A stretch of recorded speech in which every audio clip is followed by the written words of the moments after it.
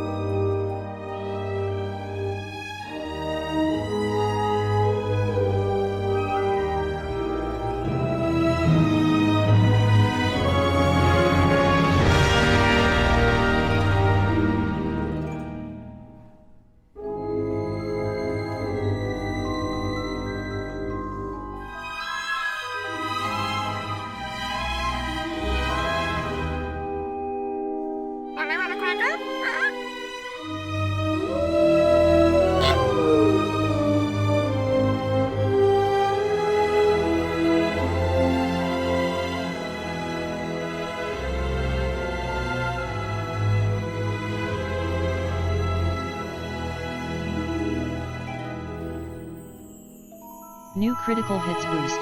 Board Game Heaven just boosted Revenant. This is the start of the stream. Come on. Come see the stream of streams. Step right up.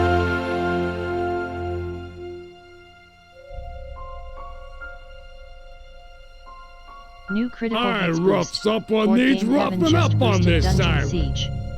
Yes, you heard it right. Greetings! Video games will be played right in front of your very eyes.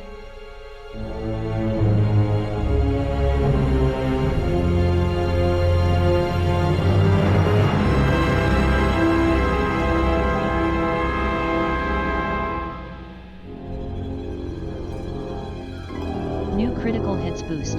Board Game Heaven just boosted Tez Arena. Get your tickets now. Don't miss this event. Once in a lifetime.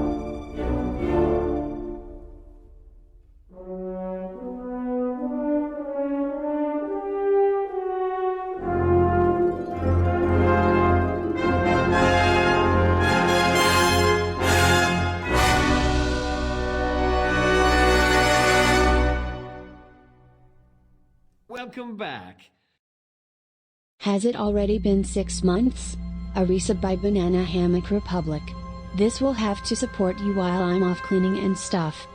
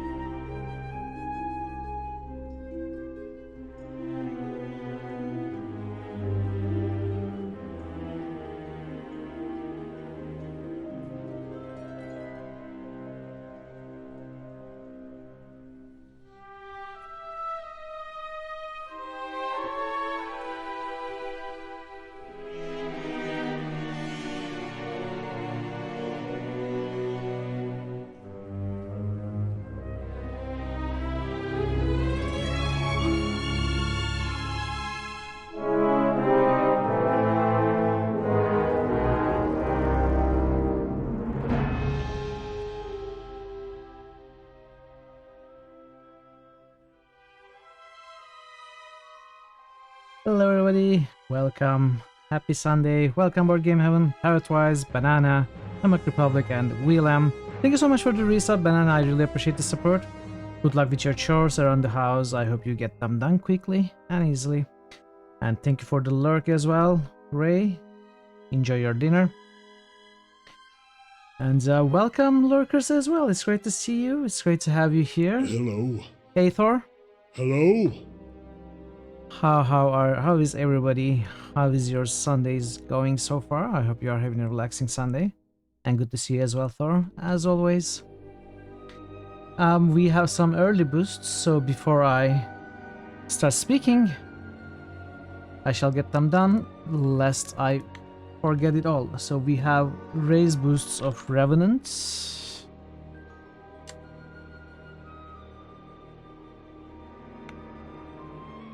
We have a Dungeon Siege, New critical which hit is a boost. critical game right now, VLAM_ic just boosted Arx Fatalis.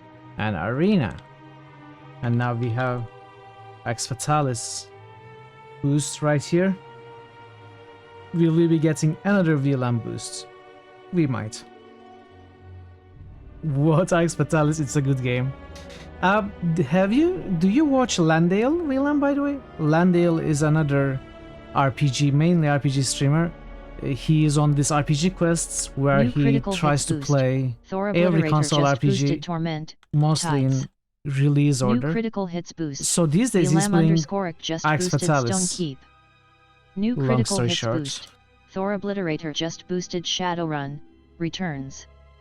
New critical hits boost. Thor Obliterator just boosted Shadowrun. Dragonfall. He plays Arx Fatalis these days, so if you don't know him, you might want to take a look at him. Thank you so much for the boosts, Board Game Heaven, VLAM, and Thor. So today is a momentous historical occasion. You're a little wrecked today, won't be very active. That's perfectly fine, Parrot. Get whatever rest you need and relaxation. Feel free to lurk, or even, you know, just not be here at all. Whatever you require. What was the name, please? Landale. Let me give a shout out to Landale. This is Landale. So, yeah, today marks the occasion that KOTOR 2 is finally selected to be played. So, yeah, this is actually pretty funny to me. So, KOTOR won its 10th poll. So, a little bit of history. We have played Knights of the Old Republic 1 in July 2022.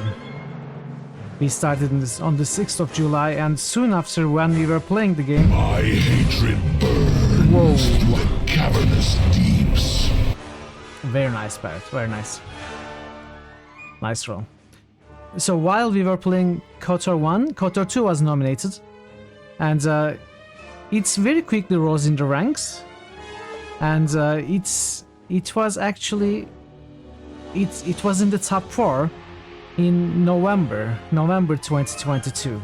So it got into its first poll in November 2022. It was racing against Vampire the Masquerade Bloodlines. It was the 14th game poll. So it lost that one, then lost against Fallout 2 and Neverwinter Nights, and by the time we were... Hey Lambda, good to see you as well, welcome. By the time it was the poll for number 17, game number 17, KOTOR 2 was at the top of Critical Hits contenders list, so it was in the first place. However, it kept losing. It lost against Disco Elysium. It lost against Temple of Elemental Evil, which I was shocked. It was very close. Then lost against Kingdom Come Deliverance, Pillars of Eternity, Tyranny, and finally Might and Magic 7. So it lost 9 polls, and for 6 of them, it was at the top of the contenders list. Finally, it won. Like almost a year after it was it started appearing in the polls, well, 10 months after. So we are finally getting to play KOTOR 2, and I'm extremely excited for it. I feel like I have played this game in the past. But that's only a feeling. I do not remember a single thing about it. Maybe I haven't. I thought about it, and maybe I haven't actually played. Maybe I have only played the first one. Yes, I have played Temple of Elemental Evil with the CO8 mod. It's pretty much necessary. We have played with Circle of 8 and Temple Plus, in fact. We have played with both of them. So, I don't know or remember anything, so I'm going to say this is my first time playing. And even if it's not, it's practically my first time playing, because I do not have any memories about playing this game. I think I might have just played the first one. So obviously I have seen the game around being played by several people. I have seen Nebuka play it, I have seen Multi was playing the first one, sorry. I have seen... who did I see? Atari Beer Pong is playing it also these days. I think I have also seen him play. I think I have seen in the recent months a couple more people who play this game. So this game is pretty popular on Twitch. It's being played a lot.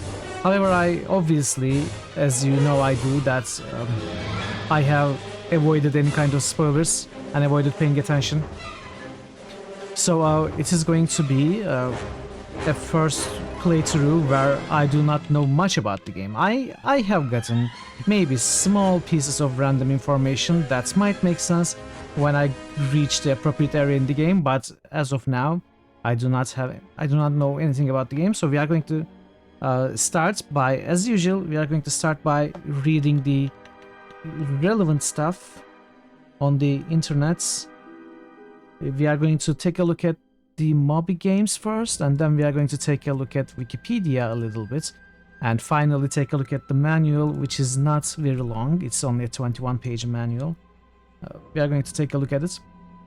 Then we are going to jump into the game, and I have a character in mind, which is going to be similar to the character that I played for the first time, which is a controversial build, a controversial character that rarely anyone makes, because it could be blasphemy. Remember, in this game there was someone called something. Yeah, I know that as well. There is someone called something. It is really interesting.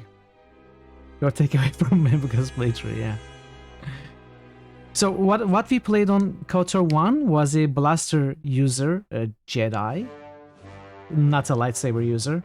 Hey Phasman, welcome Phasman, good to see you. Phasman is really happy that it got selected. Hey Nebuka, welcome. After so many months we are finally playing KOTOR 2, can you believe it? How are you too? It's good to see both of you. So I'm going to continue with that trend. I'm going to make a scoundrel, and I'm going to be using not lightsabers but blasters. We are going to go possibly Sentinel when the time comes, but maybe Consular. I haven't really decided.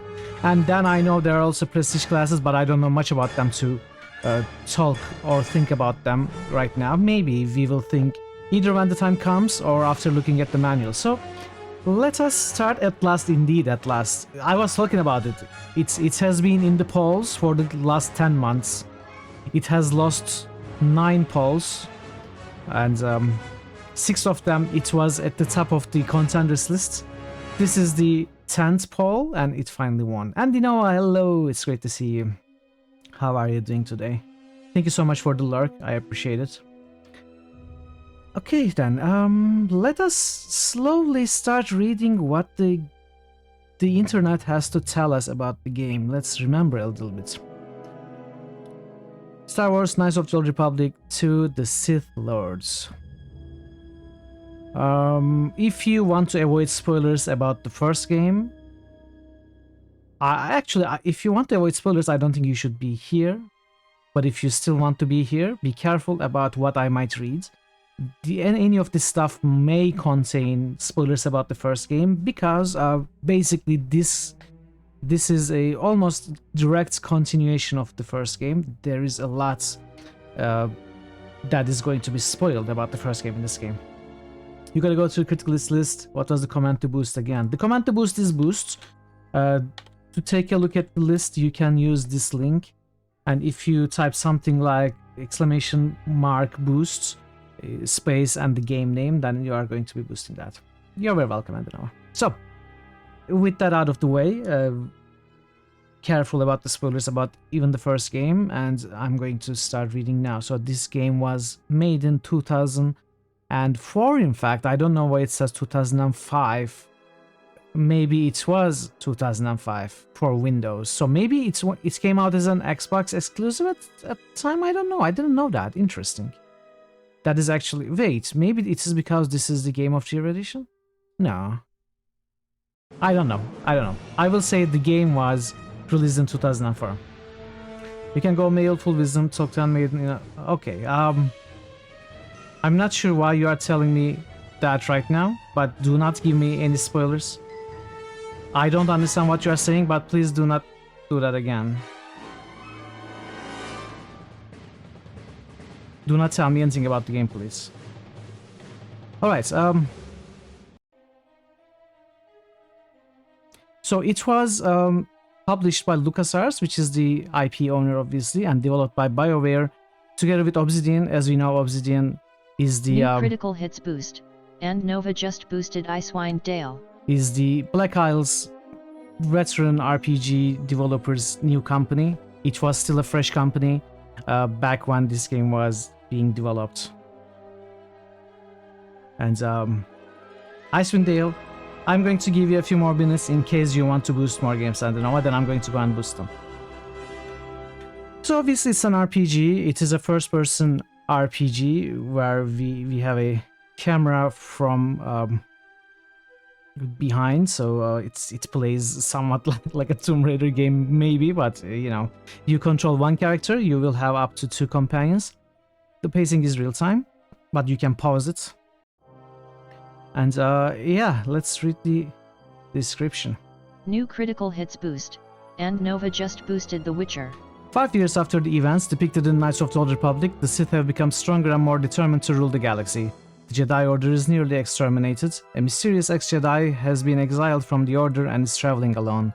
This Jedi had served under Darth Revan when the latter was still on the light side of the Force during the Mandalorian Wars, but due to the enigmatic circumstances was forced to retire. Now the past is catching up with the Jedi. Soon he or she will have to choose the side to fight on. Are we this mysterious ex-Jedi? I'm not so sure. Possibly, maybe. The Sith Lord looks and plays very similarly to his predecessor, also being based on Star Wars D20 role-playing rule set, which, in its turn, is similar to the 3rd edition of Dungeons & Dragons, and having the same combat engine, character development, and a light and dark ethical system, which judges the player's decisions and actions and influences story events and characters' responses. Hail! Good to see you, welcome.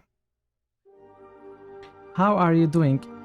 New critical hits boost, and Nova just boosted The Bard's Tale. Even if you Tales of thought the Unknown, I played before. Volume I. Well, it says first time playthrough on the screen, but even if I did, it is still a no spoilers. It is always no spoilers here in this channel. You should know that, Tilom. You've been here for a while. New critical hits boost. Nebuka just boosted Deus Ex 2. Okay, let's go and let's go to these critical boosts. hits boost. Nebuka just boosted Icewind Dale. New So we critical have hits Icewind boost. Dale. Nebuka just boosted Arena. Icewind Dale. Witcher. Bard's Tale, the first one. Alright, it's Bard's Tale's first boost. Thank you for the boost, Andinova. And then we have Deus Ex 2. And another Icewind Dale. And Arena. Thank you for the boost, Nebuka. Doing good, just finished making food. Now it's chill time. Nice. Chilling with chili. Maybe your food is chili, then it would be very appropriate. You could chill with chili. Oh, I'm sorry. I thought I showed you the boosts. Well, if I didn't show you the boost, my apologies. I did boost all you asked for.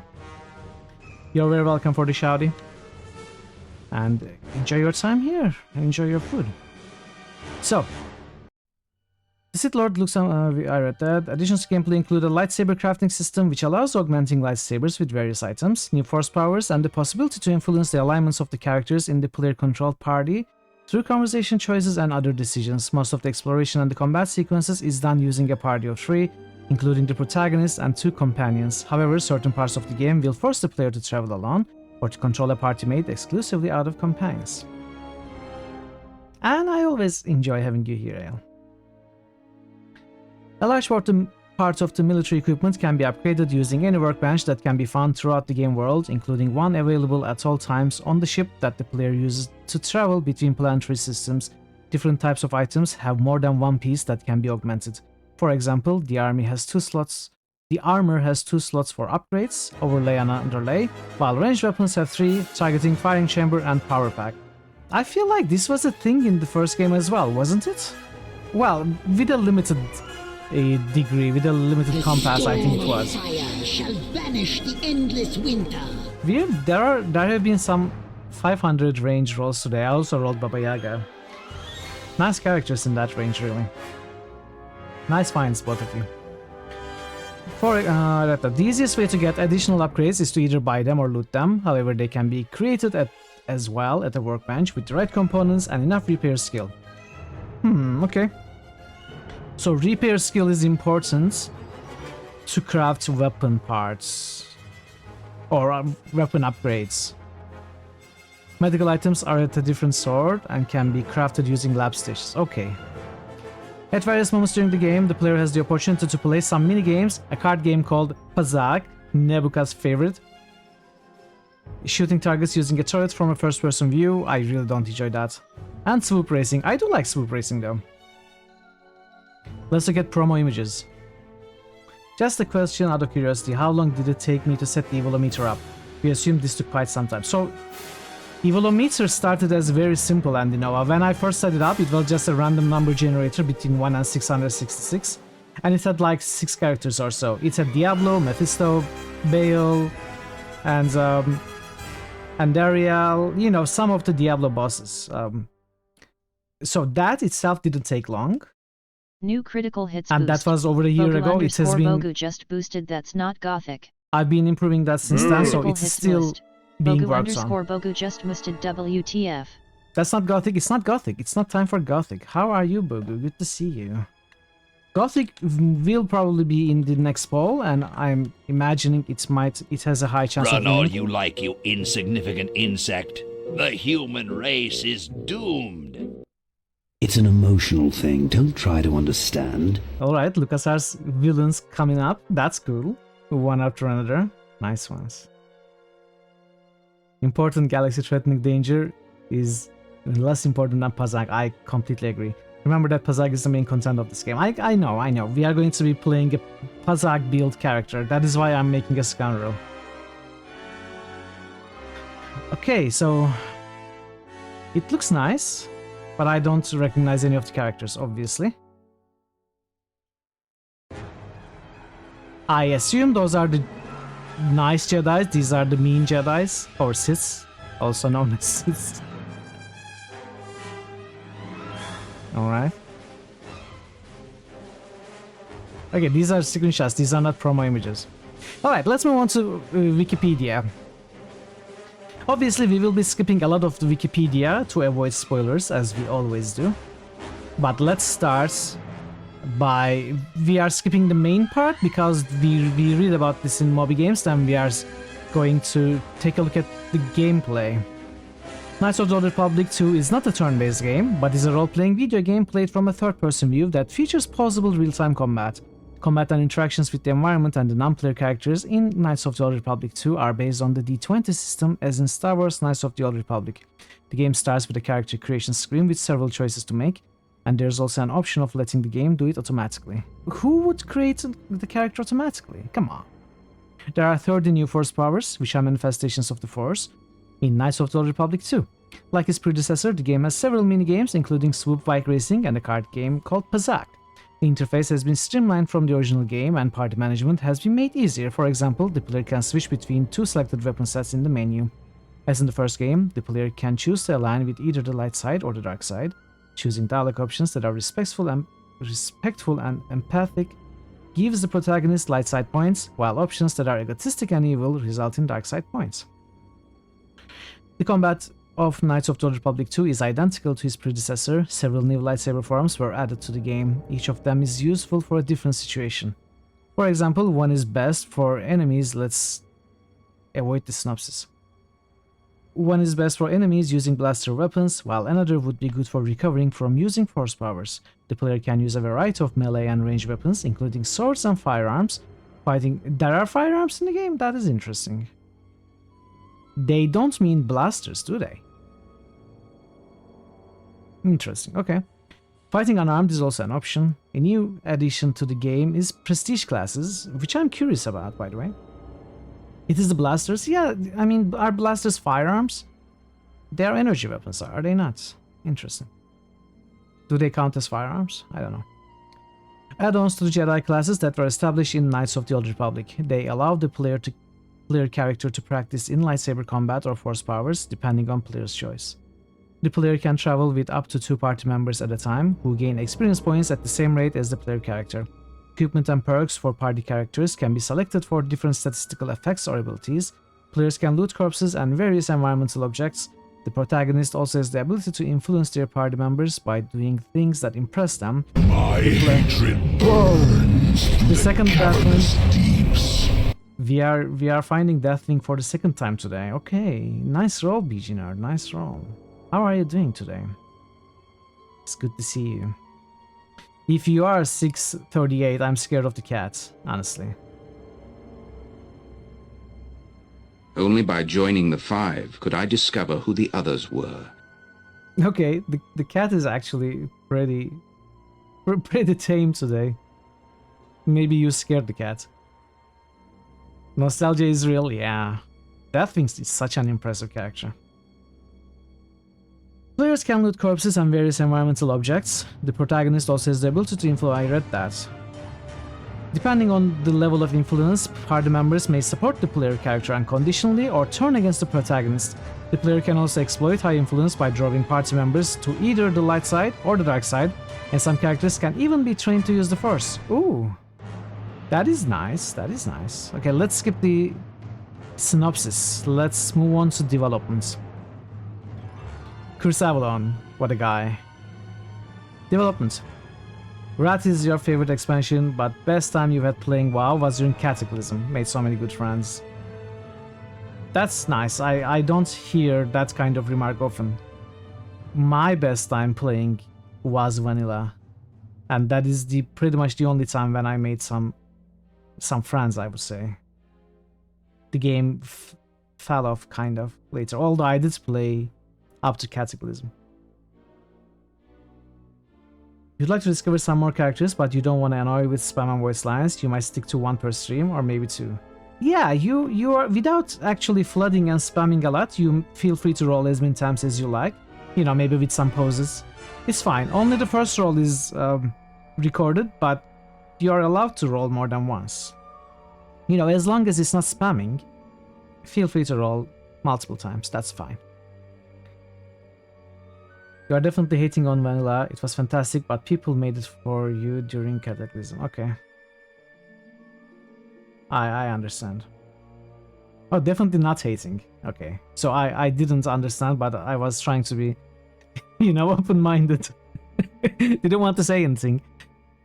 But also didn't understand why you would hate on vanilla. I don't know.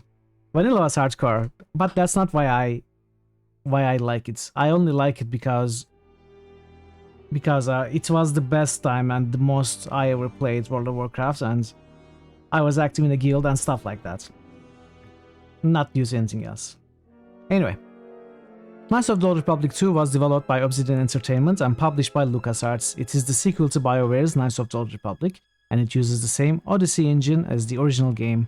BioWare suggested that Obsidian should be offered to the Knights of the Old Republic license due to their familiarity with Obsidian's past work and the good relationship between the two developers, as well as due to finding LucasArts' development schedule for the sequel to be too tight. The game was released in PC and Xbox versions, but due to the Xbox version being released 2 months prior to the PC version, it has multiple unfixed bugs. Yeah, that is a problem with this game. Pickleberries are tired from painting and cooking. No worries at all. Development of the game began in October 2003. The overview of the game's story was originally drafted before the first Knights of the Old Republic was released, after which it saw many revisions and also some major redrafts. In preparation to write Knights of the Old Republic 2, lead designer Chris Avellone tried to learn as much about the Star Wars universe as possible. He read many books, guides, modules, and graphic novels, and the Obsidian team also relied on the first Knights of the Old Republic and the original Star Wars films for inspiration. Avellone said that Obsidian recognized one of the things that made Knights of the Old Republic great was the story and the companions, and that they tried to expand upon this by adding more depth to them. Knights of the Old Republic 2 used the same D20 system as the first Knights of the Old Republic with some changes, and the level cap has also been removed, which is amazing. I don't even remember if we reached the level cap when we played the original one. But I don't like level caps, so it's a good thing. For the most part, the team didn't want to redo any of the design elements from the first game, as they felt that there was no need to change anything that had already proved successful. Instead, they opted to look for areas that could be improved and expanded upon them in a way that retained the base style of Knights of the Old Republic. PRP'd in vanilla and PvE'd from the Burning Crusade onwards can't even begin to compare them. Though you've been the most excited for the content through Cataclysm and you don't know the expansions past Mists of Pandaria. Yeah. Knights of the Old Republic 2, I read that paragraph. Did I?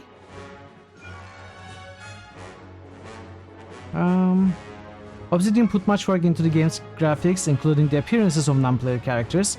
Other technological improvements include the lighting and weather effects. In addition to increasing the level sizes, Knights of the Old Republic 2's lead artist was Aaron Meyers. He decided which people would join the art team after looking through tons of applications, resumes, and demo reels. And he said that he was pleased with the number of people who wanted to work for Obsidian. Meyers also complained about the short deadline the development team had to deal with. This is a huge problem, so it is LucasArts' fault that the game isn't more legendary than it already is. Obsidian COO Chris Parker said that the schedule set for development team was extremely aggressive, and that the team felt a lot of pressure because they were making a sequel to the Game of the Year for 2003. You don't remember the exact changes, but you remember it feeling much nicer when it comes to leveling. Yeah, I hope so. We'll see. For the music, the development team felt that Symphony Orchestra would work best for Knights of the Old Republic 2. I wonder why.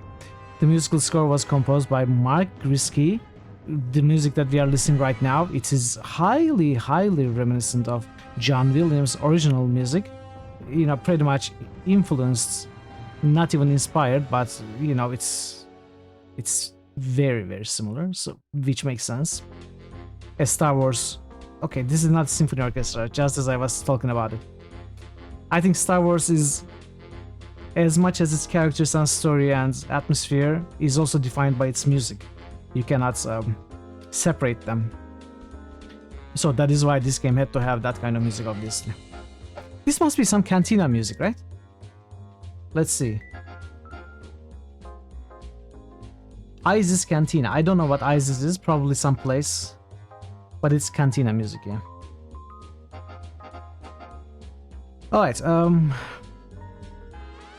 the musical score was composed by Mark Grisky, who developed music and themes for characters and places, including the Jedi's theme, Darth Science theme, and Darth Nihilus' theme, which both have many similarities with the Emperor's theme from Return of the Jedi. He also created a theme for the main character, which is heard occasionally when the player experiences internal conflict. The 55-minute score was recorded by Symphonia Orchestra in Seattle. The opening crawl utilizes the version of John Williams' main Star Wars theme that was re-recorded for the prequel trilogy. Darth Science, yeah. It is Marquis d'Assange. Marquis d'Assange. Or whatever. When Obsidian was preparing to present Knights of the Old Republic 2 at E3 2004, they tried to fit as much information as they could, saying that it would need to be a duration of 30 minutes, as it was the only E3 event it would be showcased at. However, due to the limited time frame, they would have to cut it down to a 5 to 10 minute presentation. During this time, none of the levels Obsidian designed were ready to be shown, so they picked 3 levels and put them through a schedule to finish them on time. The demo was finished a few days before the event, and the game was presented in May 2004. The first trailer for Knights of the Old Republic 2 was later unveiled in July 2004, and the official website was launched in October. Look at how crunched the time frame is. The first game was released in 2003. LucasArts wanted to ride on the hype since it was immediately selected Game of the Year. They wanted a new game immediately released, which unfortunately caused this game to be very, very, in some ways problematic, perhaps in other ways lackluster. Thankfully, the restoration mod, the restored content mod, fixes all of it, and we have that, so it fixes the bugs. There are more than 500 bugs in the game in the original release, so restoration content fixes almost all of them, if not all of them. When looking back at Knights of the Old Republic 2, in a 2013 interview, Avalon said that because of LucasArts forcing Obsidian to finish the game in a short time frame of 14 to 16 months, the game ended up being in an unfinished state. However, Avalon said that the Obsidian was at fault for this due to not cutting out enough things. Yes, that is, we saw that time and time again, especially with Troika, right? The developers also get, I don't know what's the correct word, like arrogant, cocky? They don't want to cut things to be able to make it to the deadline. They feel like it would be compromising, giving up, and they don't do that, and then everyone suffers for it. He noted that all minigames should have been removed, and also said there were too many in-engine cutscenes. Obsidian's co-founder Fergus Urquhart said that the game was originally going to be released in 2005, but it was later moved up to December 2004 after E3. According to him, Obsidian had to choose between getting in trouble or getting it done. Due to this, several cuts had to be made. One of the most major was the droid planet M478, which was entirely removed from the game after the 2004 E3 event when the team realized that they wouldn't be able to fit it into schedule. M478's designer Kevin Saunders explained that he moved assets from that planet to Narshada's yacht level in order to complete it on time, which was prior also likely to be cut from the game. Obsidian made magic to release this game. Yes, I'm playing the restoration mod. I'm going to talk about it a little bit more in detail later.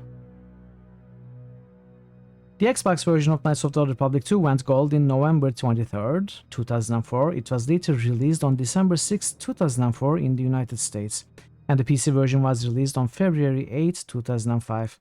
In Europe, the game was released simultaneously for both platforms on February 11th. The game was later re-released in August 2012 on the digital distribution platform Steam. This is the version that we are playing, by the way, the Steam version. And in January 2015 on GOG. On July 21st, okay, this is not very important, except the support for Steam Workshop is very important, which is where I have installed the restoration mod. Steamworks features controller inputs, modern widescreen resolutions up to 5K, backward compatibility for Xbox One. It's not interesting to me. Yes, along with several official patches, a notable fan-made mod called the Sith Lord's Restored Content Modification, or TSLRCM, serves as an unofficial patch by fixing around 500 remaining bugs, along with restoring most of the content that was cut from the game. There were also methods found by the community for improving compatibility on modern PC operating systems.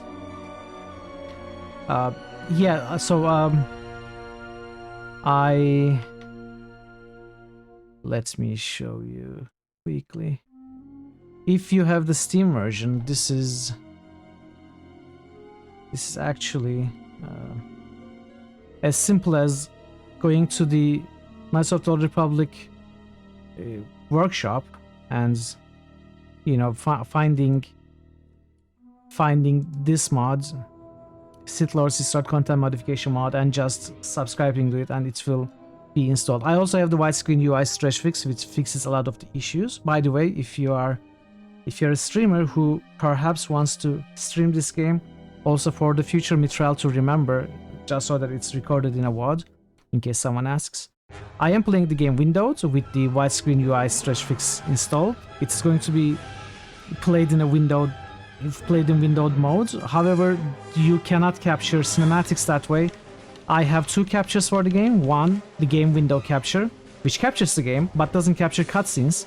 So to be also capture the cutscenes, I have also a full display capture, which is cut just to be able to capture the game window. Basically, it is cropped. So I will be enabling that whenever there are cinematics, so that you can also see it. That this is weird. I don't know why that happens, but it is necessary. So in case you want to stream this game, that is the way I am doing it. You also have to use display capture. Yeah, so I can mostly use the game capture, window capture, as I always do, but for cutscenes I will have to use display capture, which is always annoying, but it won't be too bad. Reception. Let me take a sip.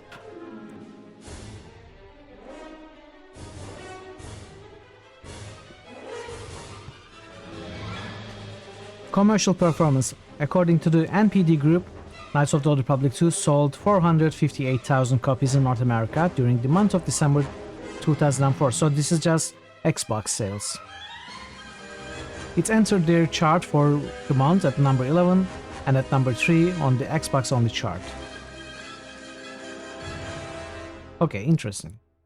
Oh, never mind. Yes. This is still the Xbox release, not the PC release. After its North American release on Windows, it debuted at number 2 on the PC chart for the month of February. In the United Kingdom, the game debuted at the top of the weekly chart, beating Blizzard Entertainment's much anticipated online game World of Warcraft. Interesting, I wouldn't have expected this. Which was released in the same week. Eurogamer reported that UK Knights of the Old Republic 2 sold much more in its first week than the first game, which the website speculates was helped by the former simultaneous release on Windows and Xbox in PAL regions, as opposed to the latter's initial Xbox-only release. During 2005 alone, the Xbox version sold more than 60,000 copies in the region. By early 2006, Knights of the Old Republic 2 had sold almost 1.5 million copies. That is actually very nice.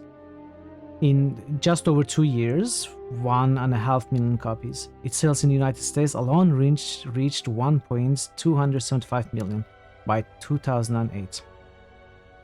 Knights of the Old Republic 2 was met with positive reception upon its release. On Metacritic, it has an aggregate score of 85 over 100 and 86 over 100 on the PC and Xbox versions respectively, indicating generally favorable reviews according to this site.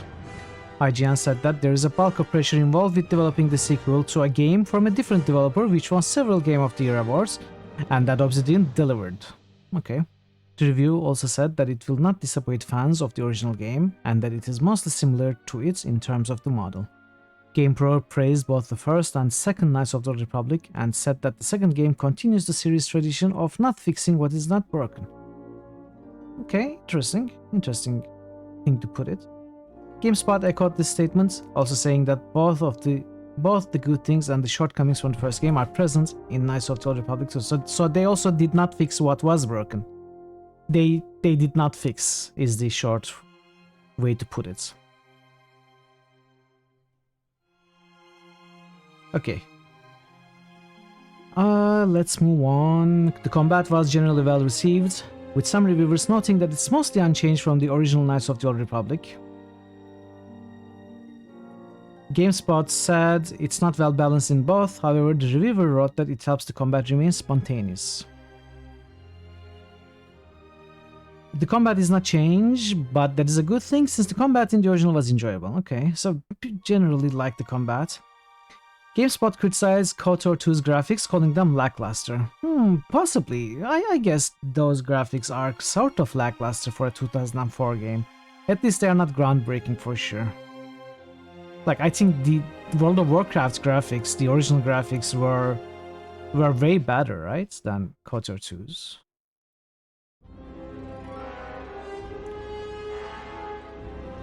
Obviously, you cannot compare Obsidian's resources with Blizzard's resources. GameSpot's reviewer felt that the game's graphics were disappointing, calling them a little dated and half-baked. Okay. The reviewer further criticized the game for looking the same as they were in the first game of the series, saying that they could only be considered good during the release of that game. I don't know. Is it such a bad thing to look exactly like the first game? I think it's a good thing that They didn't change much.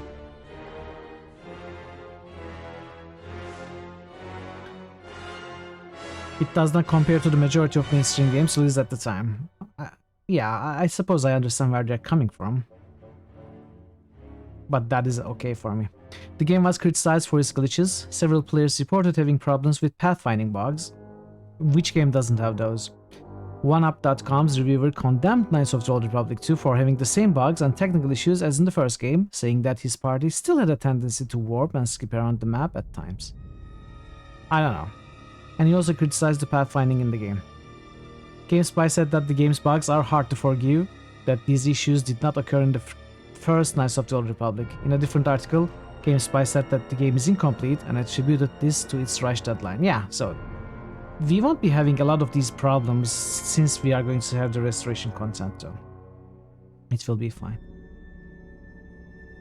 Okay, so that is Wikipedia. Let's take a look at the manual now. I love the art. I love the art of the first one as well, the cover art.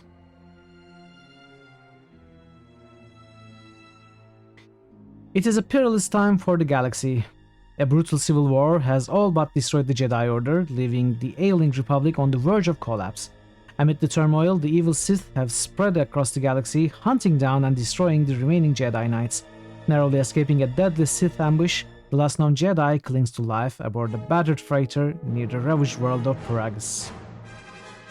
Even with the TSLRCM, it has some cut things. Yeah, obviously it will.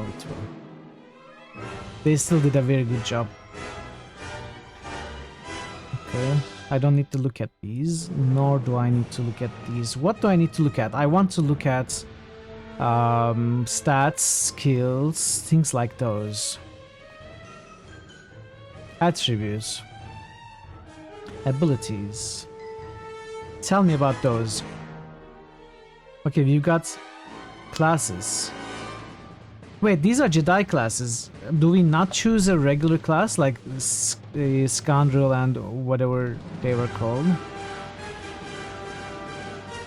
Maybe not in this game.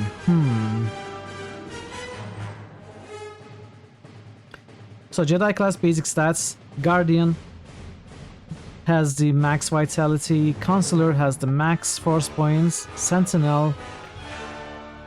Okay, Guardian is biased towards vitality. Consular and Sentinel are relatively balanced, but with Consular with more force points and Sentinel with more vitality points. So Sentinel's skill progression is fast, feat progression is average, force power progression is average, while Consular has a fast force power progression and slow feat progression, and Guardian has a slow skill progression and fast feat progression.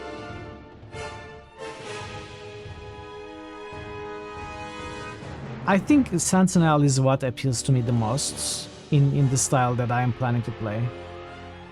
Guardian and Consular are sort of extremes. Not to mention, just if you just look at the stats, we have a slow and the fast. We have a slow and the fast. With Sentinel, we have a fast but no slow. So Sentinel seems to be progressing more in total if the numbers are... I'm not sure if the numbers are balanced, but yeah, I like Sentinel. Attributes. Strength. A high strength improves your abilities in melee combat by increasing both your chances to hit and the damage you inflict. So this is not going to be important for us, because I will be going a Blaster Jedi. A high dexterity improves your chance to hit with ranged weapons and also increases your defense. This is going to be important for us then. Dexterity. A high constitution increases your character's vitality points. Constitution also determines what types of implants the character can equip. Obviously, constitution is going to be important as well. Intelligence. A high intelligence increases the number of points a character has to spend on skills, and it can affect some conversation options. This is also very important in the style that I like to play. You know, skill monkey, influencer, a charming persuader kind of character. A high wisdom increases a Jedi's force points and force power saving throws. The force powers of a Jedi with high wisdom are also harder to resist. Additionally, conversation options also become available with a high wisdom. Okay, it seems that every stat is important except strength. A high charisma adds modifiers to force-related feats and powers that are very important to all the Jedi classes. It's also central to any persuasive talker. It also reduces the penalty when using force powers of an opposing alignment. A light side character with a high charisma can use dark side powers with less of a penalty. And a high charisma also improves your companion's chance to hit. Really? Interesting. So we will need every stat, basically, except strength. This is going to be difficult to build the character. Skills, computer use. So this is like hacking. Used with computer spikes. Harder tasks require more spikes. This is important. Demolitions, trap disarming basically. Stealth related to dexterity enables the use of stealth field generators and stealth mode. I don't think I will be stealthing too much. I don't really care about this. Awareness related to wisdom helps spot hidden objects or enemies, and it also allows you to sense the motives of others in conversation. I think this is very important. We will probably have this maxed. This skill is checked against the enemy's stealth skill or the DC of a mine. If successful, shall be quiet as a calm sea, which is not very nice. Yes. If successful, the enemy or the object becomes visible. Awareness is always active, but running imparts a -5 penalty. Okay. Awareness also affects what types of scopes and lenses you can create. Oh, okay, so this is exceptionally important in that case. If we are to create some scope and lens weapon parts. Persuade, related to charisma, we are going to have this maxed for sure. Persuade dialogue options use friendly coercion to transfer sensitive information or avoid conflicts. Higher skill allows for more extreme requests, only available to the main player created character. Repair, we also established that this is important for creating weapon parts or upgrade parts. Related to intelligence, used with disposable parts to fix disabled droids. More difficult repair jobs. Oh, that is the end of the soundtrack. More difficult repair jobs require more parts. This skill reduces the number of parts required by 1 for every 4 points total. Hey Draven, how are you doing, Draven? It's good to see you. Welcome. Oh, by the way, chat, I was lucky enough to win the giveaway on Draven's stream today, for which I requested The Outer Worlds. So Thor, if you're listening, it was a game that Thor nominated. It was on hold, but now that I have the game, it is no longer on hold. It is actually in the contenders list and is able to be selected. Although it hasn't received a single boost, so it's going to have a hard time. But yeah, just wanted to say it's no longer on hold. Thank you, Bert. And thank you, Draven.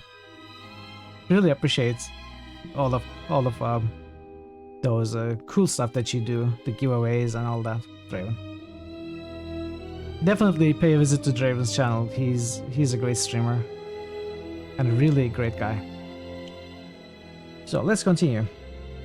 Okay, repair is important. Also modifies vitality points recovered when used by party member droids to repair combat damage. Repair also determines how many components are obtained when breaking down items at a workbench and is a key skill when creating many types of items. More like out of competition. Wait, what? What do you mean more like out of competition? How are you, Brad? Good to see you. Security, related to intelligence, used to open electronic locks. This is also very important. Oh, there are so many important skills. We need to have a high intelligence. How is this going to work? Outer Worlds? Ah, okay. Yeah, I don't know how good the game is. I have no idea. I haven't heard many great things about it, though, I will say.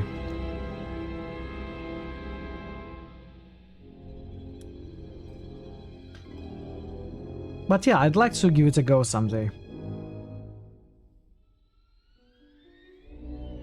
Security tunnelers in inventory will also appear as a default option and add to the skill if selected. Cannot be used on trains. Security also aids in the creation of several types of items, including those involving ions. Treat injury, we don't care. Feats. Let's continue this. This is pretty much the D&D 3rd edition rule set. Okay, we have AI, behaviors, prestige classes.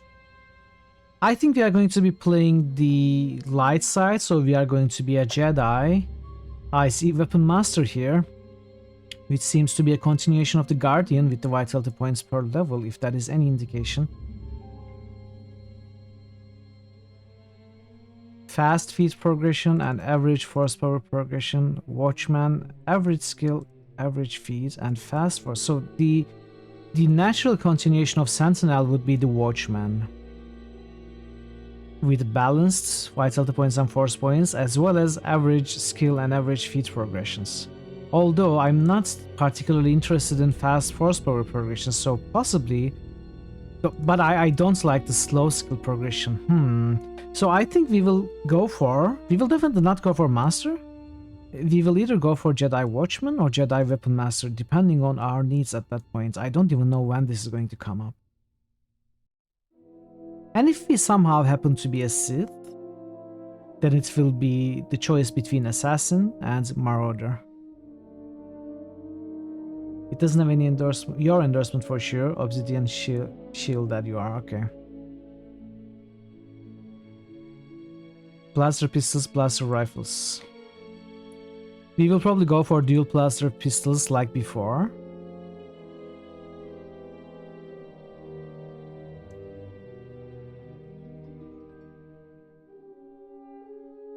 Okay.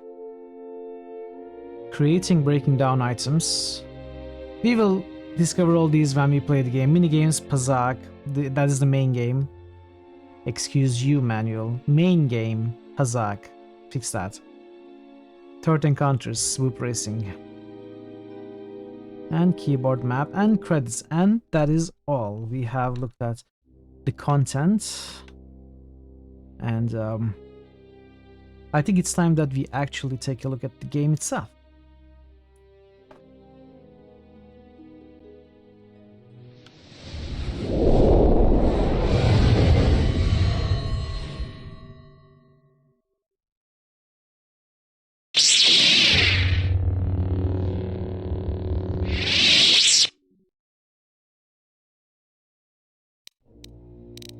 Okay. Let's start our timer. So male or female? Thank you, Parrot. Have a great rest. Let's roll a d2. 1 is male, 2 is female. You got a female. So we do not choose Scoundrel or whatever. Let's go with Sentinel. Custom character. Portrait. Oh, you are still here? Oh, okay. Sorry, I thought you were leaving when you said like that.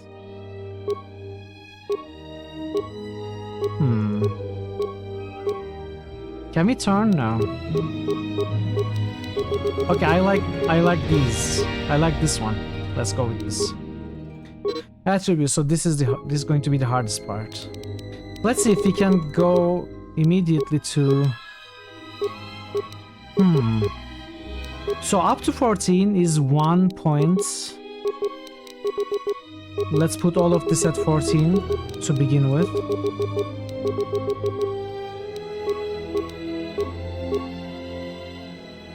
And okay, that's not great, is it? What is recommended? Why are you giving me strength? Strength measures physical power. A high strength adds modifiers to melee damage and chance to hit, which is important for characters that use close combat weapons. But I'm not going to use close combat weapons. We have a Star Wars question. Why do we call them clone troopers and are not counterfeits?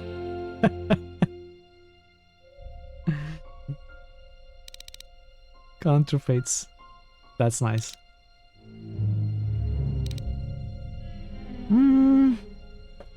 Obviously, I don't know what is going to be important. Like, do I need more than 14 constitution to get some of the more important implants? Do I need more than 14 wisdom or charisma or intellect for some of the important dialogue choices? I don't know. This is exceptionally balanced, which I don't like. I'd like to focus on some things a little bit more. However, for example, to get intelligence to 16, I would have to get 2 stats to 12, which hurts the total points that we have. It's fine that in this game you don't have the dilemma of not leveling a worthless non-Jedi class before having access to Jedi training. At least you had that as a power gamer. Jedi from the start is great. You don't like multiclassing in general. I kinda liked although I liked it mostly because it's fit the story, but I was thinking we were going to start with a non-Jedi class as well. But yeah, we start as a Jedi, so that makes sense. I don't really need scoundrel levels for what I want to do. We will assume that our character was a scoundrel before she became a Jedi.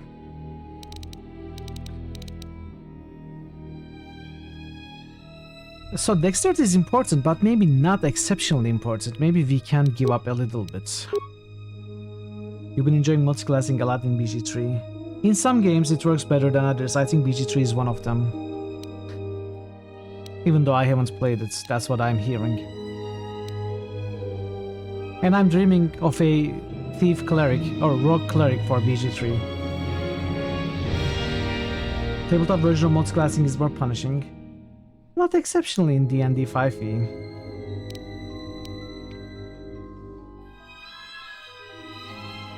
I definitely don't want more constitution.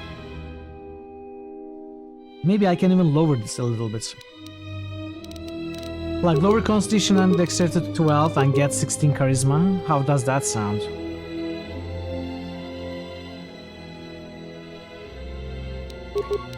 So, question to people who have played this game.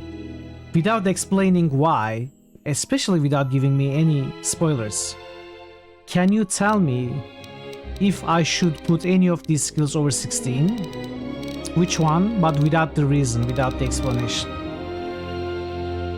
Types that level ups in BG3 are so unspectacular that it's hard to feel like you are missing out on the max power of your class. Okay. 5 in general, front loss features, so multiclassing is commonly quite powerful. Yeah. Yeah.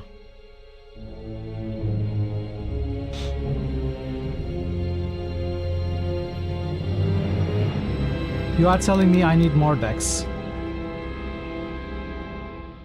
It is going to be tough to have more dex. You can't think of any particular reason why having a 16 would be required. No, but in general, but you know this.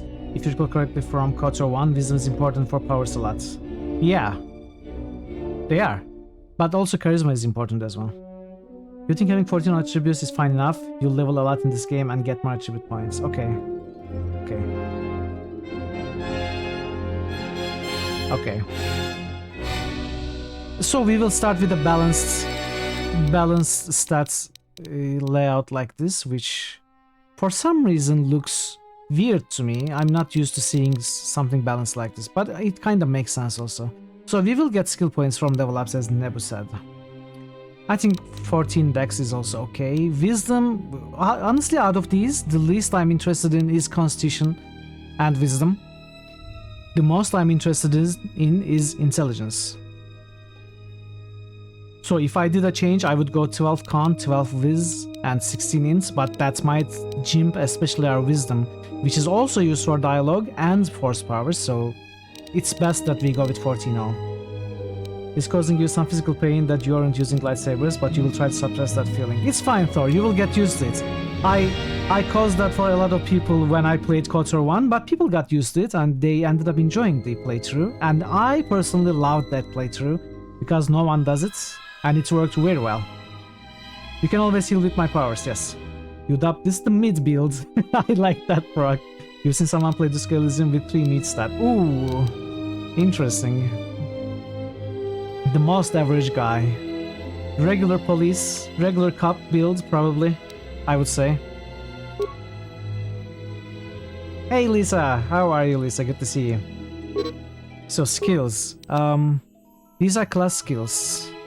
We have 20 points. We can max 5 of these. Computer use, awareness, persuade, security, and do I want stealth? Treat injury. I want cross-class repair is what I want, right? Or I do not take this. Instead, I take a, like we had C3, was it C3PO? The droid from the first game. It had maximum repair and stuff. We could use another droid companion with us. Consequently, they didn't even manage to investigate the body, but they did beat the game. That makes sense. Read the stat description might be important. Stat's always cool, I think. Yeah, it can be cool, I know. But I don't usually... I'm not very patient to play slowly most of the time, unless that is the intent of the game. In this case, it's not.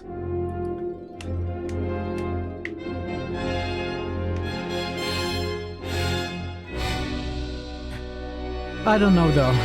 Stealth is an option for sure. I don't care about demolitions. Wait, this is trap disarming, right? So it is important.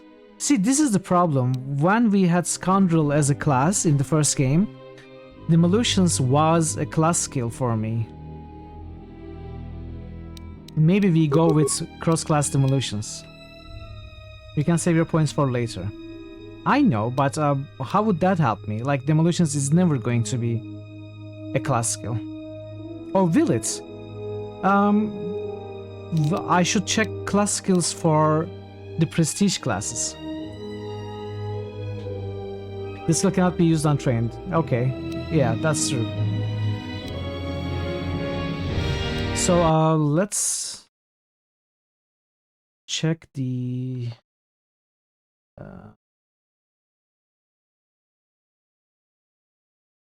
what was it? Watchman? Jedi Watchman and Jedi Weapon Master. Can we see the skills for these two characters? Class skills. They are not listed, are they? Maybe they are listed in skills.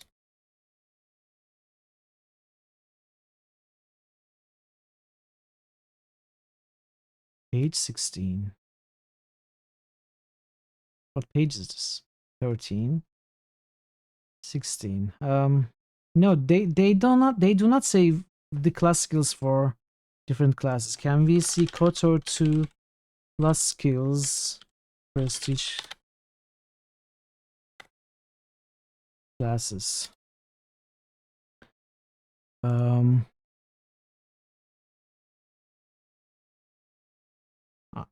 Okay, Weapon Master has demolitions.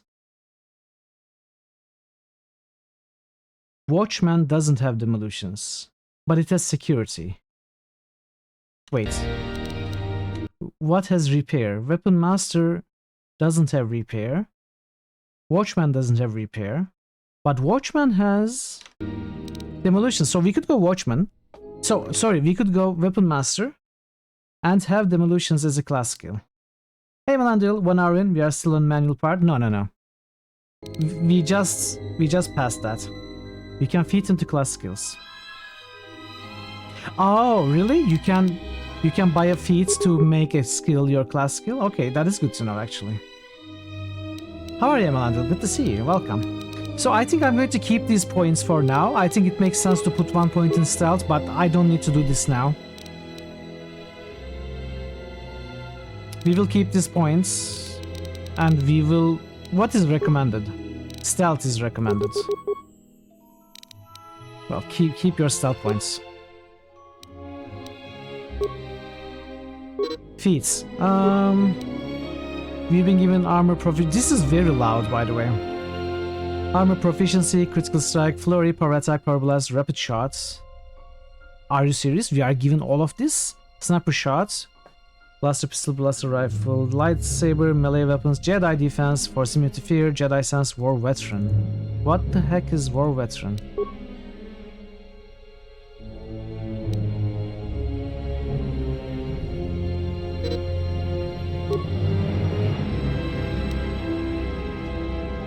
So what do we want? I like 2-weapon fighting for 2 blasters.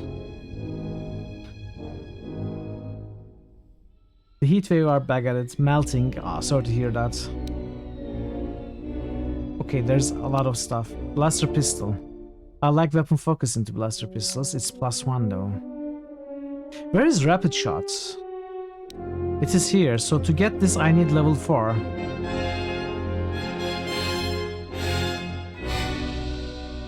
I like rapid shots combined with 2-weapon fighting. But 2-weapon fighting from the get-go is pretty weak. We need master 2-weapon fighting.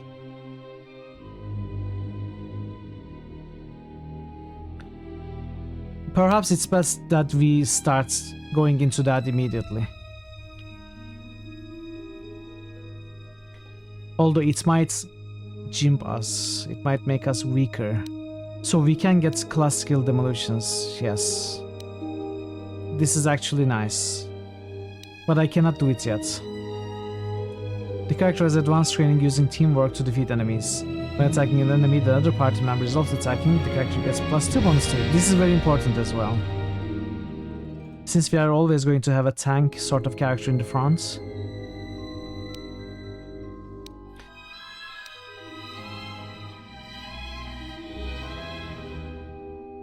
I don't know, maybe it is early to start focusing on 2-weapon fighting. Maybe we could do that when we are closer to level 8.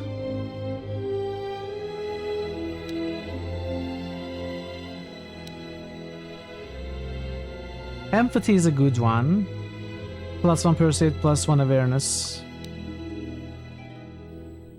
Repair security computer use.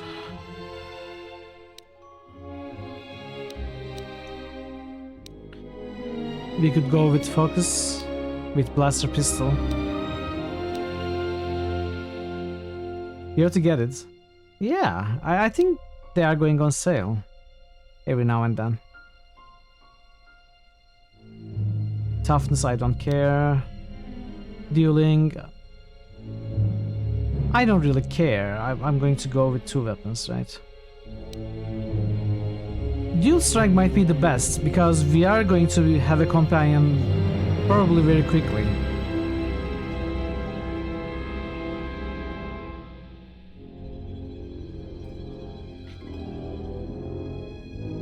This would be an easy +2 attack.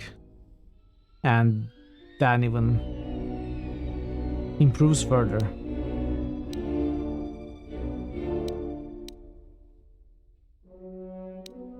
I'm not so sure. Let's go with something basic. Let's go with weapon focus, blaster pistol.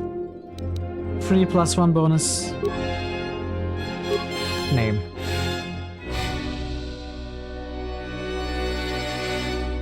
You want to replay KOTOR, but you haven't been able to get it to run last few times you tried. Have you installed restoration mod? When I installed that, it ran without any issues.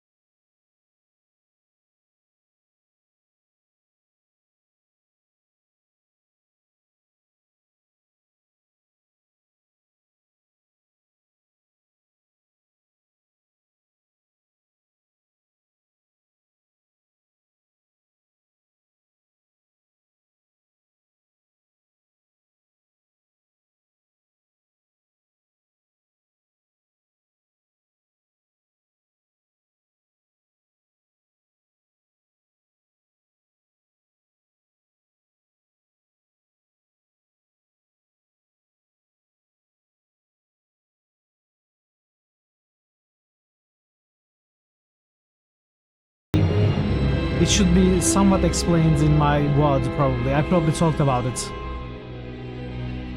And I can try telling you what I did to get it running. Primary power offline.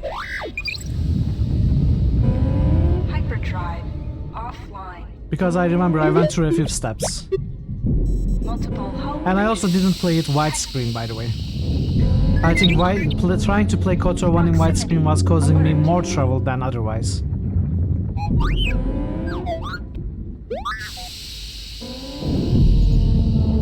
The Ebon Hawk is adrift in space after a terrible battle.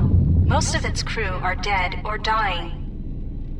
You lie in the medical room in critical condition. You won't survive long without medical attention. The hyperdrive is damaged. Main power must be restored in order to bring the engines online and dock with the nearby Paragus mining station for much-needed repairs. Your fate and that of the Ebon Hawk depend upon T3M4, a lone astromech droid.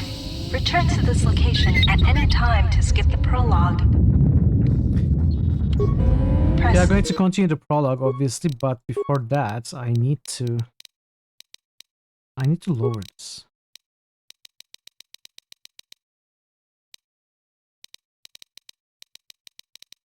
Okay. Probably better. WASD to move T3M4 and turn. Press caps lock. Do you want to skip the prologue? No, I don't want to skip the prologue. That's not T3M4.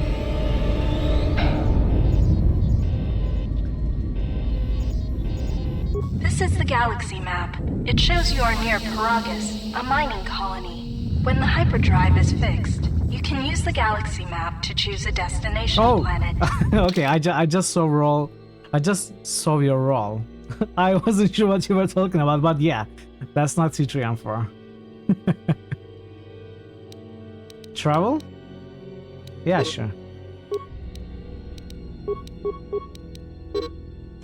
Ebon Hawk cannot dock with the Paragus mining facility until main power has been restored. Okay. That's a nice roll. Active quest screen includes important information related to your ongoing adventures. Refer to this journal for hints and guidance throughout the game. Let's see. Journal entry J. Ebon Hawk is heavily damaged and adrift in a dangerous asteroid field. Find the hyperdrive and fix it to restore primary power so that you can dock with the Paragus mining station for repairs. Heal Mitral, bonus mission. Mitral is lying in the med bay in critical condition. You can use a med pack to stabilize her vitals. To fully heal Mitral, will require the facilities at the Paragus mining station. To view your quest, open the game menu. This room contains a plasteel cylinder and the communications console. To target one of these objects, move close to it. You will come across many containers, some of which will be locked. The computer spike you just picked. Ebon Hawk communications console damaged, minimal functionality, primary functions offline. Click your left mouse button to continue. Note, in order to use this console, you will need a computer spike. The number of computer spikes you have is listed in the bottom window of the screen. Use your mouse or the arrow keys to highlight one of the responses options below. You can also press a number on your keyboard. Okay, let's slice the system. You have sliced into the Ebon Hawk cockpit computer bypassing the main console functions. Open the main hold containment door. Is there a hotspot highlighting button in this game? I don't remember.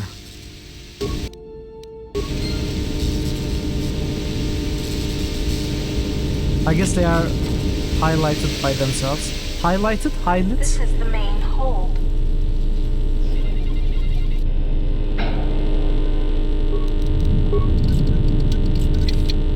Your security skill is too low to open this footlocker. You use the slunk of metal. You can use your weapon to bash it open. Click on the bash icon or press. Some locked doors and containers can be opened by bashing or blasting them with a weapon until they open. Not all doors or containers can be successfully bashed. To bash an object selected, then select bash from the target menu. Take it! You chests. This is so funny. Come on, you can do it. Nice. Broken item. Oh, we broke it. Sometimes bashing or blowing open a container will break some of the items in the container. We were talking about this the other day, right? Broken items. They can be turned into useful components at a workbench. old woman appears to be dead. There is a key card on the body that looks like it opens a locker somewhere. Did I just break this thing and found the key afterwards?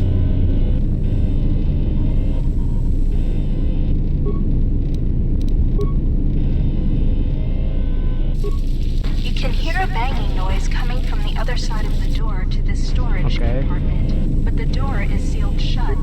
This blast door is magnetically sealed and cannot be opened. While some doors can be bashed open or cut open with a lightsaber or cutting What about tool, this? some doors, if you need help exploring the Ebon Hawk, access the map screen by pressing M. We could have gone There is around a then. hull breach in the area beyond this door. Safety protocols prevent you from opening it manually. Try using the security computer in the main hold. Okay. Let's keep looking around. This door is damaged and cannot be opened with your security skill or by bashing it. You will have to find and use an explosive trap to open this door. Take the lift outside the Ebon Hawk to find one. Alright.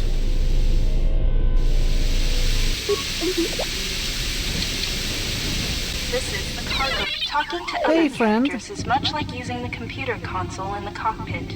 Scroll through your response options or move the mouse cursor, and then click to select a response. Note that some responses may influence how other characters react to you, so choose carefully.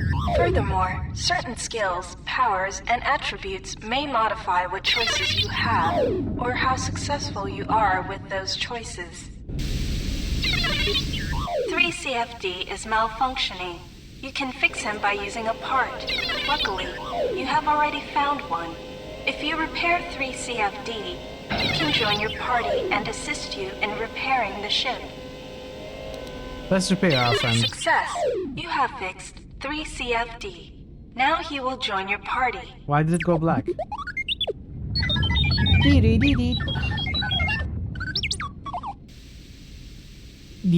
3D?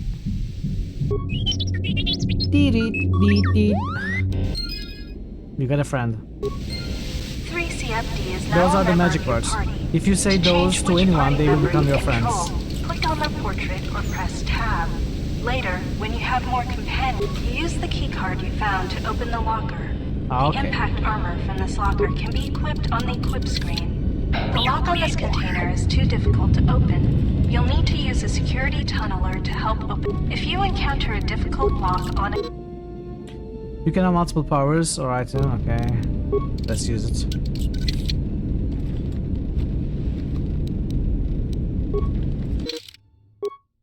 Let's put this on. You cannot equip items from the inventory screen. What is the equip screen here?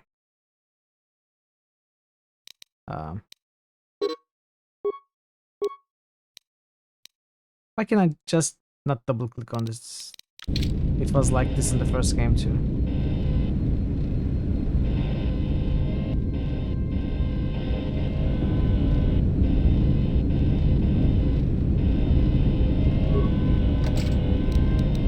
Locked. Field survival pistol. Oh no! sensor droids emerged from this box when you opened it. These droids will make for excellent target practice. Use the weapon from this container to attack the droids. But why? What did the droids ever do to us? You can equip a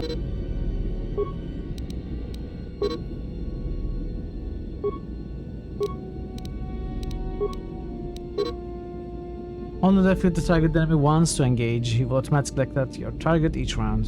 Okay. Change your target by pressing Q or left click on the object you want to target. To attack an enemy, left click on the pivot word feeding the sensor droids. To continue Is there difficulty in this game? Gameplay. It's normal difficulty.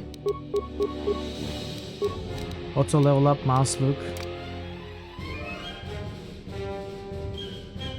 Oh, this is better, right? Mouse look is better. I don't remember how I played the first one. Combat training. Open the metal box again, and more sensor droids will appear. This is actually a little weird. So left button doesn't. Why isn't there strafe? Is there no strafe?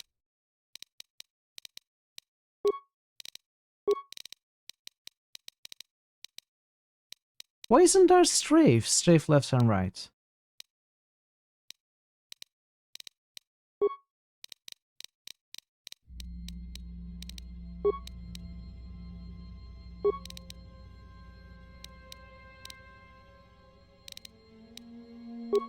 Well, in that case, I don't want mouse loop.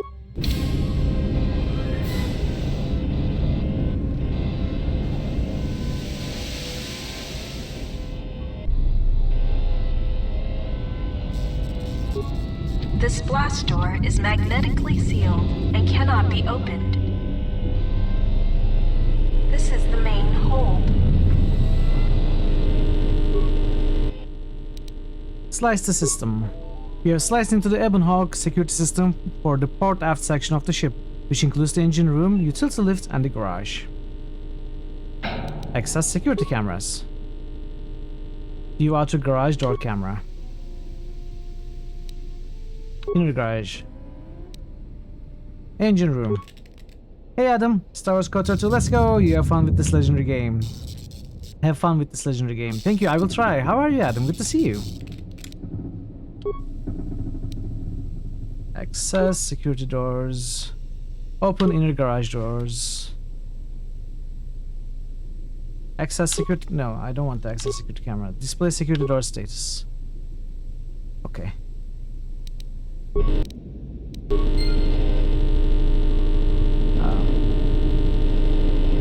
Yeah, I'm not sure what is the best way to play this. Since there's no strafe, if I set it to mouse look, then I keep pressing A and D, left and right buttons, and nothing happens. Where you will find many parts and mines to use for accessing and repairing the hyperdrive. Use the lift controls to go up. This is the utility lift. You can use this lift to take you to the outside of the Ebon Hawk. Take me outside.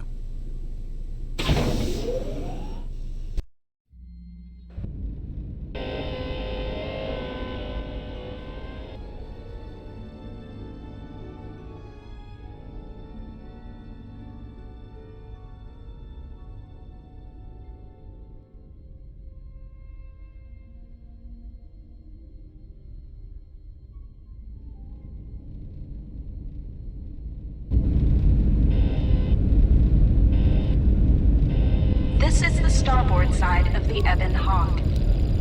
This busted engine port has some needed parts for the Ebon Hawk's hyperdrive. Take the parts here back down. This open hatch has some parts that will be useful for getting Way ahead of the narrator. restored. These exposed wires control the door to the starboard dormitory. The door is currently sealed, but you can override it from here. Alright. Success. The door is opened. You can now access the starboard dormitory through the garage.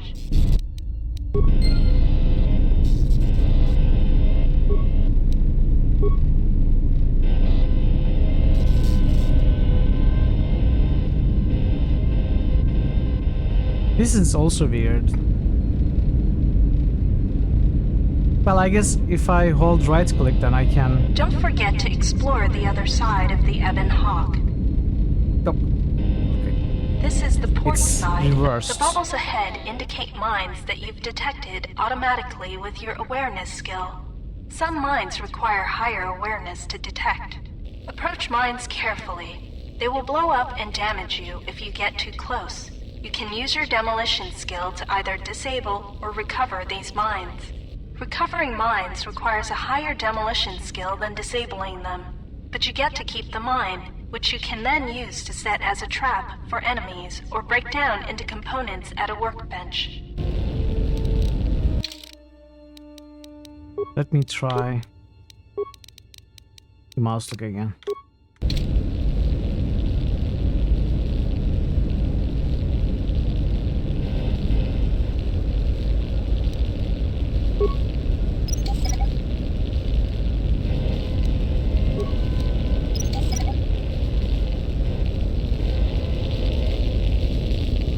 But this is so weird though.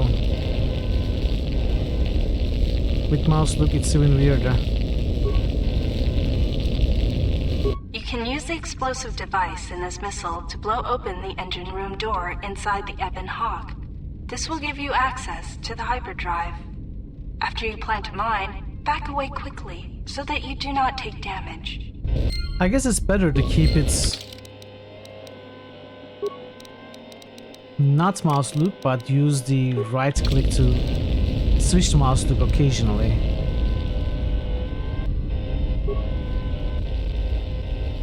Get out of my way.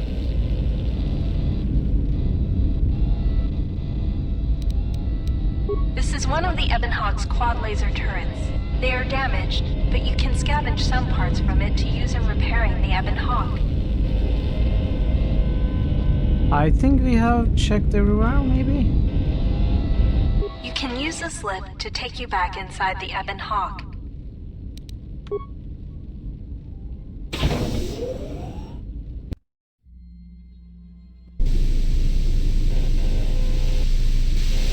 Okay. This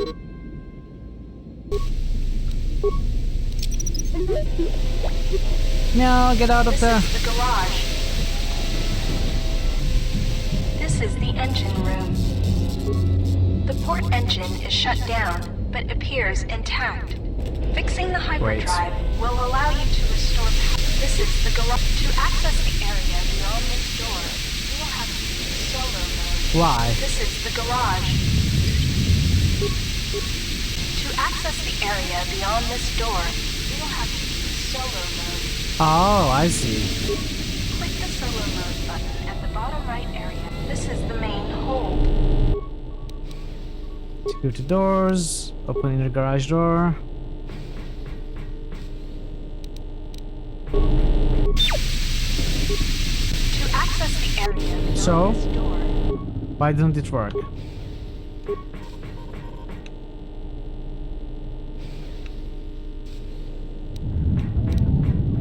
this is the garage. I'm dying. Am I dying? This is the garage.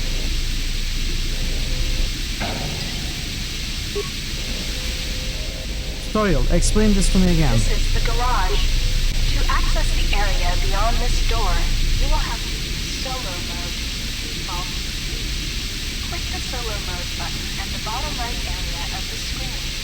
While in solo mode, manipulate the security computer to open the door for you. But that's what I'm doing.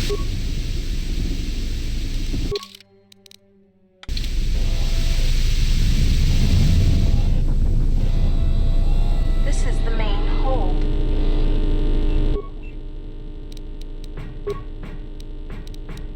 Open inner garage door.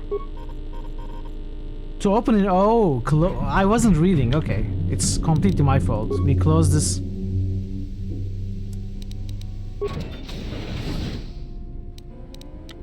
It helps to read, chat.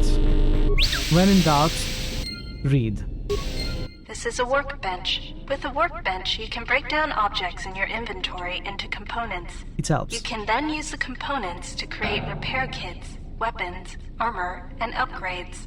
Because of the damage to the Ebon Hawk, this workbench has limited functionality. You can still use it to create a repair kit, which you can use to repair yourself. Use the workbench to break down the items you've found into components. Then use the components to create a repair kit. Easy.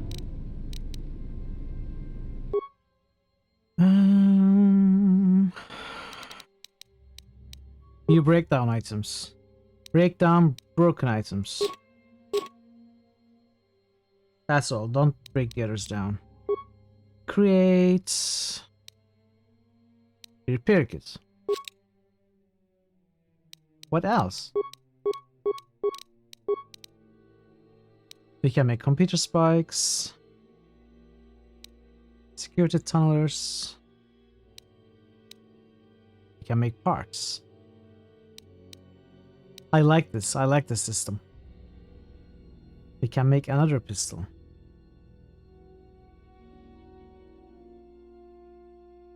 It requires 3 components. I have 2.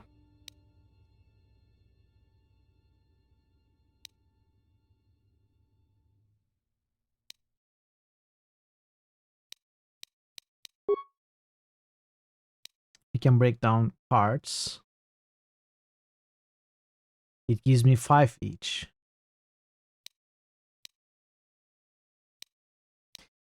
Okay, that's enough. Can we repair? Okay, we repaired. You are so looking forward to a fight between this robot and the Dark Jedi during this tutorial. You are beginning to lose your hope. It might still happen. These sparking There's wires still a connect chance. to the trigger mechanism for the inner and outer garage doors. You can open and close the doors from here.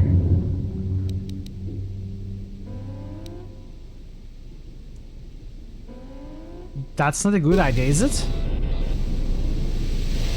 By the way, is there a quick save here? Let's see.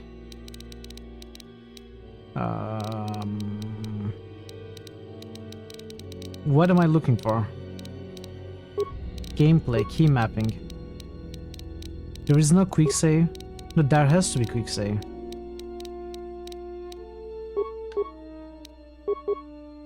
Okay. Oh, there's a flourish weapon. X, okay. Good to know.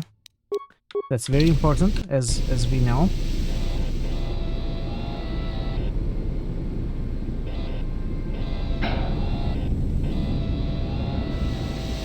This is the starboard dormitory.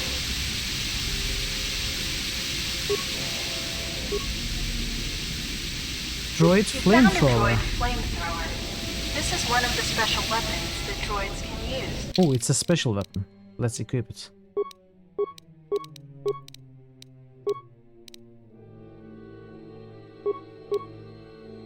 To equip it, this blast door is magnetic. This is the garage. When the Ebon Hawk has landed, this is where you will go to exit the ship. Okay. Am I missing anything? This is the starboard dormitory.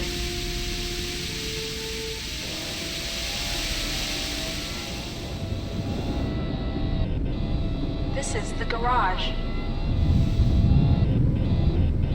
So I want to These try sparking this. wires connect to the trigger mechanism for the inner and outer garage doors. How do we skip dialogue? You can open and close. Enter. Open outer garage You door. can't open the outer garage door without depressurizing the rest. Do you want to do anything else here? How do we depressurize? We cannot fix this probably.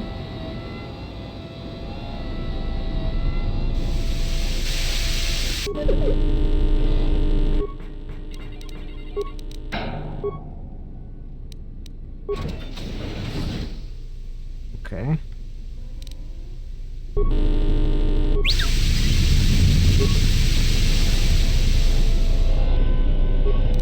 Low While some security doors bars. can be bashed open or cut open with a lightsaber or cutting tool, some doors require the use of a security skill. This Oh, is hello. the medical room. It's us. You are in critical condition. You will need a med pack to be stabilized.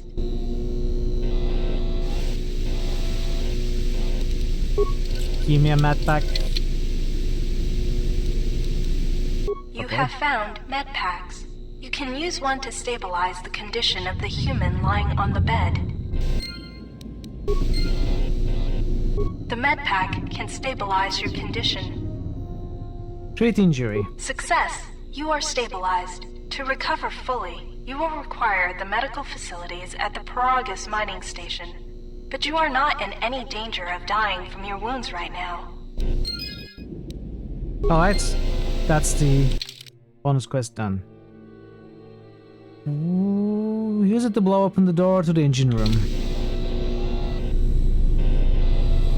This is the main hole. Where was the engine room again?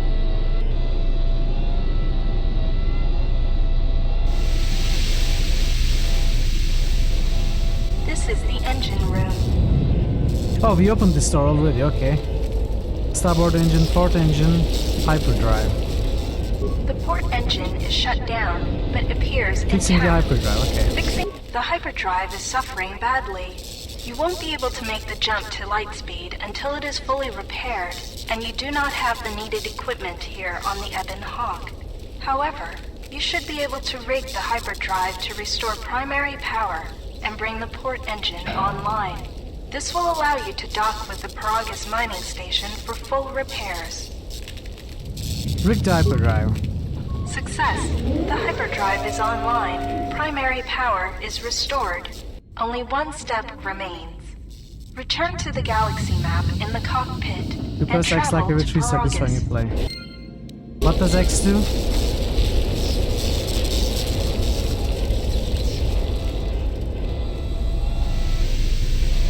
What? Oh, flourish, okay. So, I completely forgot what I was speaking about. It shows how serious I was. yeah, I know.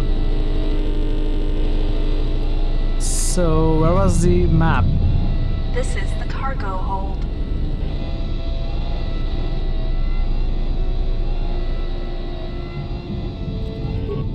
This blast door is magnetically sealed and... Do we have a map? Yes, we do. Cargo hold, medical room, main hold, storage, communications. We have to go there. Oh, okay. I remember the layout of the ship now from the first game. It took me a minute. It took me to take a look at the map. There is nothing more you can do with this.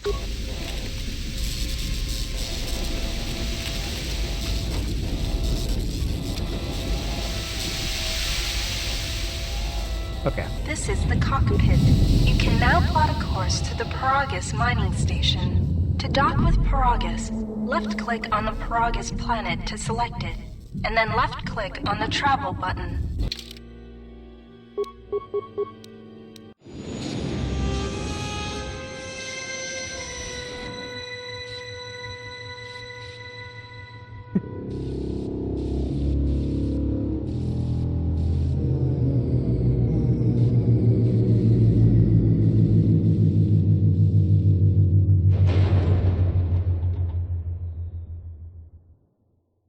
Alright, that's it. The Game sensors complete. show the door to the storage compartment. You finished the game. Sliced. It There wasn't is very someone long. or something else alive on the Ebon Hawk.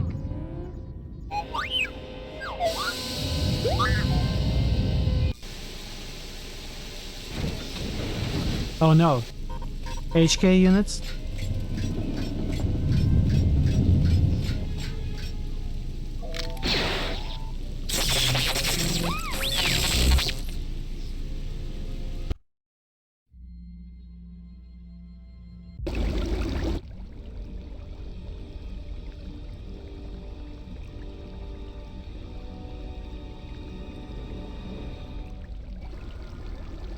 This is the sweet robot from KOTOR 1.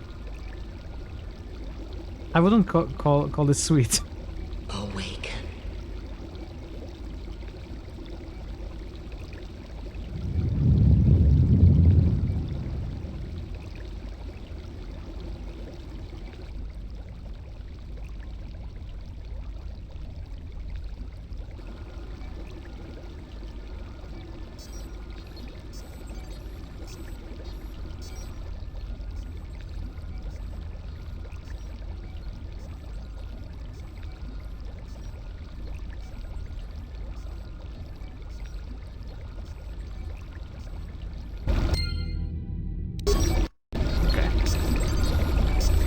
We are not playing the human.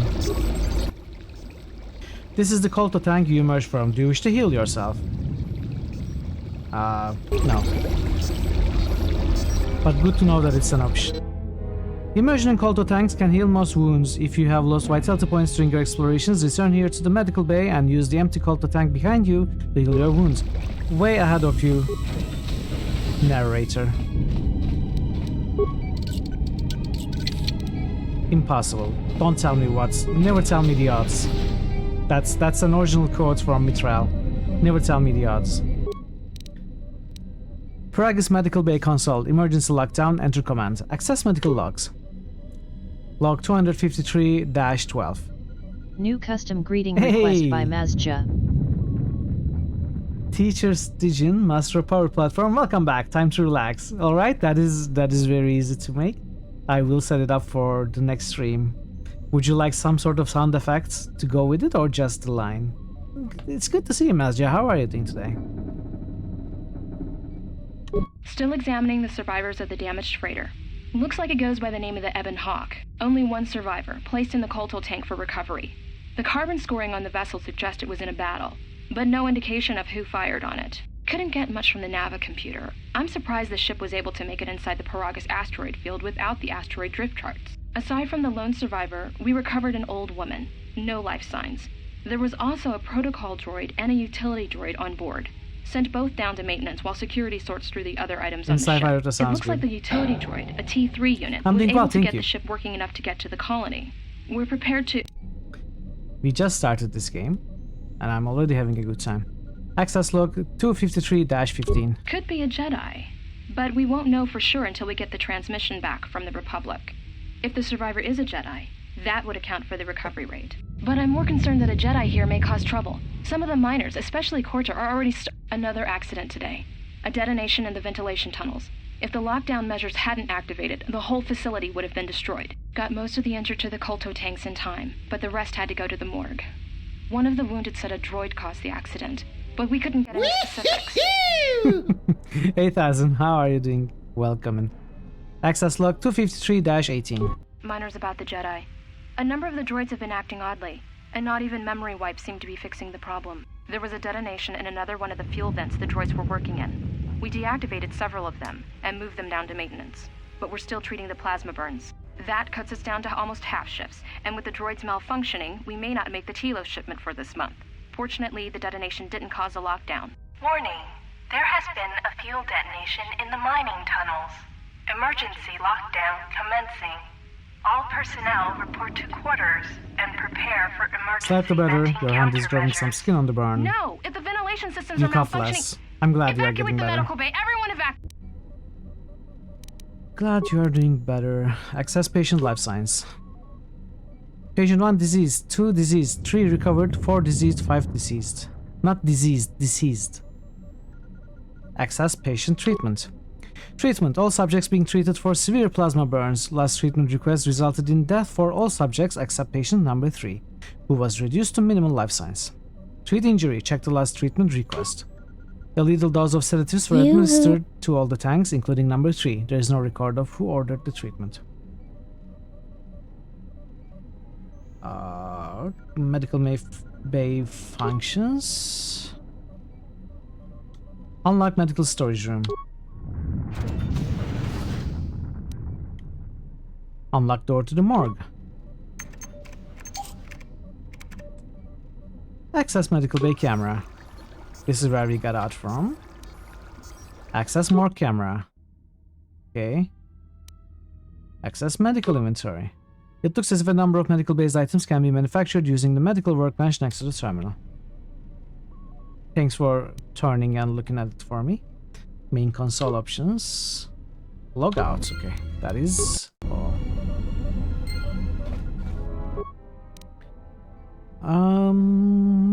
Use the lab station. We can make med packs, but we have no chemicals. We have nothing to break down. Let's steal some, loot some stuff. Many med-based items are based on chemicals. It may be useful to take these chemicals to the medical workbench in the med bay and turn them into a med pack that you can use to heal lost vitality points. Achuta! Muchishakapaka.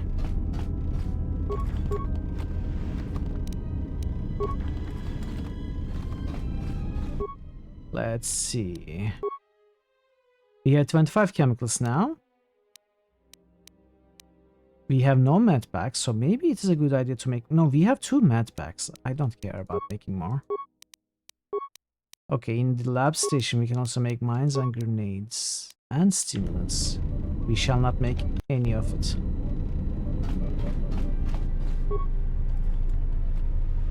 New channel SFX request by Thazan. Meat bag Kotor. What is meat bag? What is the meat bag sound effect? I don't know what that is. You have to find and send it to me. This is the morgue. HK47 saying meat bag. So it would be pretty impossible for me to find it. If you can find it for me. Oh, okay, she's not that. Oh, this is okay. This is a companion, like one of the most important characters, right? I saw her on Nebuchad's playthrough. Find what you're looking for amongst the dead. Is she also the one who told us to awaken? Your voice, I heard it as I floated in the Kolto tank. Yes, I had hoped as much. I slept here too long and could not awaken. It may be I reached out unconsciously, and your mind must have been a willing one. Or perhaps you have been trained for such things.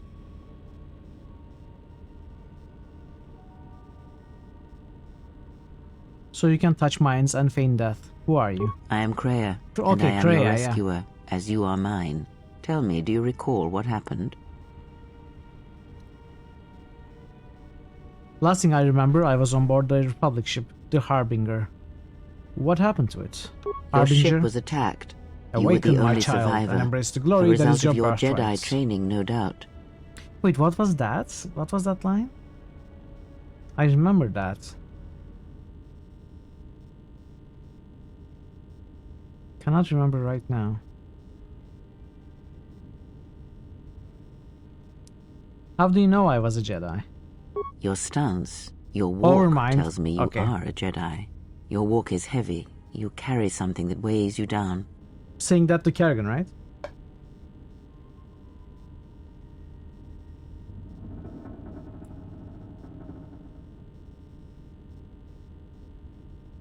Let's deal with the now. What is this place? No, the Jedi Order and I have a troubled history. So it would seem. Keep your past and let us focus on the now. I should play StarCraft. I want to play StarCraft. I will probably play the series soon.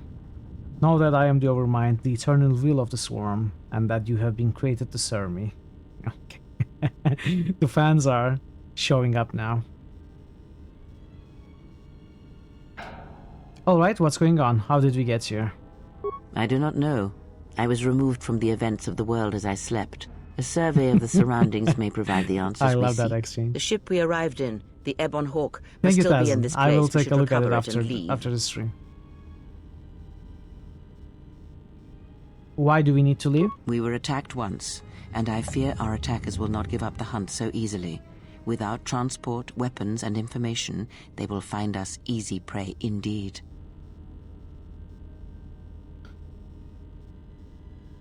You seem nervous, worried. Is something wrong? Even as I slept, I felt much unrest here.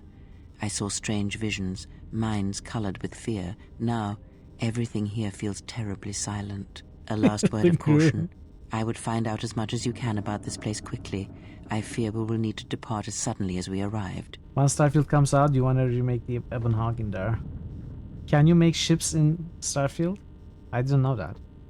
Not that I know anything about Starfields. Nor that I am very interested either.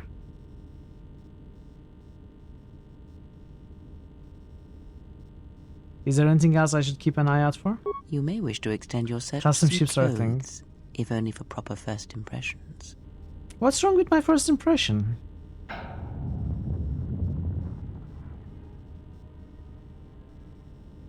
The patients in the Mad Bay. Why do I keep misreading that?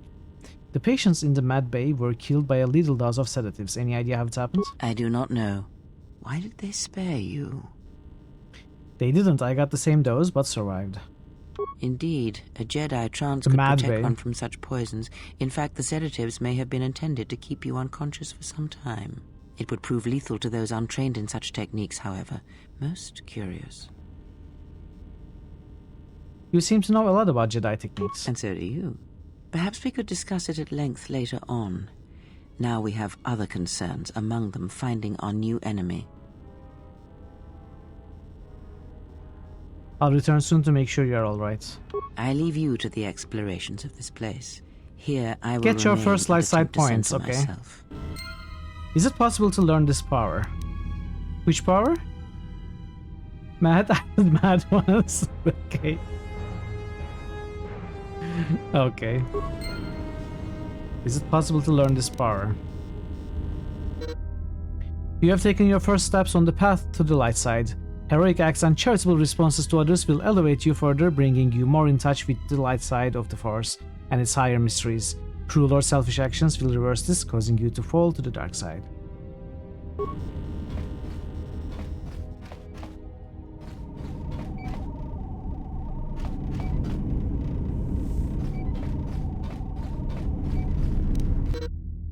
Any door that can be bashed open can be cut through more easily with a lightsaber or construction tool, such as a plasma torch. To bash open this door, equip a plasma torch on the equip screen. But can we pick it up? Emergency lockdown is... Okay.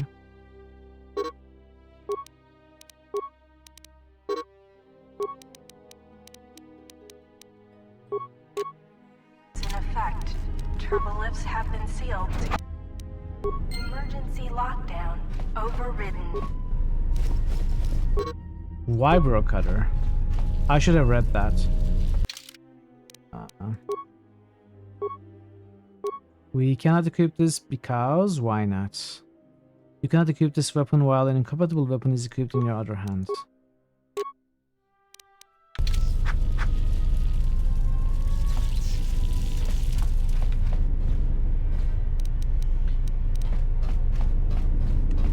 Okay.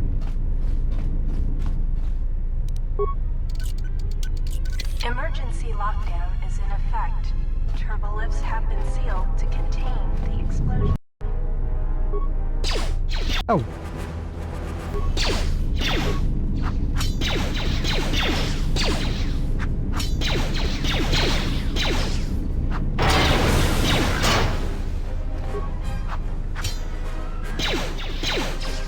How do you miss at that distance?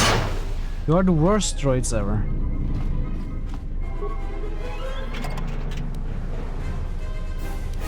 Mining laser.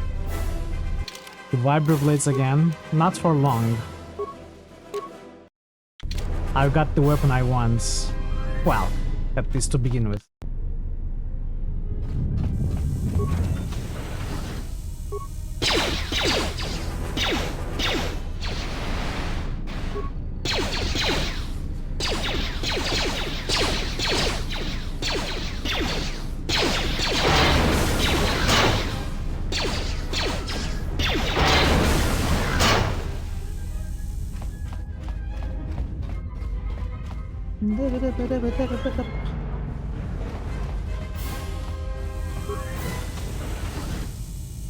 What is this? Aggressive? Jedi support stationary. Ranged.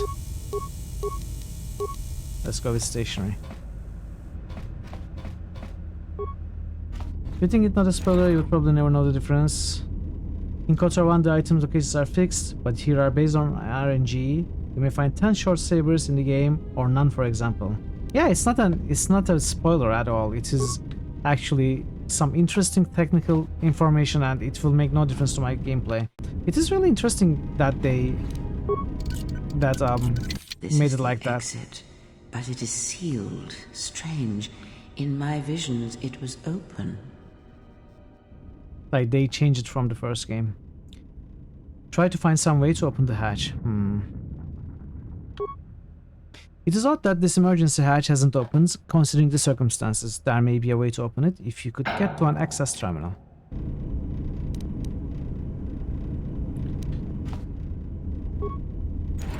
We looted this. So the loot we get is random. We might get a good weapon or not. Progress security control, emergency lockdown, main console commands. Check the security records. System records damage restoring. Limited log access obtained. Progress safety holo orientation. Is this thing on? Alright, all hands, especially you, Corder. Listen up, because I'm not gonna say this again. The next one of you Juma heads to try and smuggle a blaster, or so help me, any sort of military-grade frag weapons into my facility is gonna take a long walk out the airlock. Why? Because in case you forgot, Paragian fuel explodes at high temperatures. That's what blasted that chunk out of Paragus 2 and created this asteroid field. So if I catch any of you with anything other than sonic charges or mining lasers, I'll burn you and your contract. Security out. Accident report logs. And according to one of the miners, it was because one of the sonic charges went off prematurely. And like before, it was one set by a mining droid. The three idiots were grouped so close to the charge it might as well have been a grenade going off. The blast turned their bones to dust. The blast wrecked the internal components of the droid that set the charge, though, so we can't even dissect it to see what happened. I don't like what's going on here. Ever since that Jedi showed up, things are getting worse. It's not just Corda and his miners, or the fights, but Now the droids are acting crazy. If we don't find what's causing this, or who, this facility's gonna be space dust by the time the next Telos freighter arrives. Mining droid maintenance logs. So, you're in maintenance. Then maybe you can tell me what's going on with these droids. Sir, I don't know. It's like their behavior cores are undergoing binary decay, but I can't find the source. This shouldn't be happening. Well, that's reassuring. It isn't happening. So the next time we nearly have a breach in the ventilation tunnels, I could just close my eyes and pretend it's my imagination. You better give me some answers. I want to know the damage these droids can do if they start mining us instead of asteroid rock. Sir, these droids aren't combat models. Their mining lasers are weaker and less accurate than blasters. I doubt those droids could even hit one of us. Are you blind? What about the miners in Medbay? It's sabotage, and it started right after the commander said we weren't going to sell the Jedi to the Exchange. So I want you to find out how these droids are being sabotaged. That'll tell me who's trying to clear a path to get that Jedi off the facility and stop him. In the meantime, make sure the security's armed with all the ion and sonic charges you can find. If those droids start coming after me, I'm gonna need more than low-grade mining lasers to take them down. Clear? Yes, sir. Maintenance control out. Idiot. Idiot. Administration console maintenance. I installed an override switch to shut down any droids on this level, just in case someone locks me out of the administration console. As added insurance, I tied the override switch into the circuit to the holding cell door. It'll make sure it can only be opened if all droids in the level are shut down. I doubt Corda or any of his men have the skill to pull off something like this, but I'm not taking any chances while we're sitting in the middle of this asteroid minefield. Whoever's responsible won't be able to have the droids rescue him after I lock him up. Nothing will cut through that door. He'll be trapped. Security storage room inventory. I secured the stealth field generator inside one of the footlockers in the security storage room. If I have the specs right, the interface field should be effective against the droid's sensors. All I need to do is equip the belt, and some skill with stealth in order to use it. As long as I don't get too close to the droids, they shouldn't detect me. If any more droids start malfunctioning, the belt should buy me enough time to get to the override switch I set up in the communications blister console. I'd rather shut them down than destroy them. I want to find out how these droids are being sabotaged, maybe even turn them against whoever's sabotaging them. I, on the other hand, have no reservations about breaking them down. Return to main console functions. Access remote camera controls. Main storage. Security office. Security storage room. Okay, 3 of them. Communications blister. Holding cells. Emergency hatch to mining tunnels. That is all. Let's log out.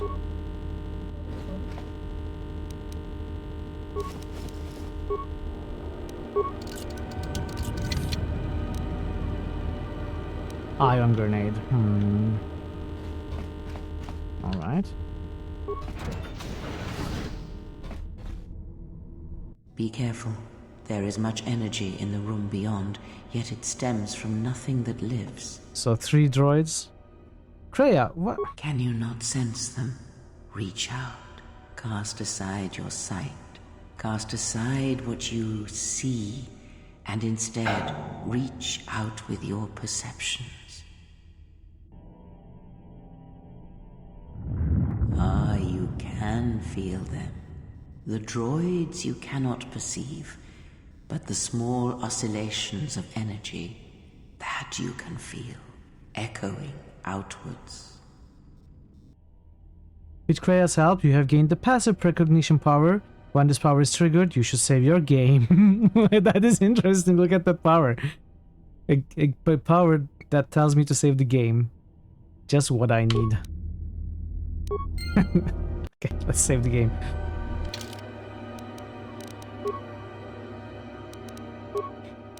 We do have grenades. How do we use the grenades?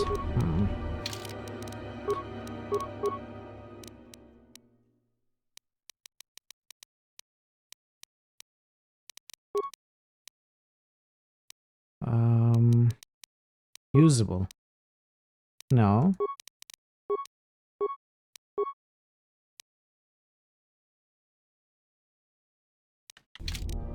Okay, I'm not so sure. Aren't we supposed to place the grenades here? Okay, I think we will find out. Oh, we can... Ah, you hear it. It is fate, but it The is game is there. cheating. It needs to spend 102 points for a heart save. I feel strange, like the sedatives are wearing off. It is the Force, you feel. It has not been so long as for you to forget.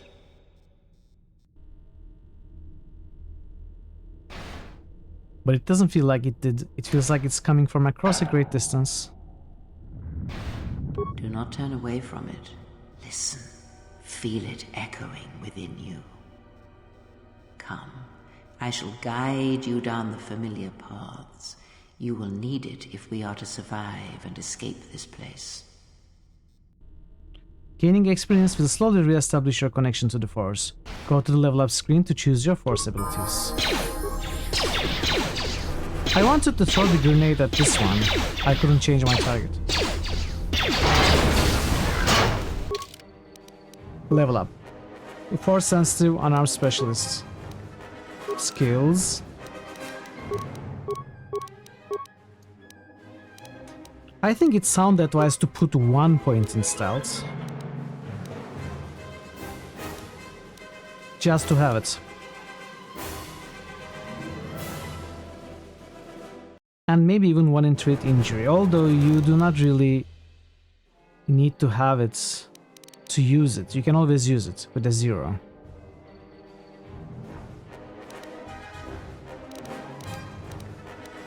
What is recommended? No, okay, let's go. Thank you, Raven, for the lurk. Enjoy your supper. Powers.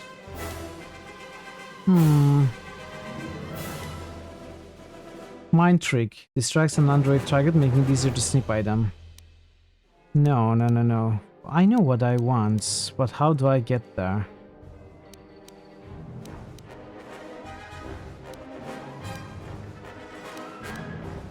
Affect minds. Affect mind enables persuasive use of the powers. Once a Jedi has this power, extra options will appear in conversations as appropriate. Success is not guaranteed for extreme commands or if the target is strong-willed. This power does not affect droids. Only the main player character can select this power during level up. That is what we are going to take. Maybe you missed that info. Are we going light or dark side? We are going light. We are going for the boring, goody two-shoes Jedi with a blaster twist.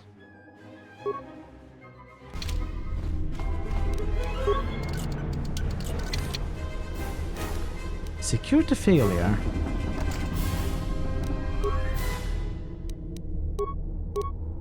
How many tunnelers do I have? I have 1.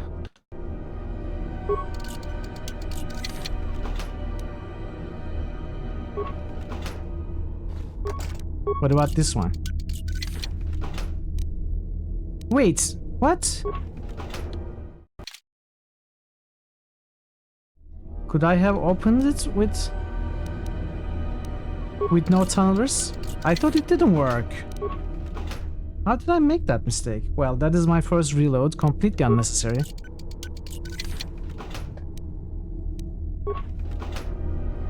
I thought we didn't have enough skill.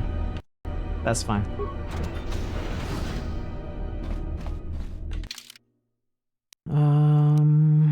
Emergency hatch. No drive face or turn followers to the dark fire. No.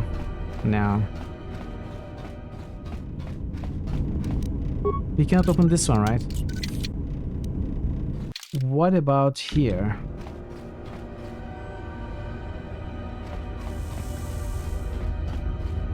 We are going to have happy joy faces of followers turned to light side.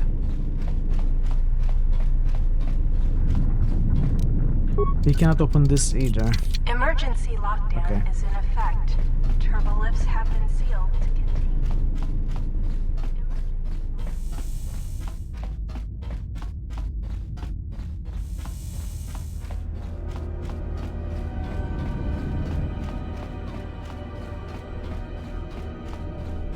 I'm getting more used to the controls now. It was feeling alien at first, but it's slowly coming back, and I'm feeling more comfortable now.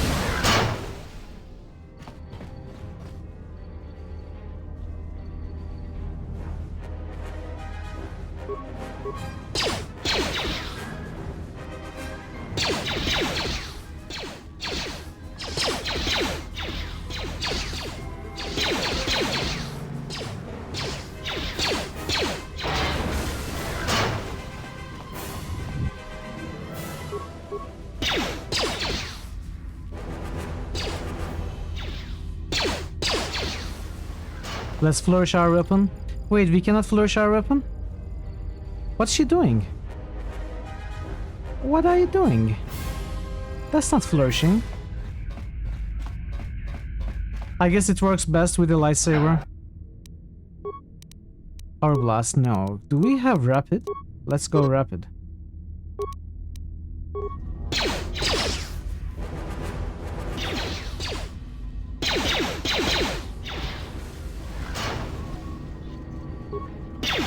Hey Billy, how goes the Wars of the Starbarity? They have just started. But so far so good. How are you doing, Billy? Good to see you.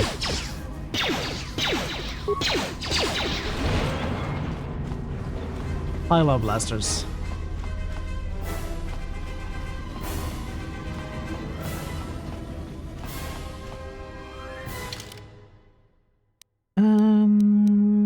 What is this?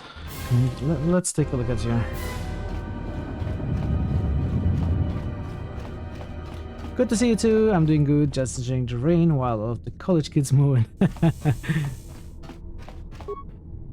It's nice as it's raining.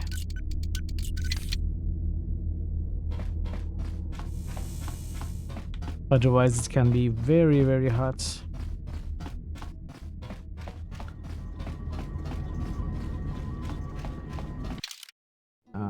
Okay, let's take a look at here.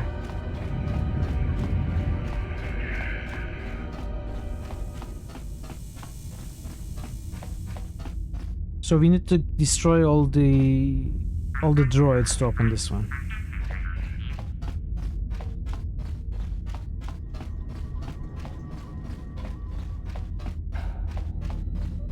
Emergency blast doors. Let's take a look at here.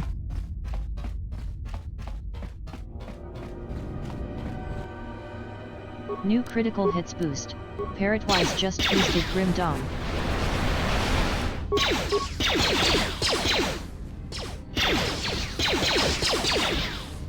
Nice, nice. Give me more rapid shots. New critical hits boost. Parrot-wise just boosted Betrayal and Antera. It hurts our chance to hit, but I think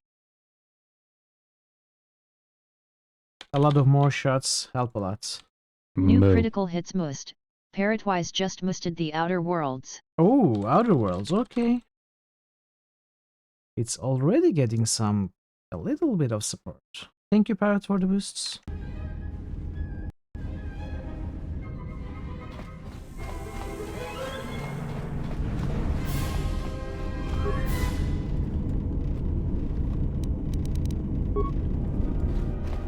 Components.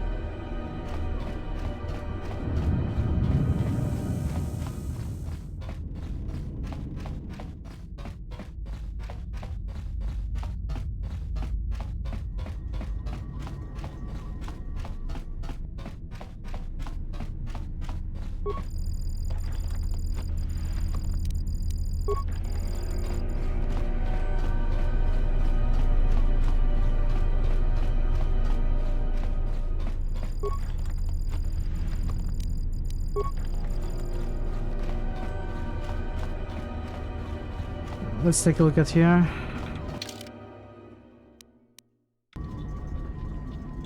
We cannot actually do anything here, can we? Oh, we can. Okay, let's take a look at here first.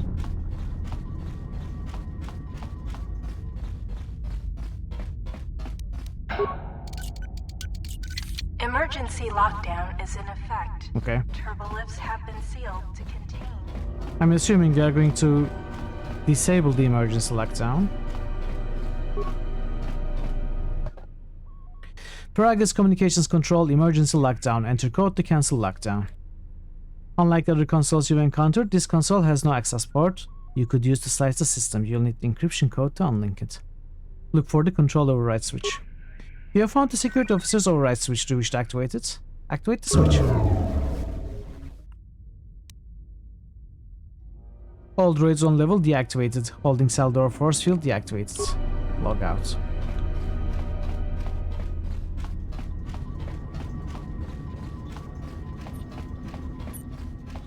Wait, did we turn off the security lockdown or did we just open that door? Let me check quickly. I don't think we have actually disabled the security lockdown, so these doors should be... Hydrate, that is a good idea. Lockdown is in effect. Thank you, Billy. Travel lifts have been sealed to contain the explosion.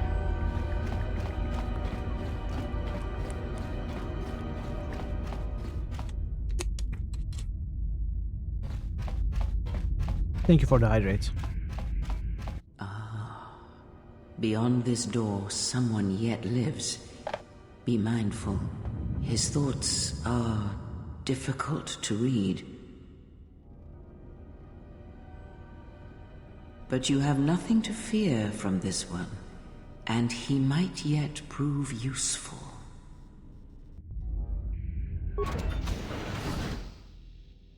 Cray is really backseating, isn't Nice she? outfit. What, you miners change regulation uniforms while I've been in here?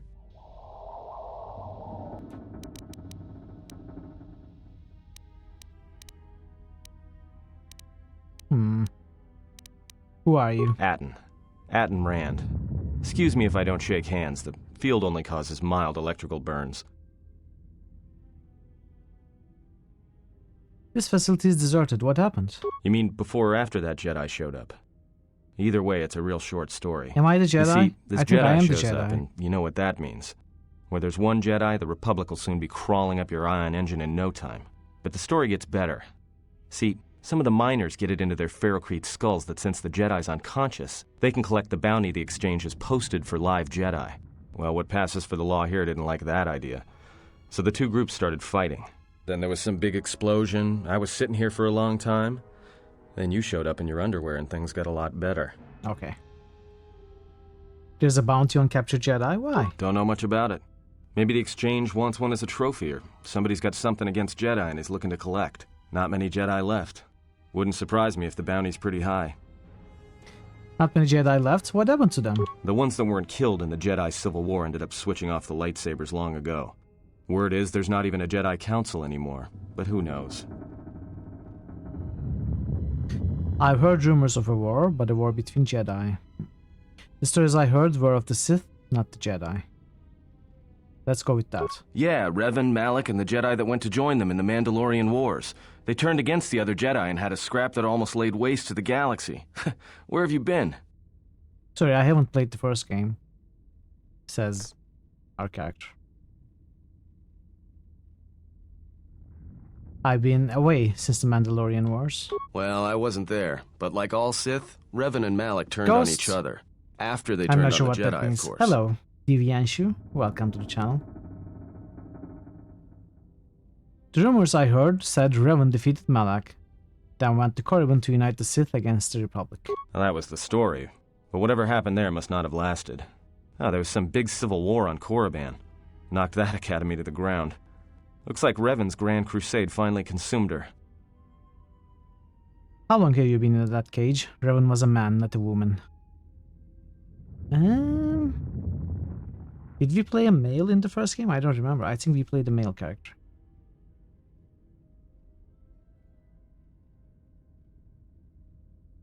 What did we play? I don't remember. We played a male, right?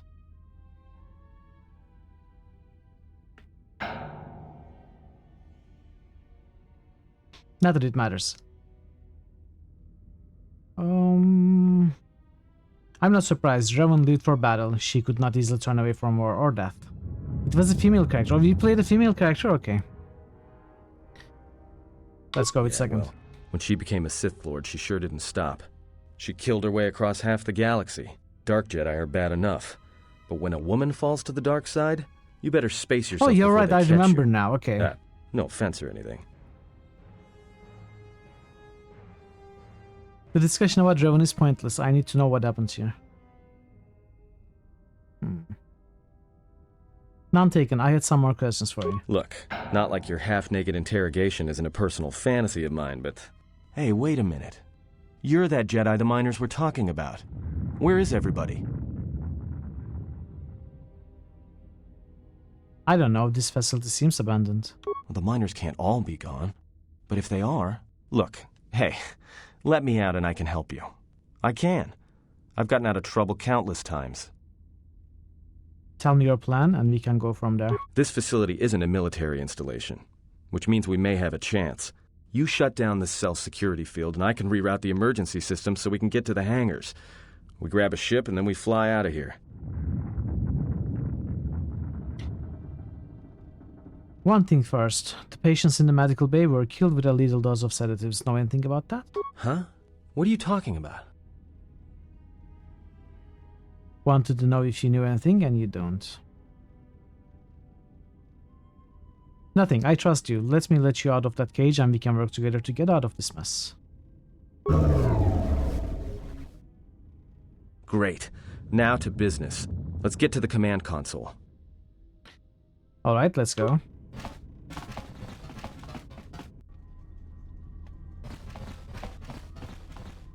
Alright, here we are. Now this console is set on automatic hail. You may have heard it when you came in. The asteroid drift charts are constantly being updated, so it sends out a transmission to incoming vessels so they don't get crushed into space dust. The hail warns them to keep their distance until orbital drift charts are transmitted, and then provides docking instructions to incoming ships, usually freighters. Thing is, you can bounce that same transmission back to the comm here, and suddenly you've got access to the communication system from the inside. Pure Pazak. The console's ours. Pure Now, Pazak. all we need to do is reactivate the turbo lifts, cancel the emergency lockdown. Hey! What's wrong? This system's been severed from the main hub, after it was locked down from remote. You can't even reroute the system, it's been cut clean. That wouldn't be standard procedure in an emergency lockdown. No. Someone tried to lock down this whole level tight, and leave us here. Trapped. Is there anything else we can do with this console? I doubt it. All we have is communications back. For all the good trying to shout in a New vacuum channel will do is... SFX request by Parrotwise. That Pure Pazak or the actual... I think there's another Pure Pazak line. Like, where it's exaggerated. Maybe we'll come across that one as well. Can we contact the miners? We could try. But if the miners were trying to trap you up here and probably kill you, why not call them and chat? I don't think a friendly call is going to wake them up. Maybe there's something logged into the terminal that can give us some answers. This one's fine too, whichever is convenient. You will hear a lot of Pure Pazaks through display through. Yeah, I remember that one from your sound effects, Nebuchadnezzar. We will come across that one. He has a chirp of Pure Pazak when he succeeds at a security check. Okay. This character? Okay, we will do that. Maybe there's something logged in. Okay. Be my guest. Not much else we can do. The comm's all yours. Light side points gain, okay. Can we talk to Found him anything? more? Atson. Not yet, still looking. I'll be back. I'm not sure what we are doing. We have been out of touch with galactic events since the Mandalorian Wars. You should try to discover what has happened in the galaxy since your exile. Perhaps Kreia will know more once you have escaped Prags. You need to find the ship you and Kreia arrived on, the Ebon Hawk, and escape the mining facility as soon as possible. You met an elderly woman named Kreia who informed you that she rescued you from the Harbinger. She said you were the only survivor of the vessel and that it had been attacked. You have no idea how you got off the Harbinger, however, nor how you got here. You found records showing that a little sedative treatment was given to the miners in the Paragus medical bay. You received the same little dose but survived. You should try to find out who administered the treatment and why they tried to kill you. Okay. Let's see, I'm not sure what our next step is, because I wasn't listening carefully. I do, however, know which areas we haven't been to.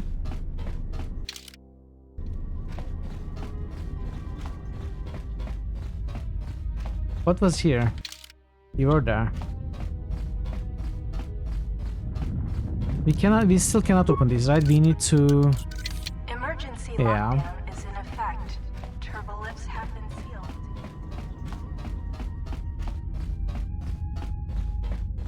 Let's take another look at this room. There is nothing here.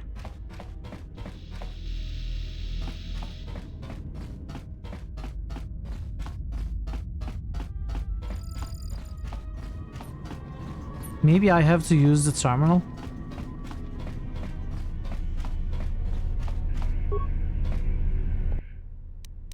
Access comm system. Select comm units. Dormitories. There's no response. Hangar Bay 25. As you access Hangar Bay 25, there's a series of low-pitched whistles and beeps. It sounds as if there is a utility droid on the other end. Can you read me? Doo-dee beep.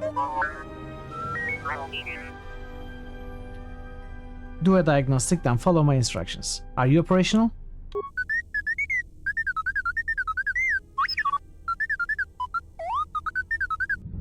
Okay, it is operational. You are trapped up on the administration level. Can you unlock the turbo lifts?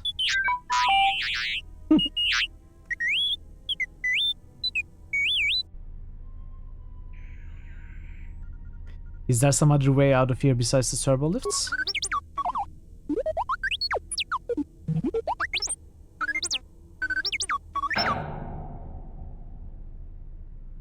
Actually, cancel that last order. I'll call you back on the comm when I'm done up here. Wait, we are done up here, right? I'd rather risk it than be trapped up here. We need all of these. They are pretty long. I could cut them up maybe. Make smaller portions. Make a randomizer out of like 20 of them.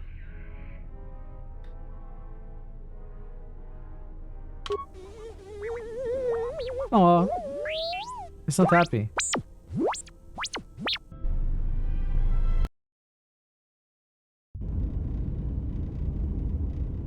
All right.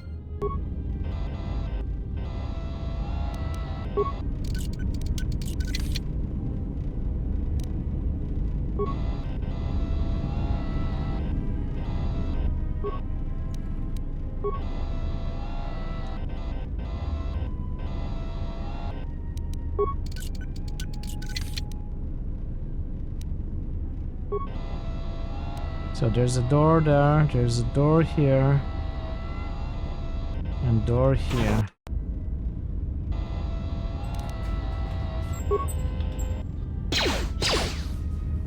Someone has purposely welded this door shut. You'll need to blast it open with explosives. Alright.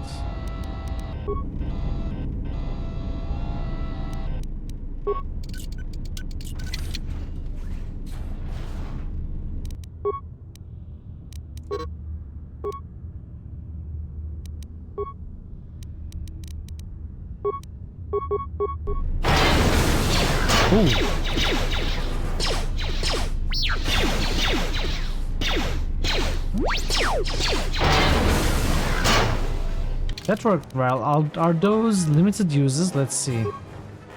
Uses unlimited. Okay.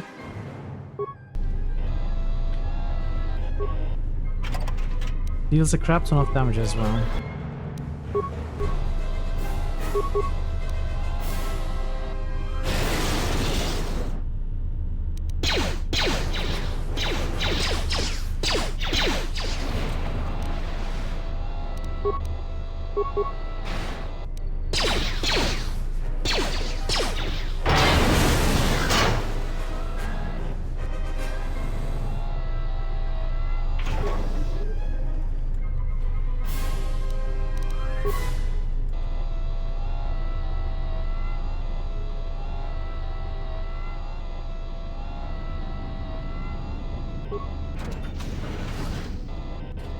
Nah, not yet. Not yet.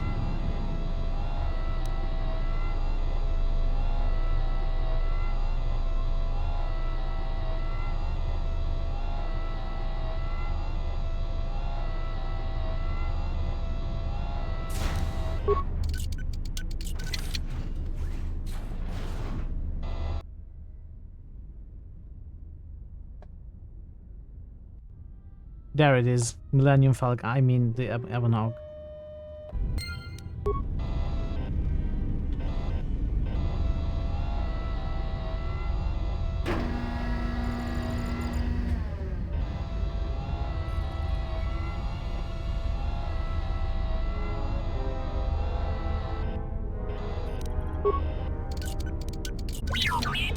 This emergency blast door is magnetically sealed, okay. What about this one?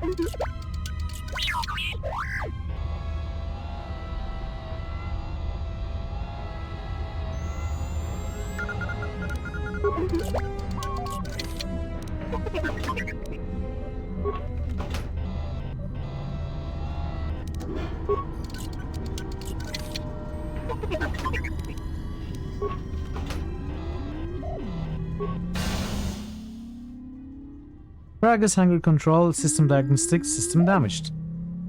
Several parts have been removed from this console, and the laser drill has been used on a number of subsystems. Despite the sabotage, however, the console's basic functionality was intended to be restored quickly by replacing the missing parts. Repair. Replace the missing parts. 1 part. You'll need some basic parts. I'm surprised I don't have any.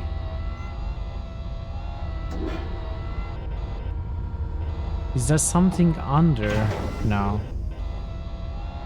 I guess we are going to the fuel depot.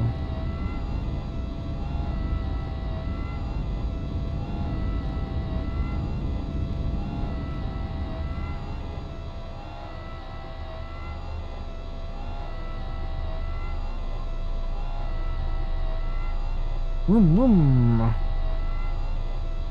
We need higher acceleration. We are too slow.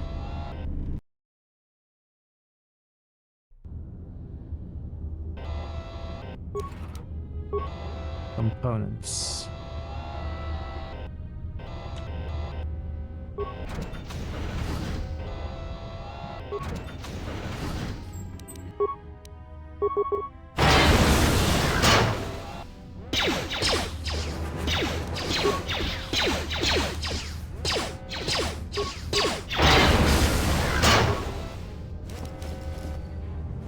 Datapad. Droid Ion Striker. Purged the fuel lines and I found 3 sonic charges attached inside. I checked the work logs and only droids have been in the area. I tried to contact security as soon as I found the explosives, but I can't seem to get a signal through.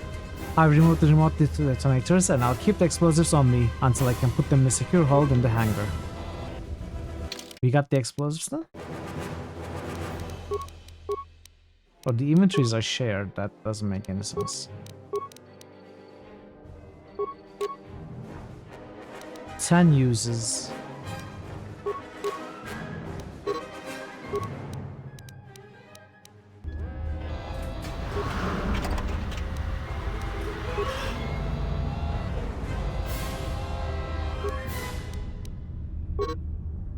This wrecked droid contains a special droid-based item that, when equipped, allows droids to perform special attacks against opponents.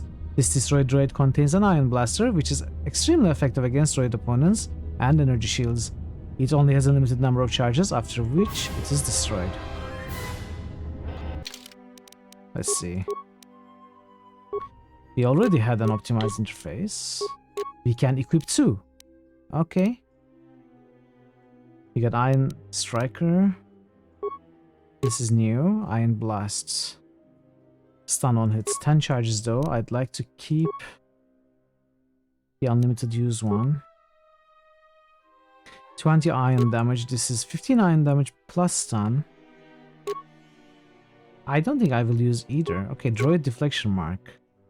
10 uses. These are like belts, I guess.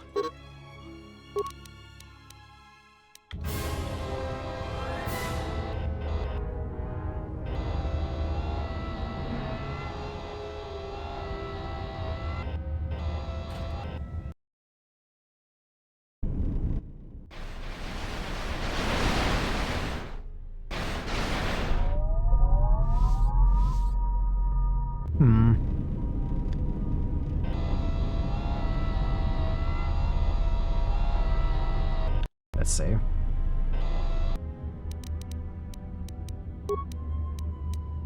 Let's see if we can deal damage. Sure we can.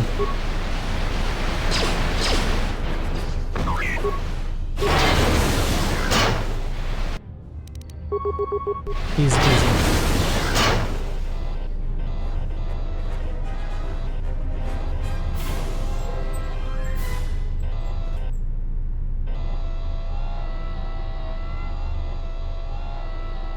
Wait, I am using the endless charge one, right? Yeah, I am. No, we are stuck. Okay.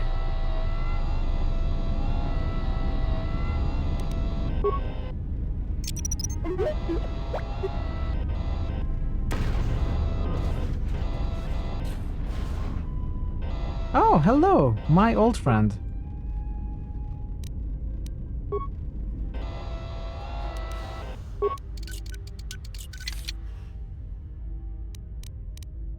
Computer spike.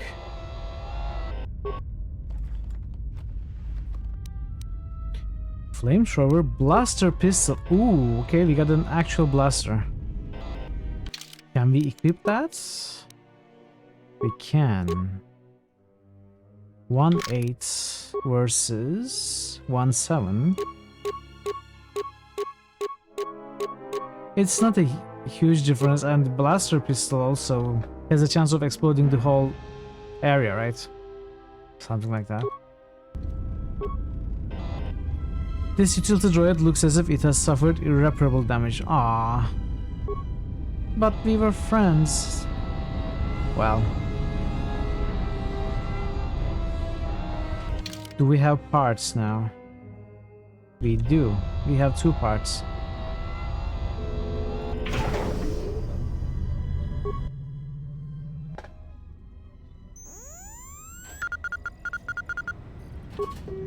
Paragus Hunger Control System Diagnostics functionality restored. Access emergency control commands. Run diagnostic on damaged systems. All emergency subsystems rerouted. Fuel depot terminal. Access to the Paragus emergency subsystems have been rerouted to a fuel depot computer terminal, and the connecting circuits have been burned out with a mining laser, preventing remote access. The damage cannot be repaired. You'll need to find the fuel depot terminal to activate the Paragus emergency systems. Check status of emergency subsystems. Emergency lockdown procedure activated. Hangar bay sealed. Fuel depot sealed. Return to main functions. Access hangar logs. Hangar 25 record logs. Access docking and takeoff procedures. All incoming and outgoing freighters need orbital drift charts transmitted from Paragus in order to navigate the asteroid field surrounding the mining colony. Without it, any vessel entering or leaving Paragus is in danger of being destroyed in the asteroid field. Transmit asteroids or orbital drift charts to Ebonhawk Navicomputer. Download error, access denied. Ebonhawk Navicomputer locked. Download asteroid orbital drift charts. The orbital drift charts are constantly being updated. If you download the charts now, they will quickly become obsolete. Download the charts just before takeoff. Access log 253-12 contraband. And as requested, all the programming spikes the security officers wanted confiscated have been stored there as well, to prevent further system compromises. The secure cargo hold should be safe enough. If anybody wants to break into it, they'd have to blow it open with explosives. Which we did.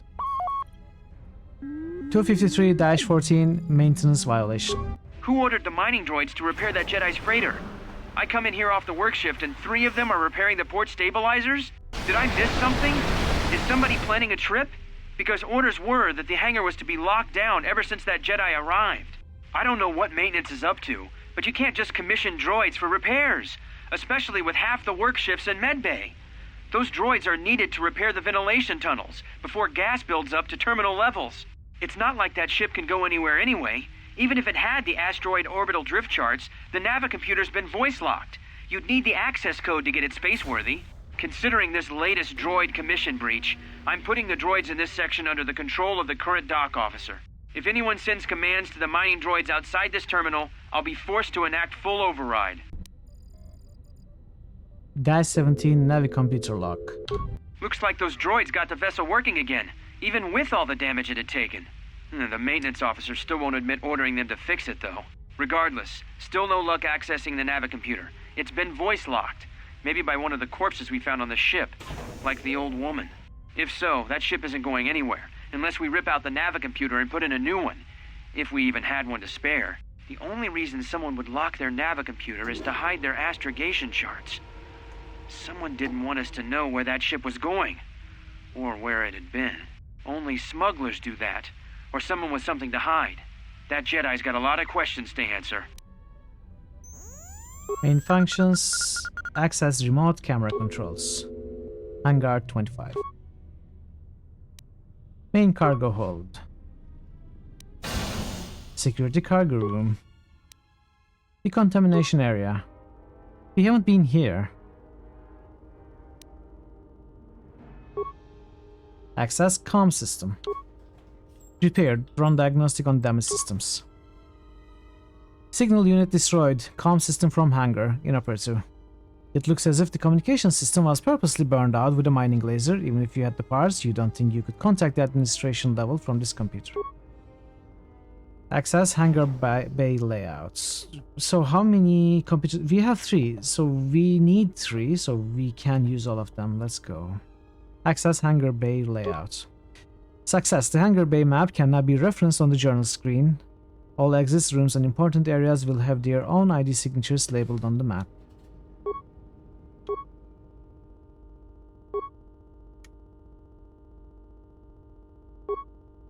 Open blast door to hangar 25. Hangar 25 door control. Warning, conduit removed. Door to the hangar bay where the Ebon Hawk lies has had its power conduit surgically removed. You cannot slice this terminal or make a workaround for it out of parts. You'll need to replace the original conduit in order to open it. Open the blast door to the fuel depot.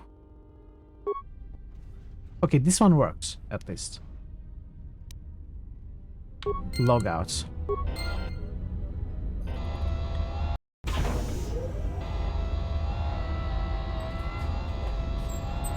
Choo-choo. Oh.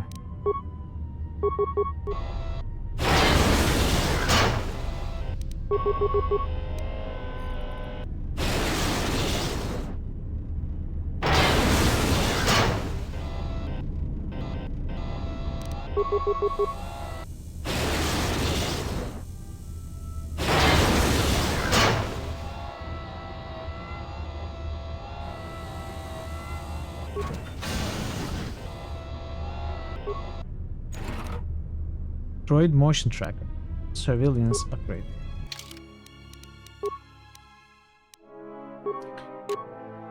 Awareness +2, attack modifier +1, awareness +3. Queen, mortal.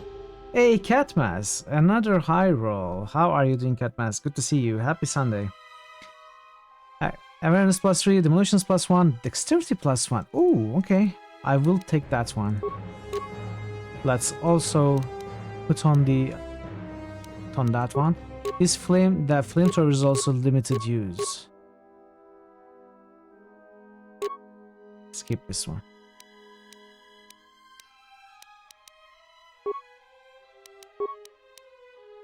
Happy Sunday, you're eating pizza rolls now. Wow.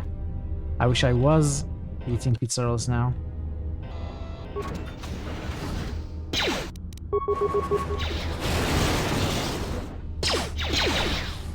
No, use this one. This is cooler.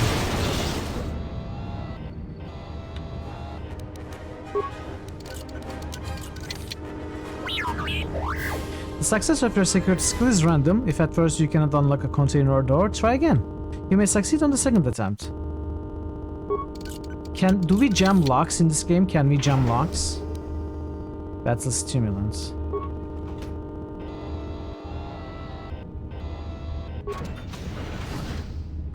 Field depot. Hey Smoothie Blend, hot guy plays KOTOR. Let me know which channel that is, I'll happily watch. But yeah, welcome to the channel, good to have you.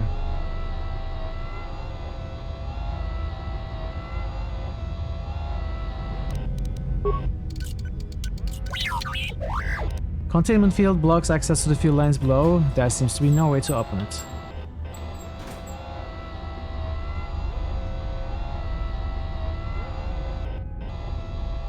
Is this a maze? Really?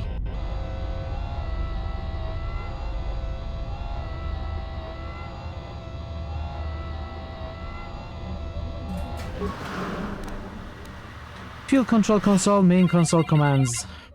Access remote cameras. Fuel line sensors. This information doesn't help me. This fuel line deposits fuel into the docked starships. Since no ships are currently docked at the Pragus facility, it's sealed. There appears to be some sort of metal case lying inside the fuel pipe, but you can't make it out. Maintenance level. Entrance to the droid maintenance area. Yeah. The droid maintenance area has been sealed by the emergency lockdown. However, new programming has been introduced to keep it from opening even if the lockdown is cancelled. There's no way to shut down the field that you can see from this terminal. This means anyone inside the facility is effectively cut off from the hangar bay. Return to the main console. Collapse system log. Within the past day, a series of explosions within the Pragus mining facility has enacted an emergency lockdown. Someone has sliced into the fuel depot computers and created a phantom fuel leak, sealing off the area with force fields to contain the blast. It looks as if someone has been using the lockdown to systematically isolate sections of the facility. Call up emergency system schematics. Status deactivated. Open emergency hatch on Pragus administration level. Done. Log out.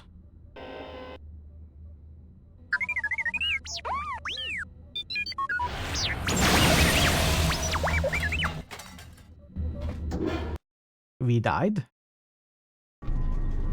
So, how long have you been a Jedi? Must be tough, you know. No family, no husband. No tougher than enduring your false sympathy while you are staring at my chest, okay. Should we say that? I don't really want to talk about it. Alright, alright.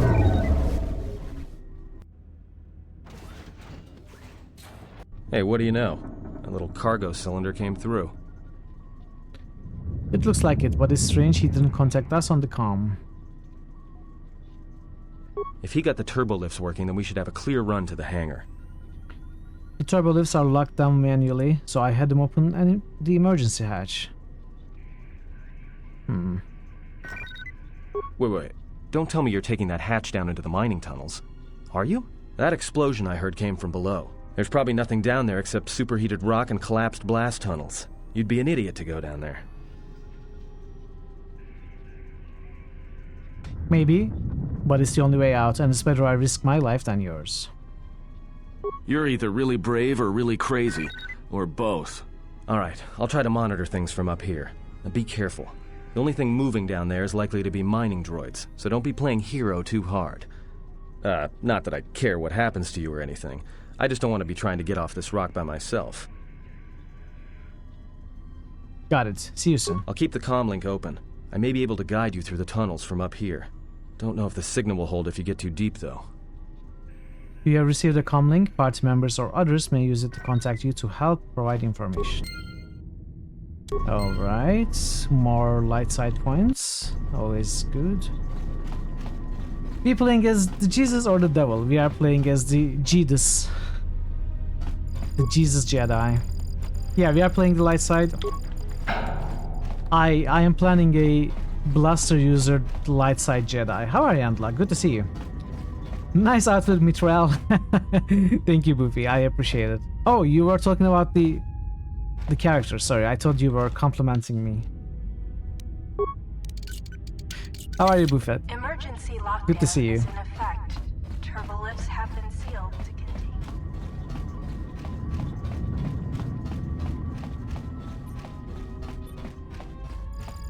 The black shirt is nice. Thank you.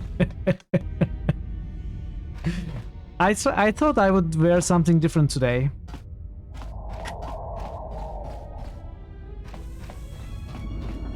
Okay, where are we going again? Here.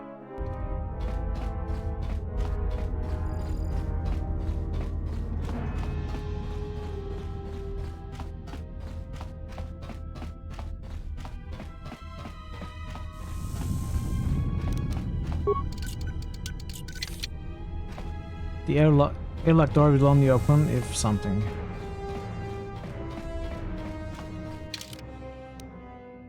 Which door opened? Not this one.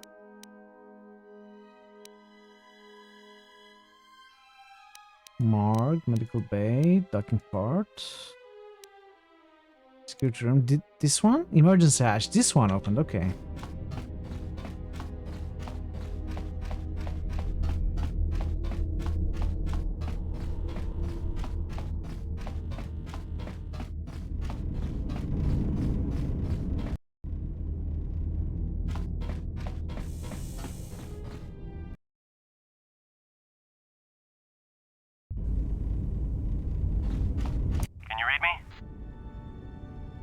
Yes, for a minute I thought you and Kreia were telepathic. No. Barely, there's a lot of static. There's a lot of interference down there, probably caused by that explosion. Still, it looks like there's a route down to the Paragas fuel depot. If the passages haven't collapsed, that explosion knocked out most of the sensors. There should be an emergency crate in the next room. Watch yourself. There's a lot of droid broadcasts in that area, but I can't pin them down. I'll be careful then. If you detect anything, signal me. Will do. And be careful down there. I don't need you to tell me to be careful, Minor uniform. Survey gear. Safety harness. Alright. I like that we finally get some gear. Awareness +1. And what? Resist 5 versus Sonic. Let's put these on, not that we will use it. Minor uniform. Defense -1. Better than nothing, I guess. This device enables stealth mode.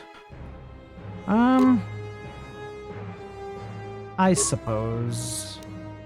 Nah, let's put on demolitions +1. Blaster pistol. So this is weird. We found this with the droid.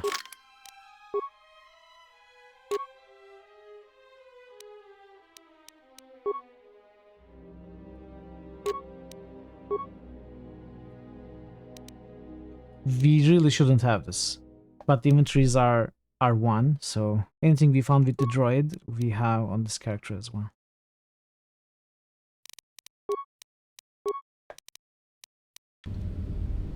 Find the emergency supplies? Yes, and it looks like there's some clothes in here. Oh, he's going to be disappointed. Looks like some mining gear and a uniform. Damn it.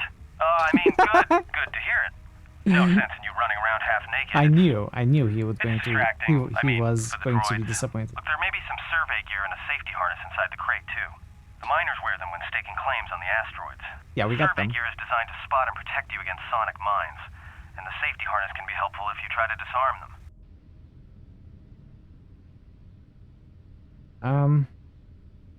Understood. Anything else? Just one more thing.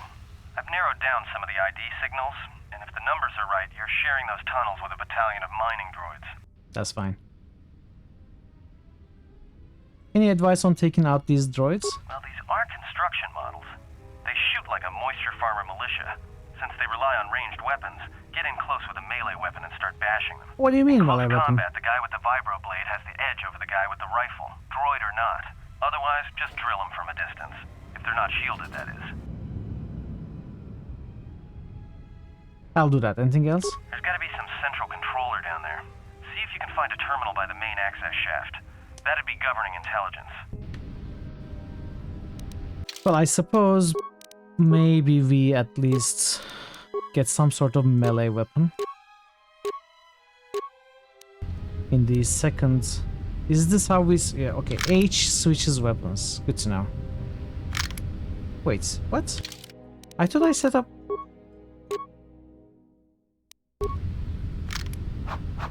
Okay. Videotapes call. Have a great stream. Thank you so much, Bogu. It was great having you. I'll see you next time. Good luck with your videotapes.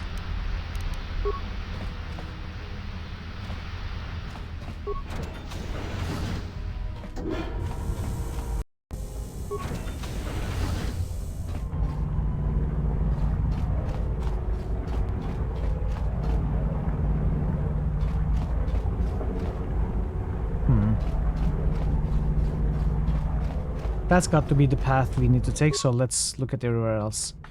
Reactivate the droid 1 repair parts. Why would we want to do that?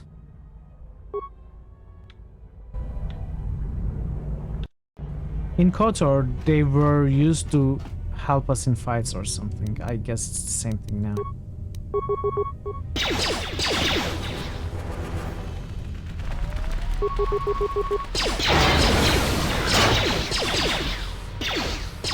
You're not going to shoot me like that. Oh, that one is shielded, okay.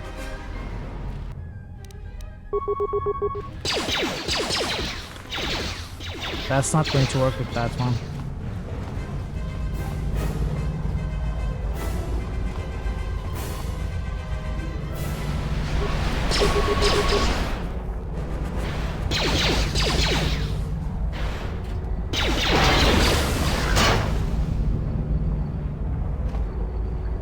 You gotta get close and personal with that shielded one. No. I will check the other. He just wanted to talk. I don't know. He looked like he was trying to hug me with the guns.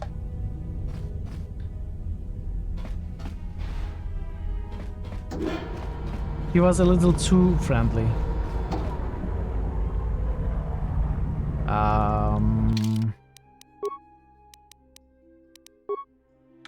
So I have demolitions,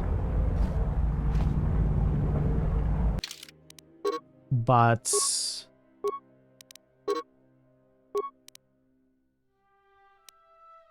this skill cannot be used untrained. So this is kind of unfortunate. We won't be able to pick up the demolition skill for a very long time. If you have any skill with demolitions, you might be able to recover them and use them against the droids. That is, if the mines don't get you first. If you have survey gear or a safety harness, put them on. They'll make spotting and disarming the sonic charges a little easier. Understood. Mithril out.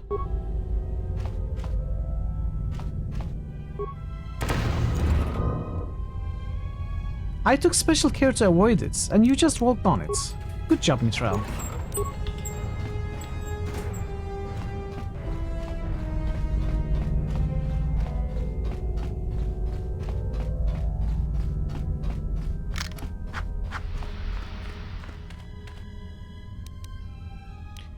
Critical? No. Flurry, let's go with Flurry.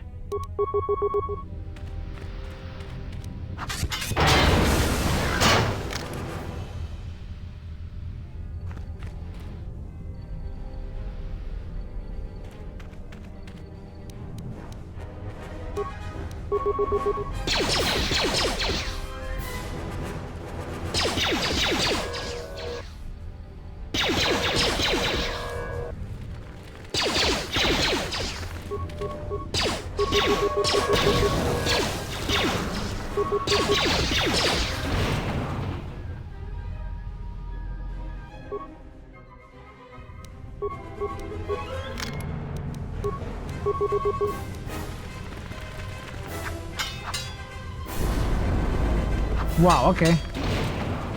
They are burning me. I don't like that. I don't want to repair you. Oh wait.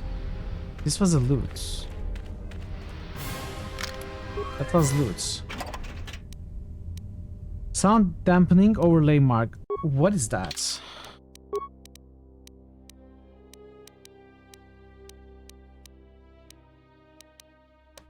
Maybe someone more educated than you could answer this. Is it worth it to go with power attack type feats? The malice seems so much worse than the bonus. I wouldn't know. I am going to be going for as many attacks per round as possible. Which means rapid shot.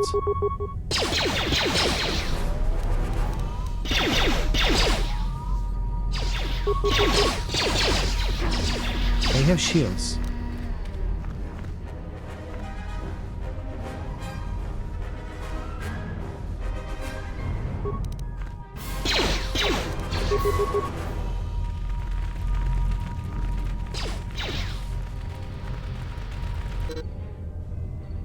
Pressing pause button will pause the game. Really? Oh. Interesting. Did you know that?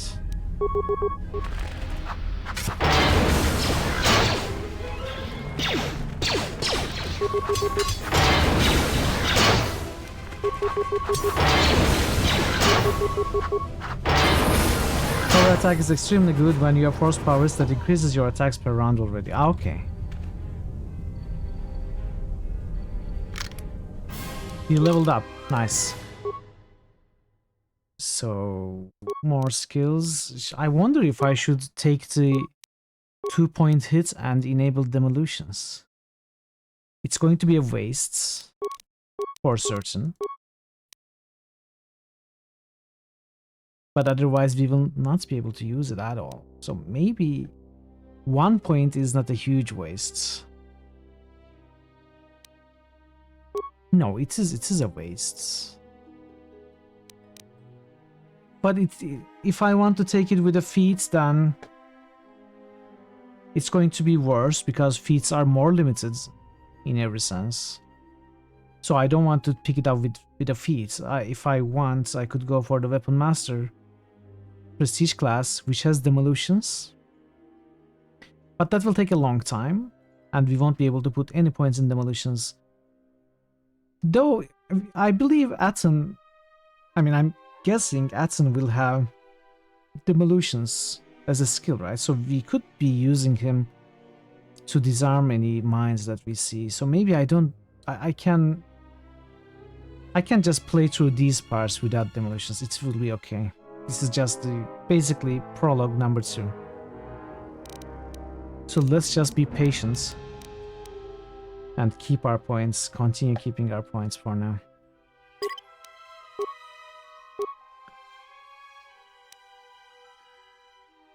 I don't care about medium.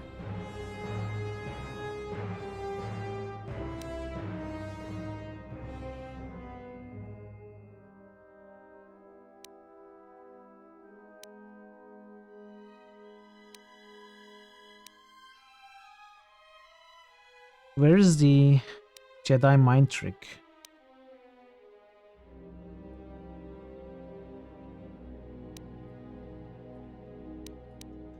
That I unlocked. I can't find it.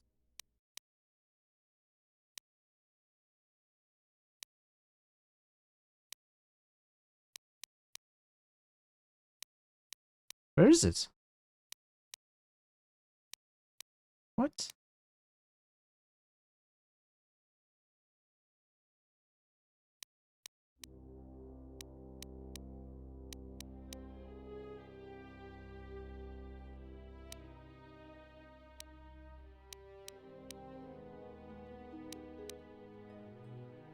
No.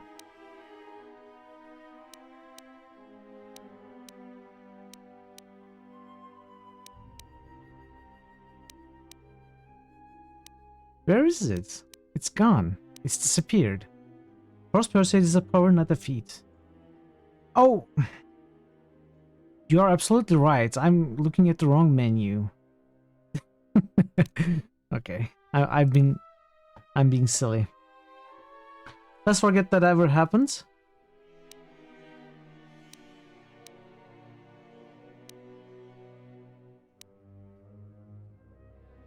Maybe we take this. Maybe we take this already.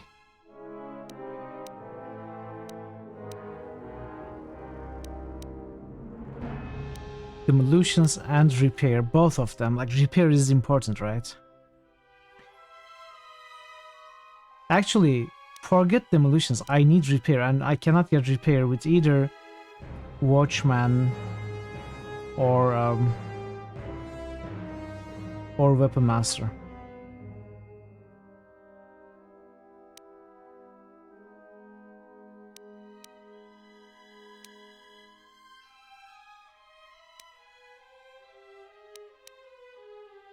Or I just start already with 2-weapon fighting.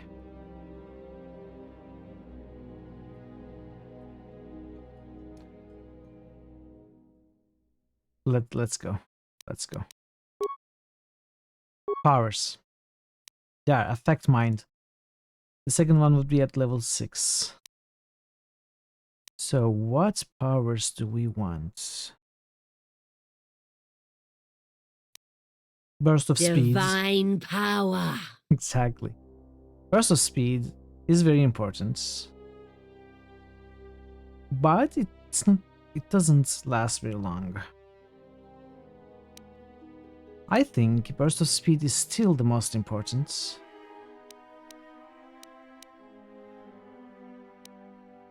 Alternatively, healing was in KOTOR 1 like game-breakingly overpowered. But I cannot get it until level 6 anyway. So I think we go for burst of speed.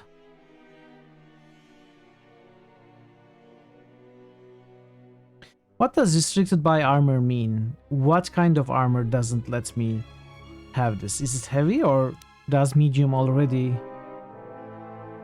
stop me from using this power?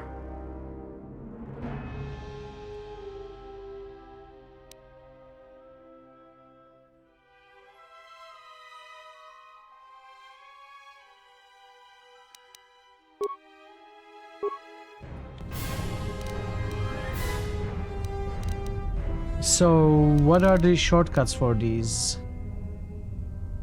Activate friendly power 4. Left click the mouse to activate the friendly force powers selected in the first icon on the action menu. Some force powers affect only the Jedi using them, others affect the entire party. Okay, it's 4. All armor prevents those powers except for some special light armors that specific. Oh, okay, I see. Okay, I get it. We cannot be wearing armor. We need like Jedi robes, right? I remember now. Oh, the blur is very annoying. Can it be disabled? Force speed effects.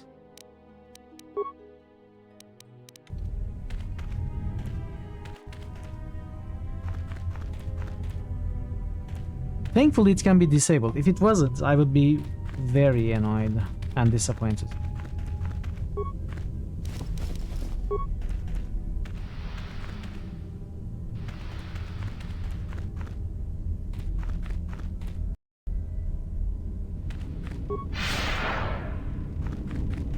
Watch out. That explosion has superheated the tunnels ahead.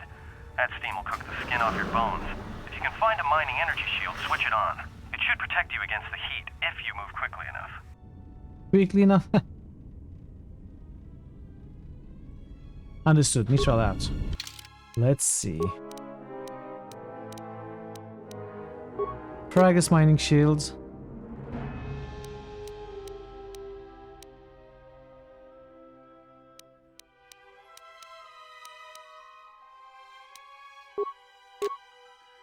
Main hand blaster. Let's go 2 blasters already. Okay. The shortcut. So it starts with 4.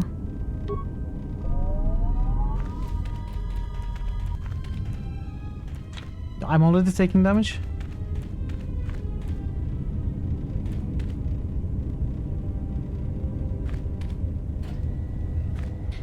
Try the flourish now. Okay. Not bad. Not really impressive. I mean, she doesn't really do anything. She makes a move like she's pulling the weapon out of a holster or something like that. I don't actually know what she does.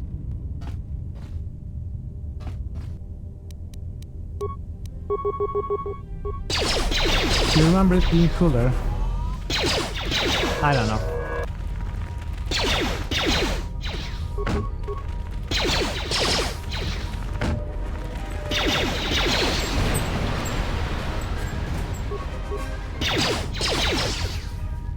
Yeah, our chance to hit is suffering already. But look at how many shots we can make. 6 shots per turn already.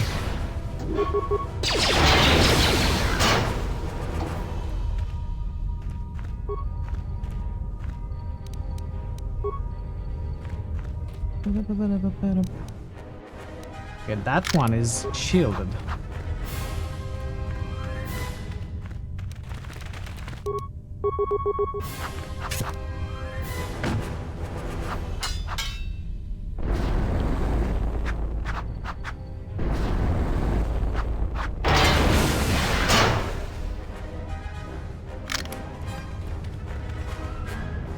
$60-20 can't lose. I agree. That is my strategy. If I cannot land the shots, then I need to shoot more. Those are the words of wisdom that I go by.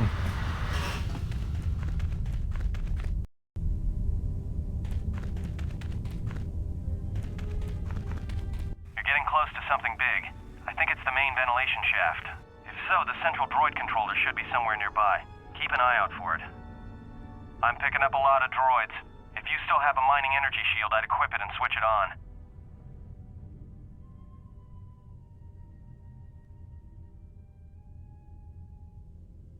There aren't just mining droids down here, there are sensor balls too. Sensor? It must be maintenance drones. Watch out. Those little pests will try to repair the mining droids if you don't gun them down first. Still, it's odd they're still active after the explosion. They don't have the same shielding as the mining droids. Be careful of those droids. I don't like this. Understood. Understood. Meet all out. Well, we could probably use some healing.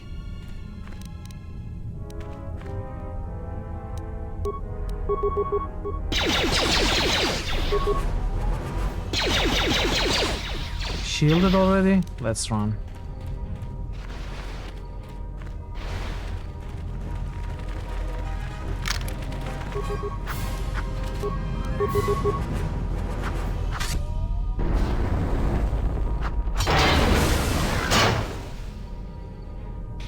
Thank you for the lurk, Willem.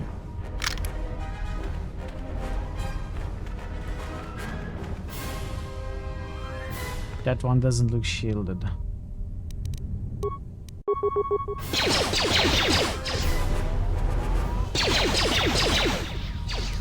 Wow.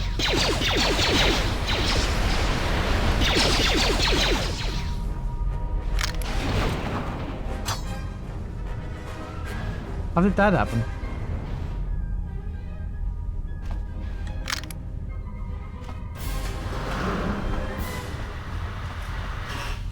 I feel like when I go here, droids are going to spawn from all these four corners.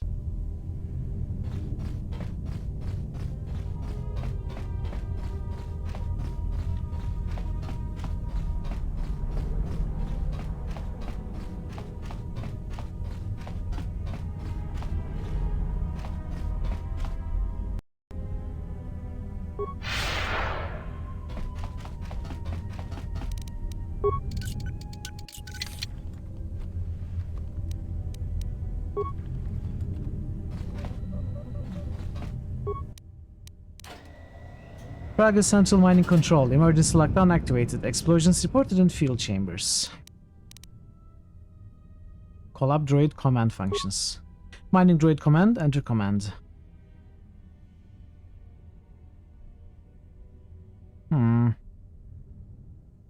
Check droid schematics. Intelligence. Judging from the droid schematic displays, the droids rely on thermal sensors to detect fuel deposits. You could easily blind them by raising the temperature.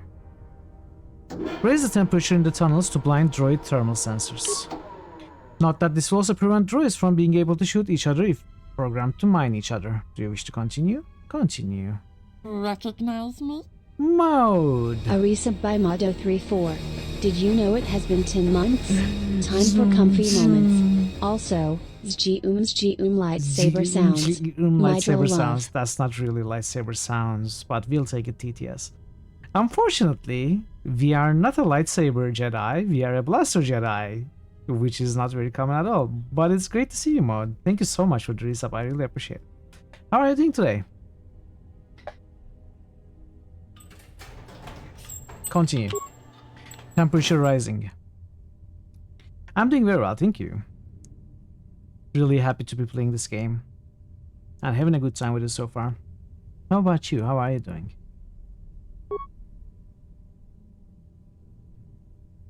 Return to main functions.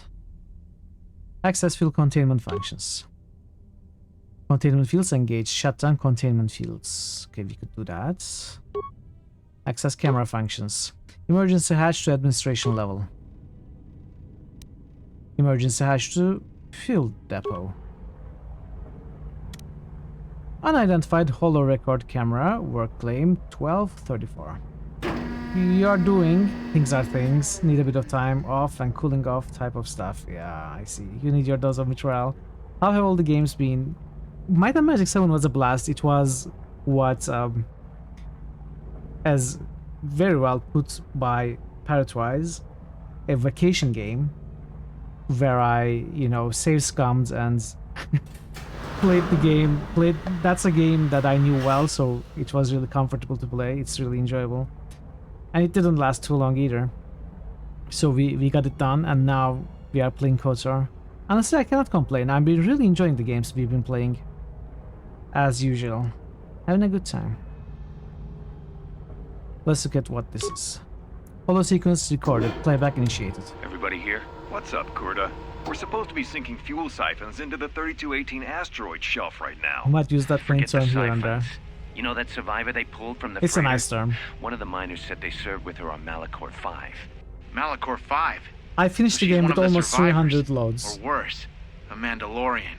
So what? Not a survivor, idiot. She's one of the Jedi from Malachor 5. Vocation is One of the never Jedi. Hell, we can't have her walking around here. She'll... Well, I don't know what she'll do. I thought all the Jedi were wiped out in the Civil War, weren't they? Guess they missed one. But it gets better. I did some checking, and that bounty on Nar Shaddaa is still live. What? You want to sell the Jedi to the exchange? Kurta, have you been chewing spice? Look, you know how big that bounty is? That Jedi's our ticket off this rock. Gorda, there's no way the officers will go for that. They'll lock us up for sure. Then we'll improvise. Someone has taken care to delete the record of this camera being placed. It's not listed on any of the work records. Alright. Unlock emergency supply cylinder. But I already picked that up. So, unless this is something else. Okay, we gotta do this. Shut down containment fields. Let's go and see if they will actually attack us or if they will be cooled by the temperature. No, they are attacking me, it seems.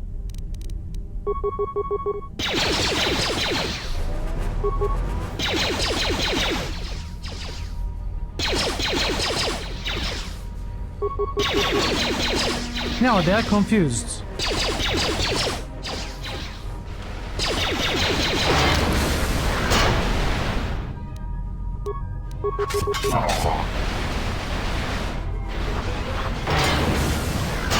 What a sick fucking game, real level of quality.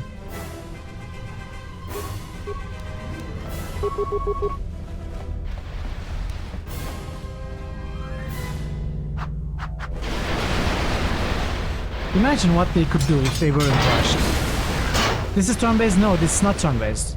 You can pause it, but it doesn't work like it's turn-based. You can pause the issue commands, then unpause and everything happens.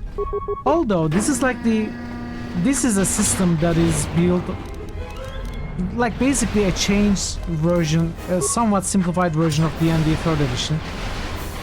It works basically in the same way. So it does have turn-based phases. Like it has attacks per round and stuff.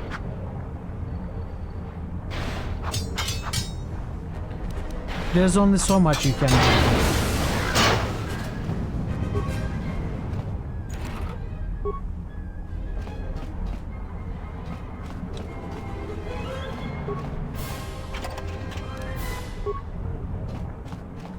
Okay, we handled all of them.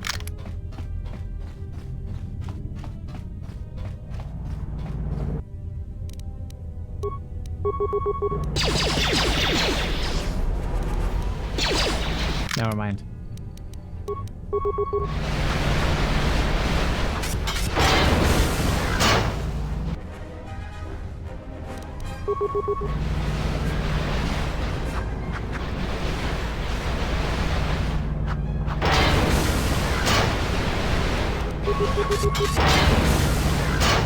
Free experience. How nice.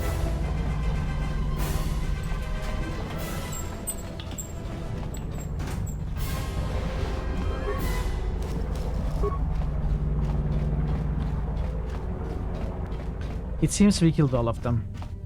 Or rather, disabled.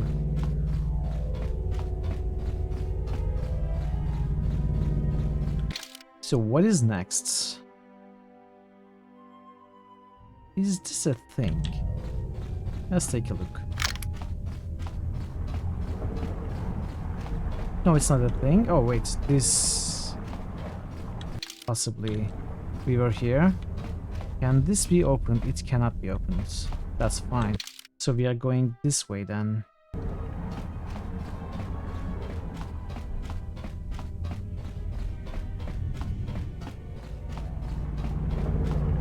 Did I not loot this? We looted a bunch of things. Let's take a look.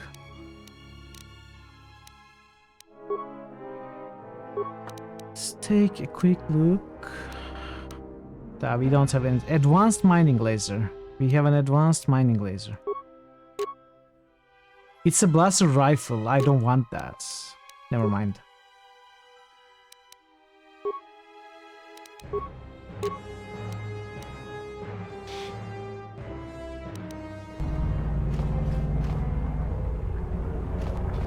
So let's take a look at this. See if this can be opened. It can. High security door, it says. Not high enough.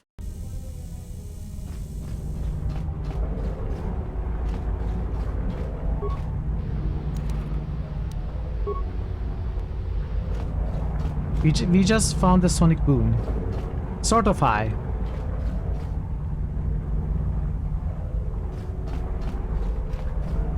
Maybe the security is high, so that it cannot really secure anything, you know.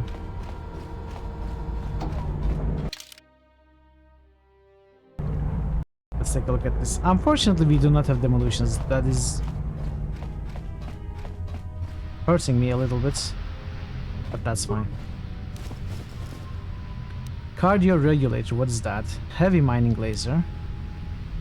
Another rifle. Basic ionite edge. Oh, that is probably a Jedi, like, lightsaber upgrade piece or something like that, right? Let's see. Upgrade item melee. So it can be up. Maybe it can be built on vibro blades as well. We will see. What is cardio regulator? Fortitude +2. Well, this doesn't help us in any way. We don't have demolition, so let's put this on. Oh wait, there's a heavy mining laser and advanced mining laser, which are both rifles. Never mind.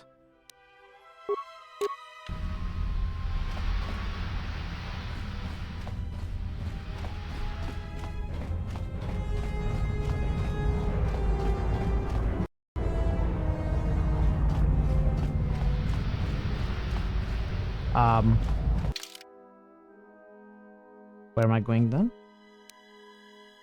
Turbo lift administration level. Superheated blast tunnel.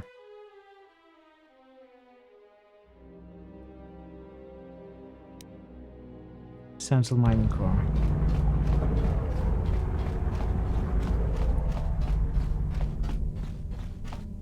Okay, I'm slightly confused.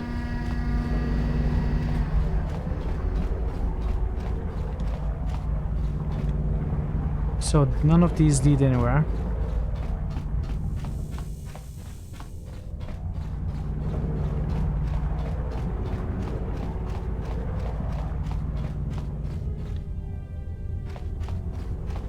I haven't, okay. I haven't taken this path, right.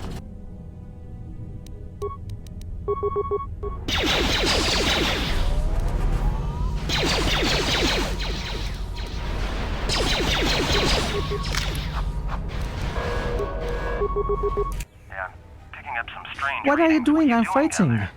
I'm fighting. What kind of readings? The containment fields in the mining tunnels are shutting down. You need to get out of there before they vent fuel to the surface of the asteroid through the tunnels.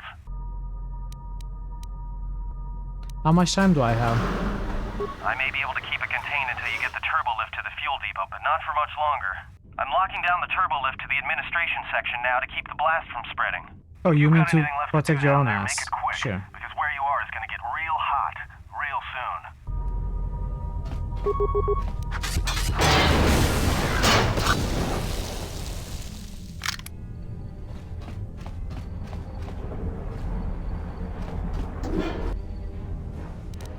Excavator.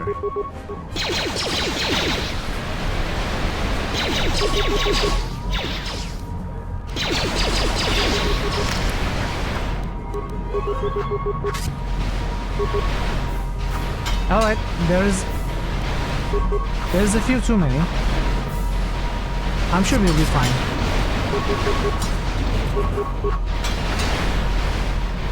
Did we crash a family reunion or something?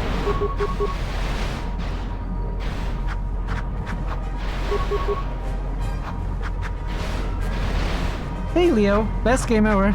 I'm glad you like it. How are you, Leo? Good to see you.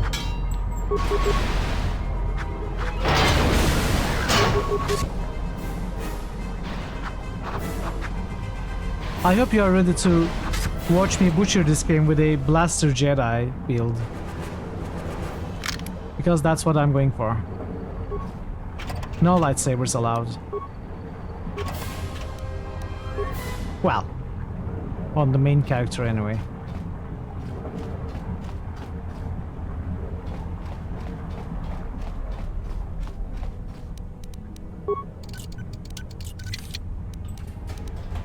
The blood cylinder appears to have been damaged by the explosion. You can't unlock it, but you may be able to blast it open with a sonic charge. We had a sonic boom, right? But how do I use it? You're really well, going well at work. I'm happy for you. I'm doing well also. Doing well today. Doing well the last few days, in fact. So we have a sonic grenade. I don't know how to use it. There is no option here.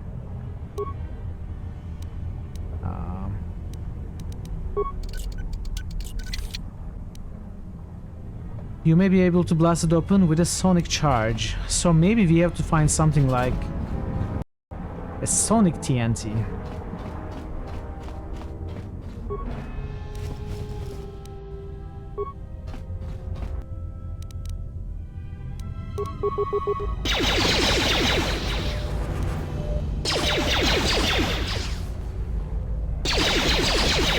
Oh, come on.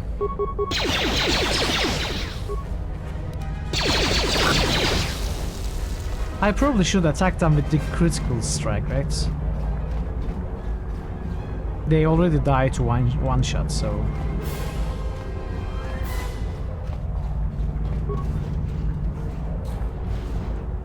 No wait, this is the exit. I don't know why we cannot open that. LucasArts made so many amazing games back then, you love Monkey too. Yeah, but I wouldn't attribute this to LucasArts, you are absolutely right. But I don't think this is LucasArts' success. LucasArts is the publisher and the IP holder. The developer is actually Obsidian with help from BioWare. And look, all LucasArts did was actually put them under pressure for an early release and, you know, not allowed them to make an amazing game. Instead, it turned out to be an unfinished mess of bugs. So LucasArts is actually the villain when it comes to this game, in my opinion. But since we have the restoration mod now, I think we are pretty much playing not the complete, but close to the complete experience, unlike at release. You don't know, Force Unleashed has kind of spoiled you on Star Wars games. Lightsaber fighting doesn't feel good in turn-based combat. Yeah, that is why I'm using blasters, Emelandil. They joined the dark side, yeah. They did join the dark side. Okay, minor sonic mine. So what happens if I say hello to this? It did not work?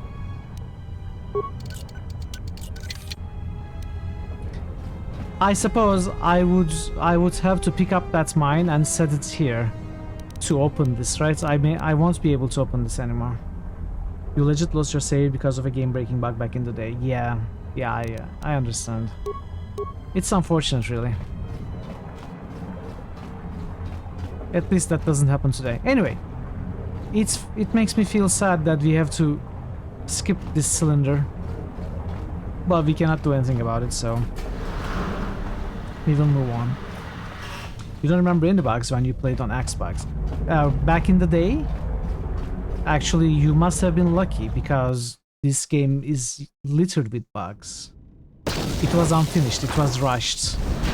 Like, there is this mod that I'm using, Restored Content mod. It fixes more than 500 bugs, and it restores some of the content that was cut from the game due to time constraints.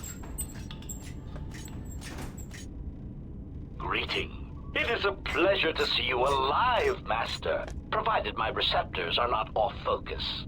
How may I be of assistance? Heard the boy extremely said that there's a container he'll never open here. I mean, it's the Jamrock Shuffle. Wait, not the Jamrock Shuffle. That was running, right? What was it? The looking through the container stuff. I forget the name.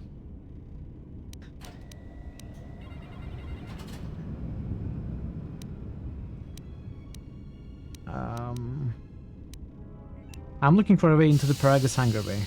It's totally the Jamrock Shuffle. Okay, yeah.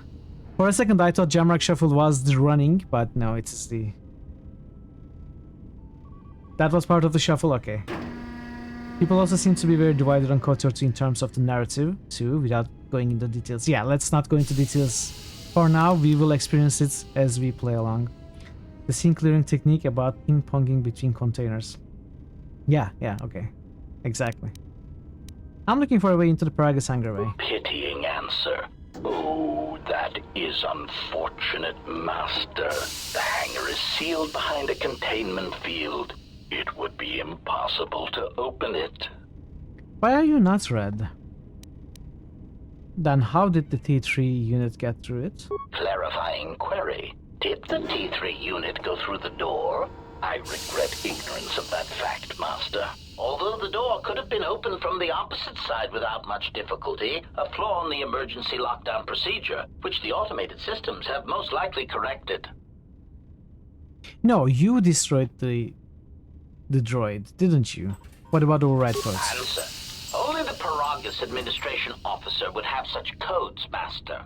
If he hasn't already been murdered in an unfortunate accident, then he is trapped in the dormitory section, which has been effectively cut off from the facility by explosives. Is it possible to contact him using a comlink? Apology. Unfortunately, communication with the dormitory section is severed, Master. It is perhaps for the best, especially if any other accidents have occurred in that section. If that were the case, the severed comlink would have spared us the satisfaction of hearing the miners' screams as they lived out their last moments in fear and terror. There must be another way.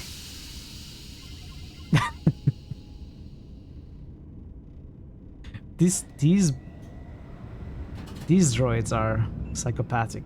Satisfaction? Rapid retraction. Why, yes, satisfaction in knowing Rapid their fate, retraction. Master. It would be unfortunate if they had been slaughtered, but there would be a calm, comforting certainty that there is nothing we can do to escape until a ship arrives. We don't know what's happened to them, so we need to find out. Theory. You could walk across the surface of the asteroid to the dormitory airlock, but such a route would be extremely hazardous, and I do not wish to see you damaged. Those miners could be hurt or in danger. We need to make sure they're alright. Warning. Master, continued exploration of this facility may place you in unnecessary danger. Is that I a threat? encourage you to return to the medical bay and wait for retrieval from a vessel that is no doubt on the way, even as we continue this pointless conversation. I'm your master and I'm giving you an order to assist me. Okay. Nah. I'm going to find those miners and you're going to help me. Weary resignation. Very well, Master. But there is very little You that like I your can character's do. posture? You see, She's the leaning a bit airlock back like she's is going to sealed say, by a are you for code. real? Are you talking to me, boy? You want a piece of me? Alright. So how do I get the code to the airlock? Correction.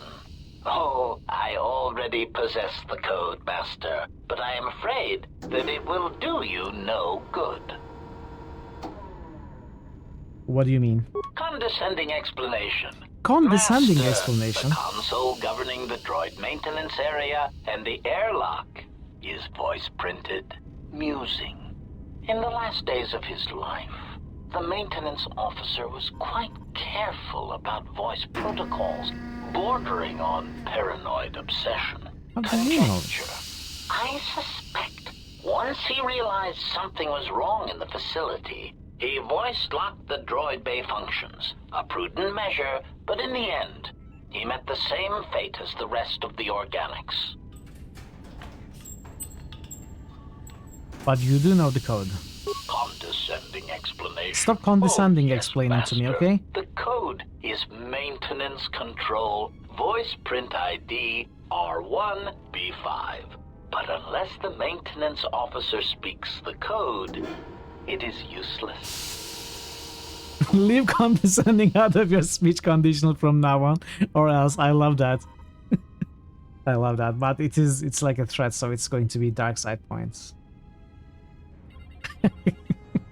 We are thinking alike, Mithril and Mithril. If they only had AI voice.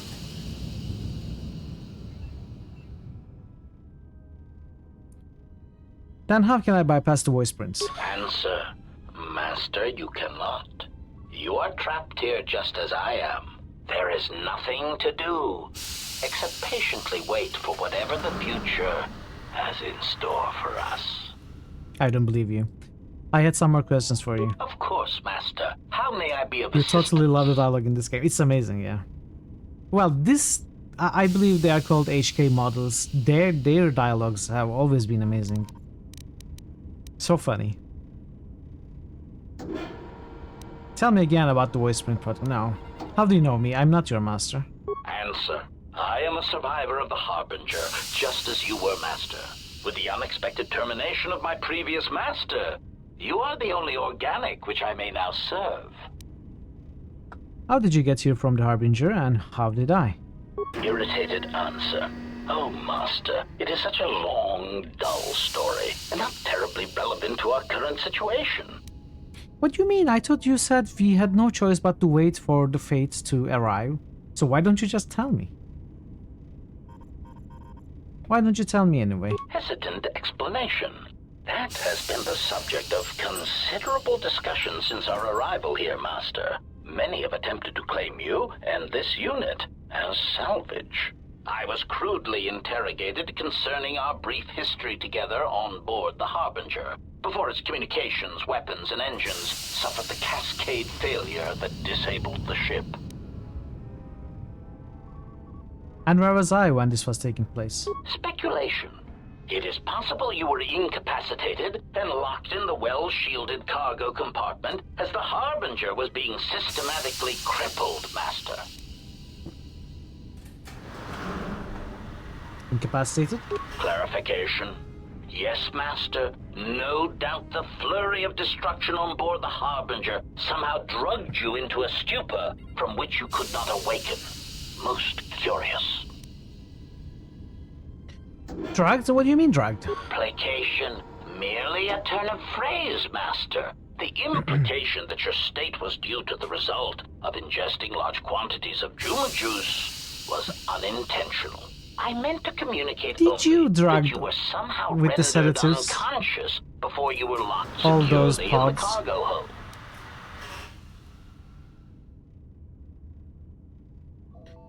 Locked? Clarification.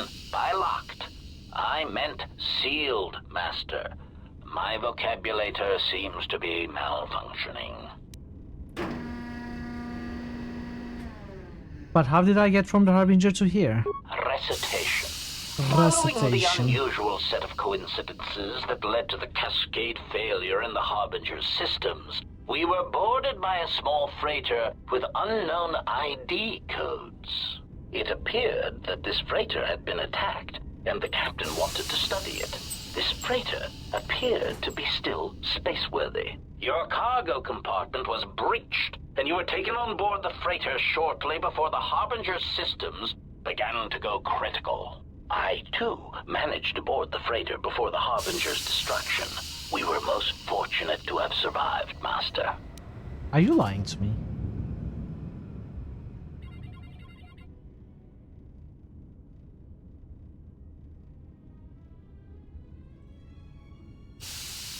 Why would they take me aboard? Explanation? I believe it was a smuggler's vessel by the name of the Ebon Hawk. Speculation. As to its purpose, I do not know.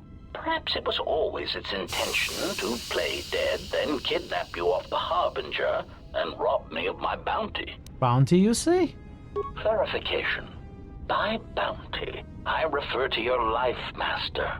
It would pain me to see you damaged in any way. That is why the arrival of this Ebon Hawk caused me considerable distress. And the Ebon Hawk came here? Apology. My memory core cannot provide a clear answer on that point, Master. Suffice to say that once we arrived at this floating rock, our situation became much clearer. How so? Explanation. Despite my market value, Master, the miners were far more interested in you. It did not take long for me to ascertain the reason for this. While an HK protocol droid is a valuable piece of property, Jedi are worth much more in certain exclusive markets across the galaxy. Painful admission. You are not a I must protocol confess droid, to you're an feelings of assassin. inferiority at the speculated difference between my value and the price for your capture. I was forced to remind myself it was not due to a failing of my model or function, but because you were a Jedi. How did they find out I was a Jedi? Surprised answer. Why, I told them, Master. You are the exiled Jedi who served with Revan in the Mandalorian Wars, are you not? How did anyone even know All you that were has a happened Jedi? has not been the result of a miscommunication. If so, then the problem lies with the core word databases, which are notorious. You look like a normal if attractive person. Who knows? Maybe I was showing off my lightsaber skills.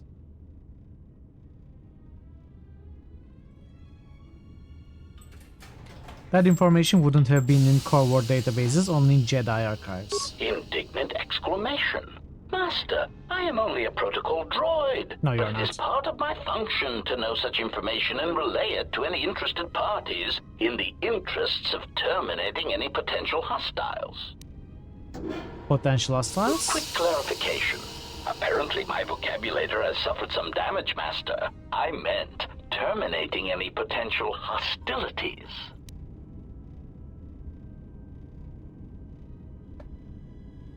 I see. Go on. Answer. All that has happened has been because they believe you to be a Jedi, Master. They debated what to do with you as you lay unconscious in the medical bay. One group seemed intent on selling you as property. The other group opposed this. Then what happened? 3 standard hours after the division between the miners became apparent, accidents began to occur throughout the facility. Well, it was a you, result wasn't of it? improper maintenance, I believe. It was These you. accidents coincided with the degradation of the mining droid behavioral cores. Crude models are prone to such failures, resulting in murderous rampages. The mortality rate of organics in the facility rose quickly. So what happened to the rest of the miners? Many miners began to join you in the medical bay as a cascade of flawlessly timed detonations occurred in isolated gas pockets in the lower levels of the facility. The explosions herded the miners into emergency sections of the station, quickly and efficiently cutting them off from communications and facility control. But sadly enough, not the ventilation systems. Sadly enough, what do you mean? You see, the explosions had damaged specific sections of this facility's ventilation systems, causing a slow, lethal buildup of toxic fumes in the dormitory level. Are you responsible for all this? Defensive answer.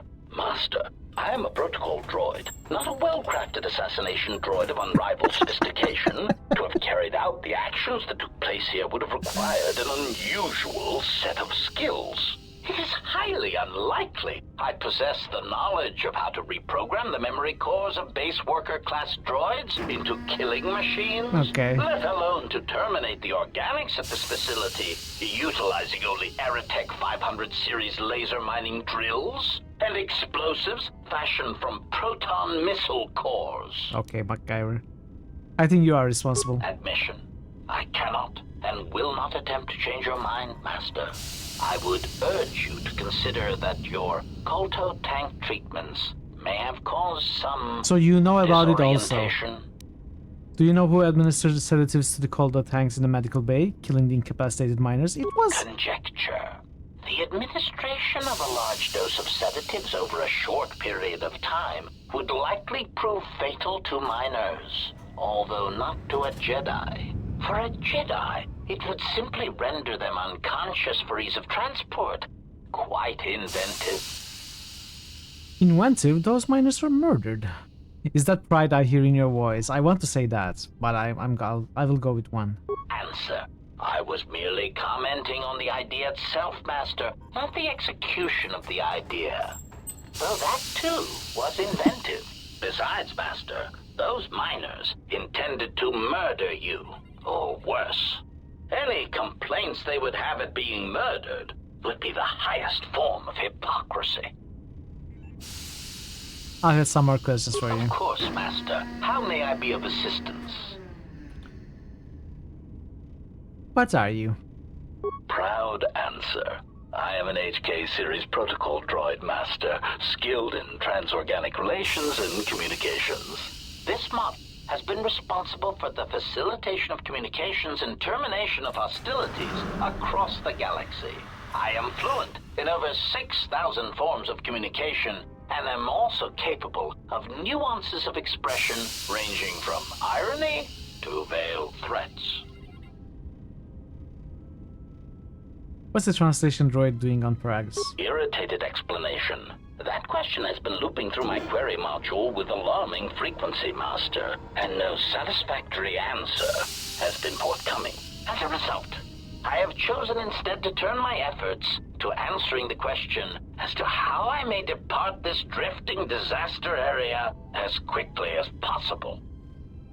What have you determined? Answer. It is only a matter of time before a ship or freighter docks with the Paragus facility. When that occurs, we shall depart this place forever. Wait all you want, but I'm getting out of here on my own. Condescending retraction. I believe you will do your best, Master. This facility would have to be nailed down with a droid-level precision to prevent your escape. I have some more questions for you. Of course, Master. How may I be of assistance? Have you seen a T3 unit? Hesitant answer. A T3 utility droid would be a Why common hesitant? sight in this facility. It is indeed curious that I have not seen many since my arrival. However, I feel I must inform you that, droid prejudice aside, T3 models exhibit excessive individualism when not routinely memory wiped. This individualism can become such a nuisance that even a droid such as myself is tempted to reduce them to their base components, if not crush them into slag. But enough of my seemingly irrelevant tangent. Where did you leave the droid, Master? That would logically be the best place to look. Oh, thank you. That really helps.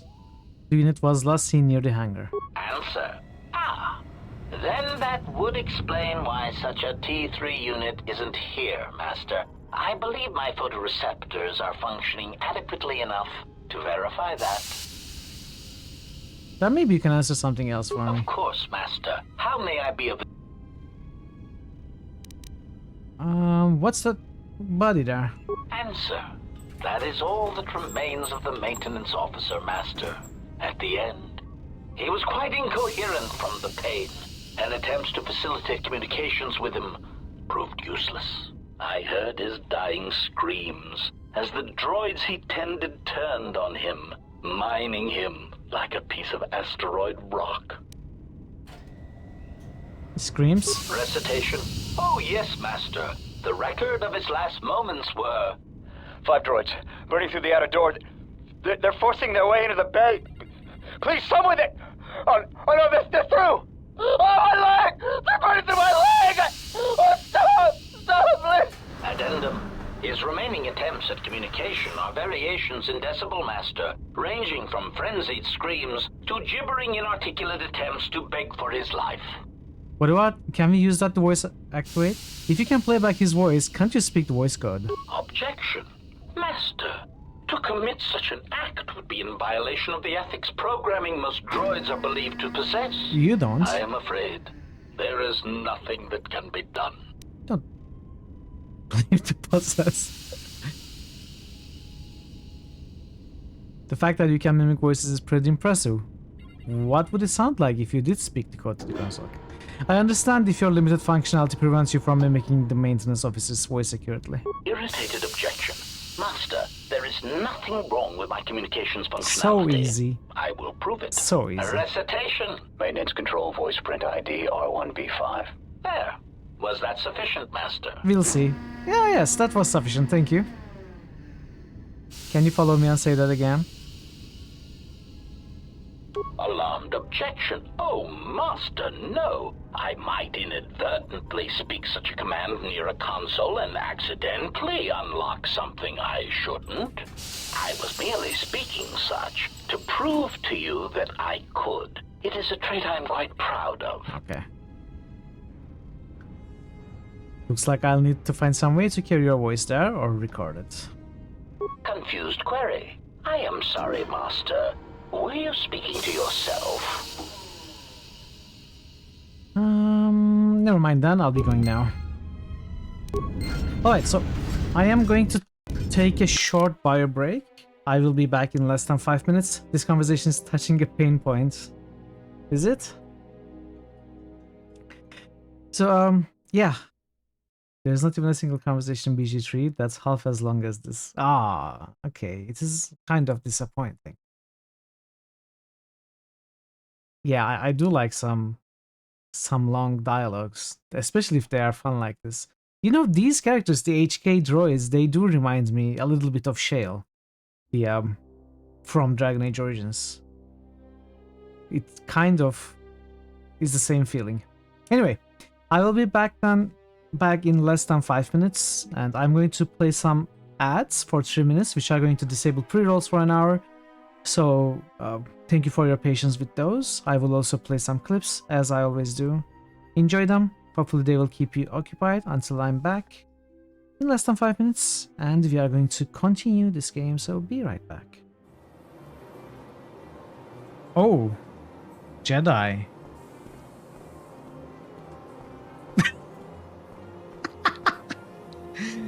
Uh-oh. Bye. Cardinal Gianelli. That was amazing. I don't think he's catching up on his paperwork. That's very odd. He never uses the factory entrance. I think we need to follow him. Side for you. For you! For you!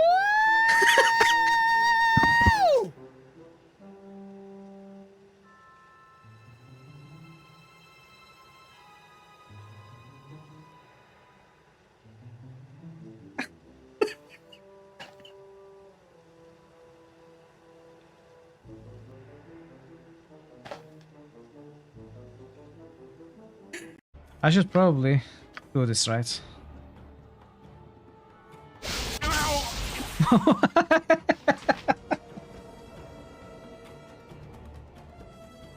Sorry. This better be good. What? Well, they're old friends. They won't mind.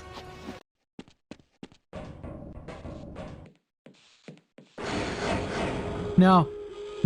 Did I just cook the guy? I hope not.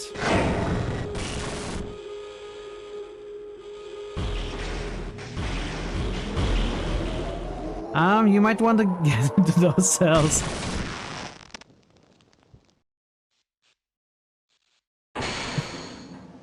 It's his fault. Why is he standing there? Happy Independence Day, if you are celebrating, as we all know. 19 years ago today, Gordon Freeman liberated the United States of America from aliens. So, America celebrates Independence Day since then. And we are going to be reenacting that liberation today. We are going to be playing the game Half-Life 2, inspired by real events. Your sandwich fell butter down on your keyboards. What? Why didn't you glue a cat to the other side?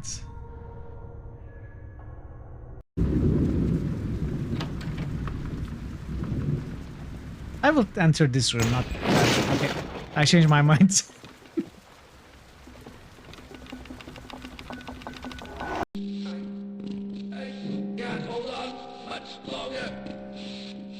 I'm gonna save ya.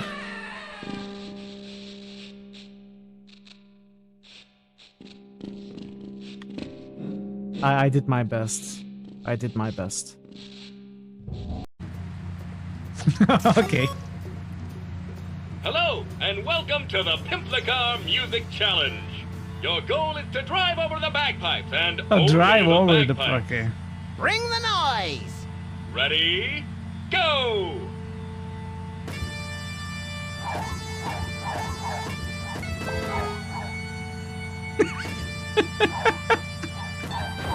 What?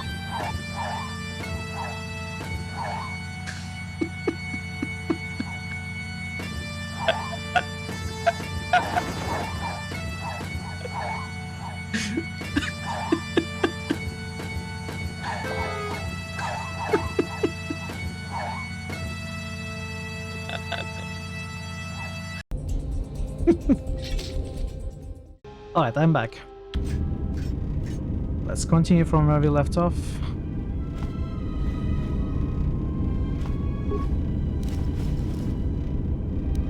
Energy shield. Welcome back. Thank you, Parrot. So we either gotta trick this droid or find a way to record him saying what he's saying to open that door. Sonic imprint sensor. Datapad, sonic imprint sensor. With the protocol droid's help, I finished work on the sonic imprint sensors. I've installed them in the mining droids, but I'm locking up the original here to prevent the other miners from using its ability to record and play back voices to override the droid's voice point protocols. Well, that was easy. Can we... Okay, first of all, can we upgrade anything we have? Possibly this, maybe? Ranged.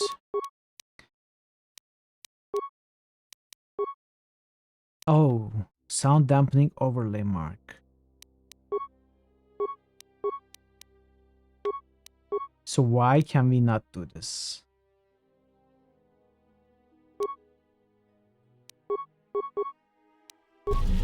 I don't know, maybe we don't have enough repair. Create breakdown. What can we break down?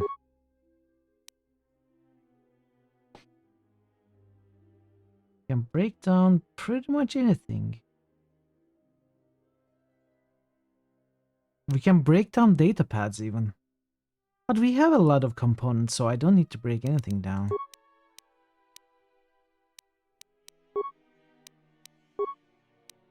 I can make scopes. But those weapons cannot be upgraded, so it's not useful. Okay, I guess I shouldn't be doing anything for now.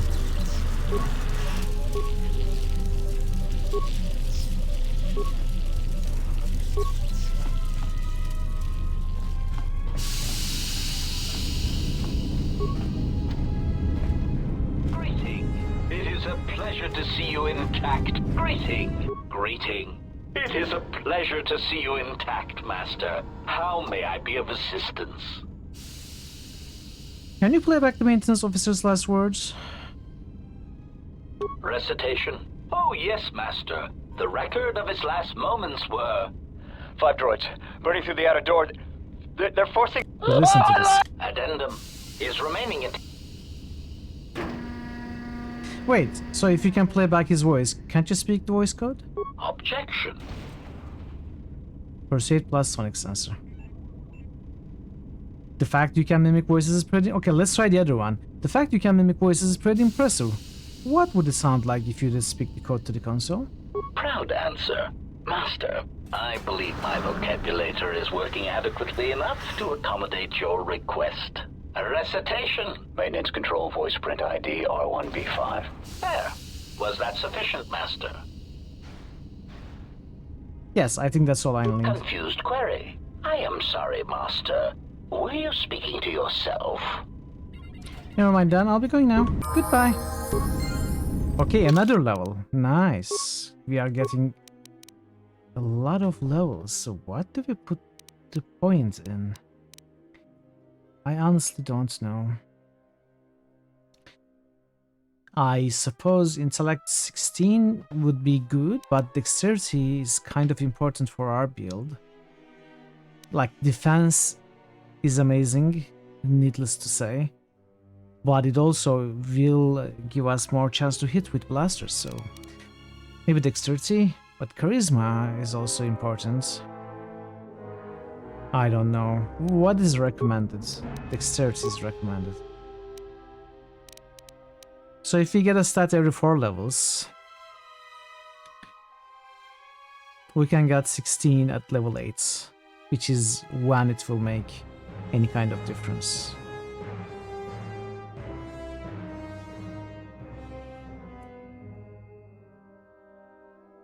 I don't know.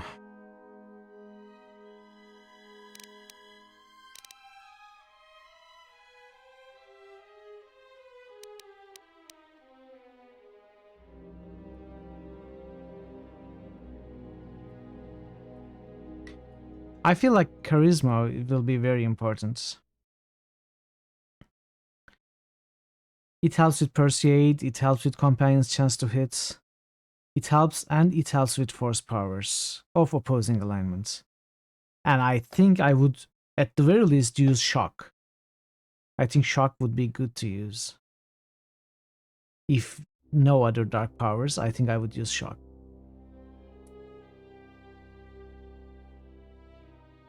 It also increases the potency of a character's force powers. I think charisma is very important in that case, but wisdom...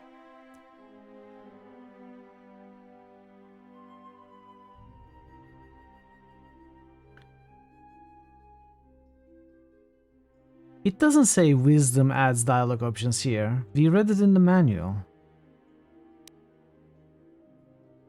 Well, it doesn't say it for intelligence either, though. This is knowledge and reasoning, this is willpower and perception. I don't know, they are all important. Should we go with 16 charisma first? Let's do it. Let's go with 16 charisma in 2 levels, or rather 8 levels.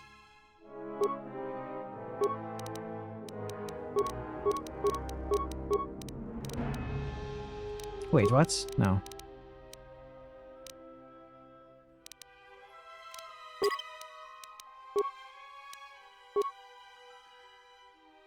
Dialogue options are based on skills. Do you think wisdom is referring to awareness, a wisdom skill that does occur in dialogue quite a bit? Oh, okay, so I don't really need wisdom as a stat then, since I'm putting points in awareness, I don't really need to increase wisdom.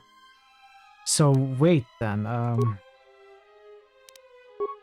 let me go back. So if I'm putting points in persuade in the same way, do I not need to put points in charisma?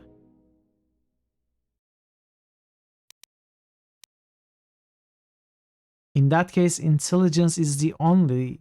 Okay, if someone knows the details of the system, feel free to answer this question and explain it to me.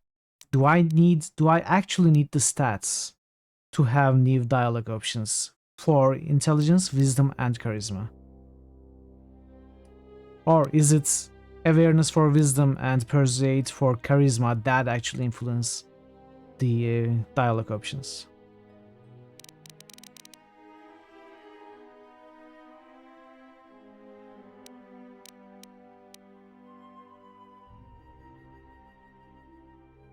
I mean, charisma is useful either way. It's not just dialogue options. I don't think charisma even gives you dialogue options apart from persuasion.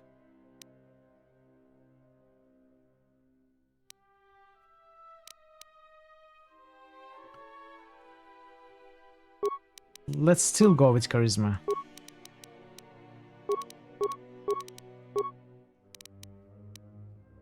Awareness is wisdom, persuaded charisma. So what is the intelligence dialogue skill? There is no such thing, right? It is the stats that is required, not the skill.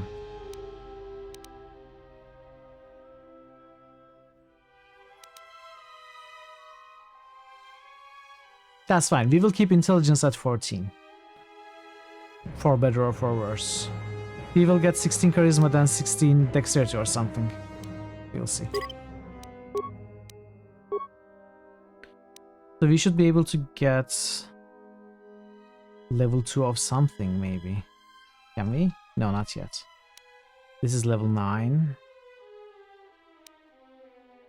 This is level 6.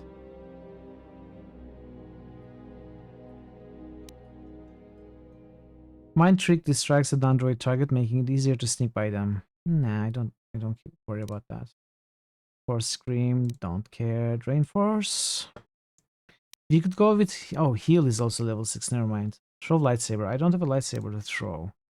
Force push. This is also very good. For sure. And shock. Obviously.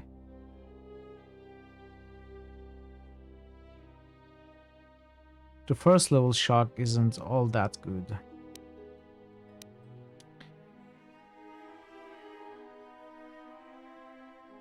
But later, it gets amazing. Fear I don't like. Slow is possibly a nice one to have. Stun droid. I don't really care about stun droid. One source says, as a general rule, high awareness, computer repair, intelligence, and charisma are good for unlocking dialogue options. Okay, so mentions the skill as well as the 2 stats. I see, okay. Then we might go 16 charisma, 16 intelligence. But I think I'm okay with 14 intelligence. I do want charisma and dexterity, I think. It would help if I knew what level I should expect to reach towards the end of the game so that I could plan ahead. But it's also the thing about playing blind for the first time, right? You cannot really prepare, which is okay. I'm okay with it. Revitalize. Nah. Force body. What is this? This power enables the character to use their own health to feel force powers. Oh. I don't want this. Battle meditation. Oh, isn't this what Bastilla had? This power grants +2 attack rolls, +2 damage, +2 will. Nice one. This is a nice power. Force barrier. Damage absorb. Okay, there are some nice ones here. Recognize me? Arisa by Babylon Zool. Did you know it has been 7 months? My warlock got hit in the face pretty hard last session and lost a tooth. He now has to wear braces of defense. But really, did you hear the one about why was the gnome artificer embarrassed when his clockwork crocodile stopped working? He had a reptile dysfunction. Happy 7 months. Thank you, Babylon Zool. Thank you so much for the resub, and those are some nice jokes. I love them. I love them. It's good to see you. Thank you for the support, and thanks for stopping by. How are you doing? How are your Baldur's Gate 3 and not Jagged Alliance, I'm sorry, Fallout Tactics playthroughs coming along? This game is fantastic. Yes, it is very good. I am really enjoying it. We just started today. It hasn't been too long. And it's been really fun so far. It's been going well. How about you, buddy? How about you? I'm trying to decide which power to get. We are level 4. I think I might just get Shock already. Like, it is good to unlock Shock. Shock is a good power. Even if it's dark, we will go light, but still. It's a good power to have. We'll go with it. We'll go with Shock. You're great. You beat the level yesterday without any other losses. That's perfect. That's perfect. Glad to hear. I'm looking forward to playing Baldur's Gate. I guess Baldur's Gate is on my mind. I'm looking forward to play Fallout Tactics, and it's getting some boosts. I'm happy about it. It's rising up slowly but surely, whenever especially QP is around to boost it.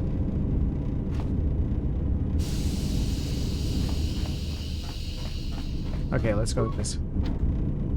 We are counting the minutes to play some BG3 off stream here in a couple of hours. I'm glad you are enjoying it. The turbo lift to the mining tunnels is sealed. Greeting.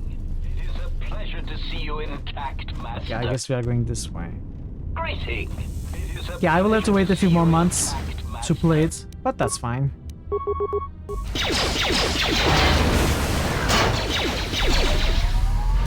I'm happy with building anticipation and hype for myself.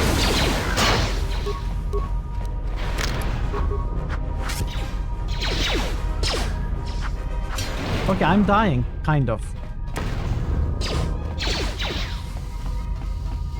What is this green? Am I poisoned?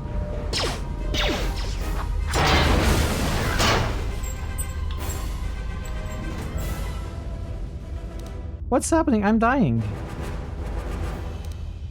I died.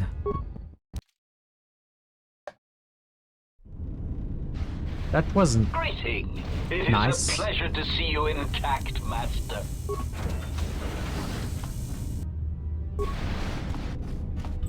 Greeting. It is a pleasure to Dude, see shut you. up. Greeting.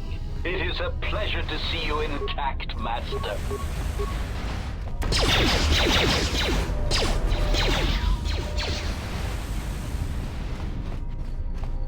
Help me if you want to keep me intact. Greeting. It is a pleasure to see you intact. Dude, I'm going to Master. shoot you. Stop saying that.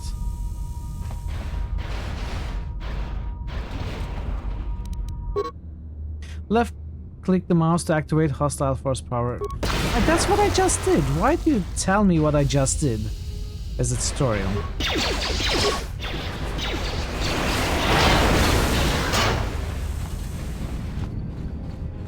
Greeting. It is a pleasure to see you intact, Master.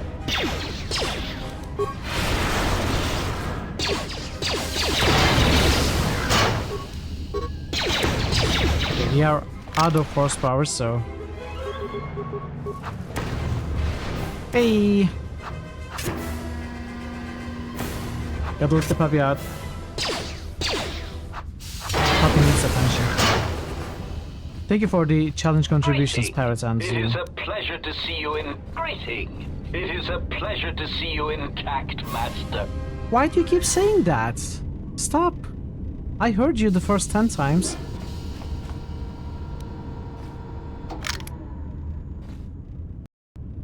Hey, more contribution by Proc. So if you're not sure about contributing, this challenge is actually going to last until 2024, so up until 1st of January next year. It's not the number of days it shows right now. It's going to be extended.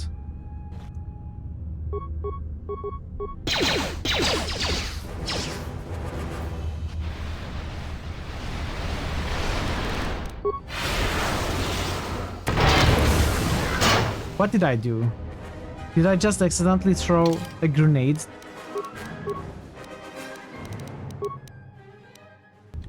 I don't know if I did it or not. That's fine.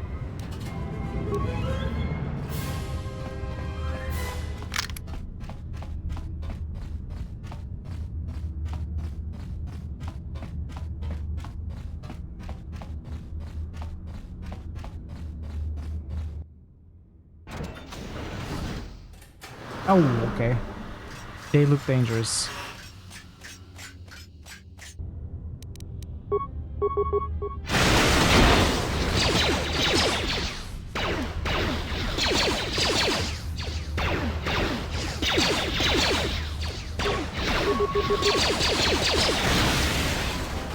They weren't dangerous.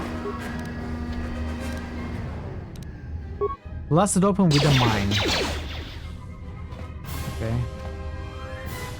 We'll try to find the mine.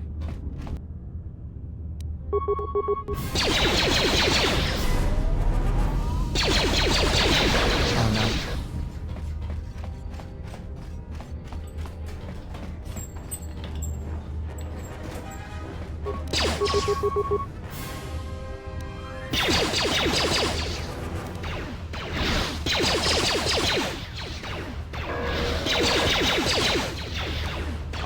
There's a medic out there.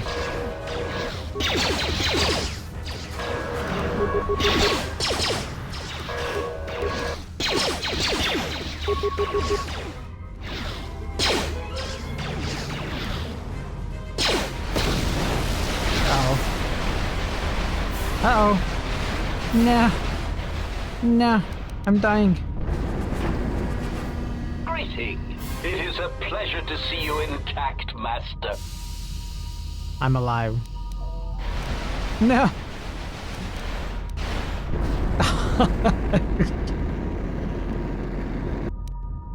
Okay. Let's try this again.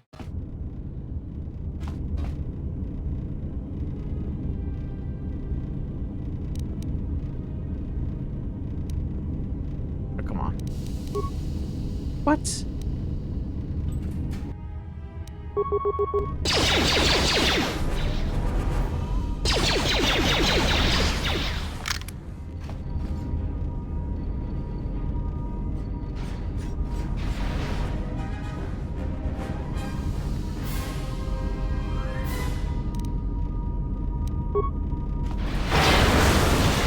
Okay, that worked.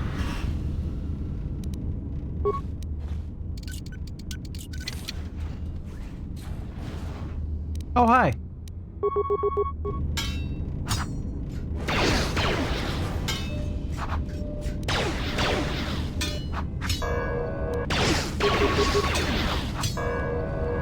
No, don't attack that.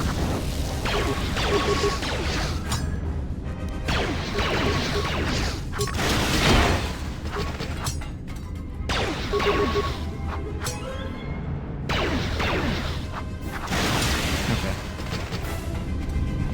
We somehow handled it.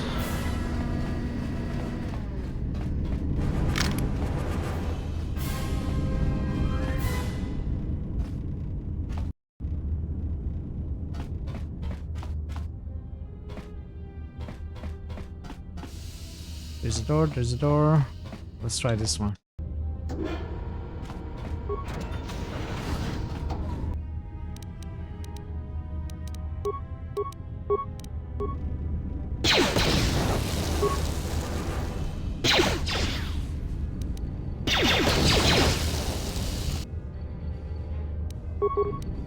Floating mine? Yeah. Ooh. I thought they were utility droids, they're not. Bragus, hell yeah. Hey, 12PC, good to see you. How are you doing? Hey, Rhino! Hello, Rhino. How are you doing? It's good to see you. Thank you so much for the challenge contribution.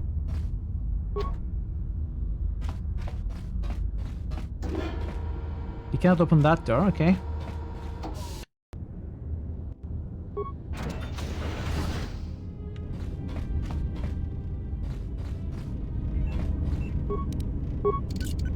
Your internet's decided not to work, but you're finally back. Welcome back. Sorry to hear that, peasant.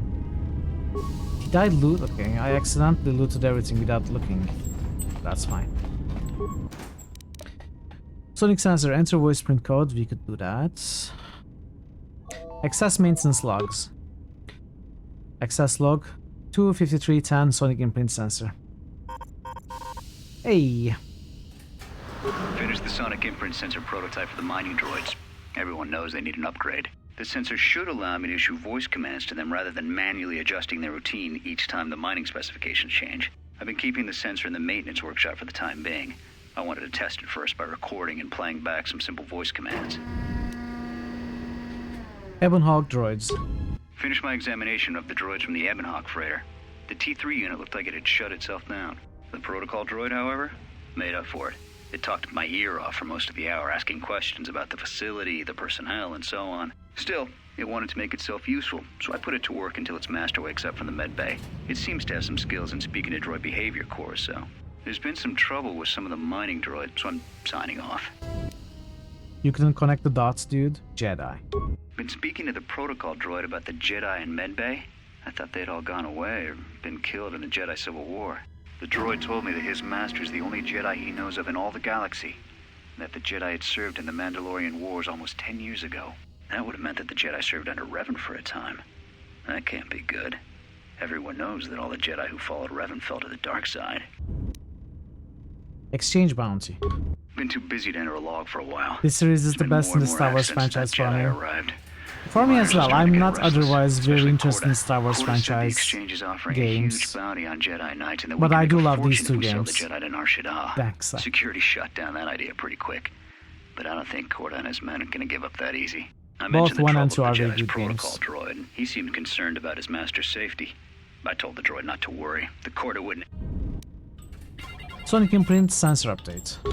With the protocol droid's help, I made some upgrades to the sonic imprint sensor. You love KOTOR and the using some Jedi of Knight the droid's games. vocabulary subroutines. In addition to its ability to store and record voices, it now has the droid's full array of alien languages, including Basic.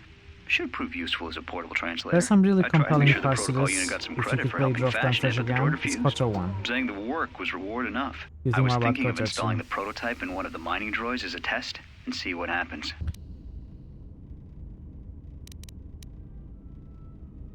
Access log, voice print ID.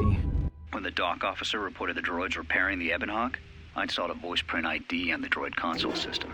Someone ordered them to repair that freighter, but I can't find a trace of the order anywhere. If anyone tries that again, they won't be able to do it from this terminal unless I let them. The voice print should cut any user off from the central functions unless I give the code.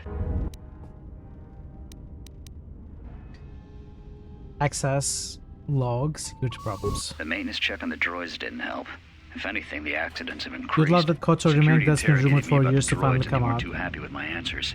It's pretty much cancelled, isn't These aren't it? combat models. They shouldn't even know how to attack. I can't help but think, what if somebody staged the initial trouble with the mining droids just to get them all sent to I don't know what the maintenance latest news and then are. did something to them?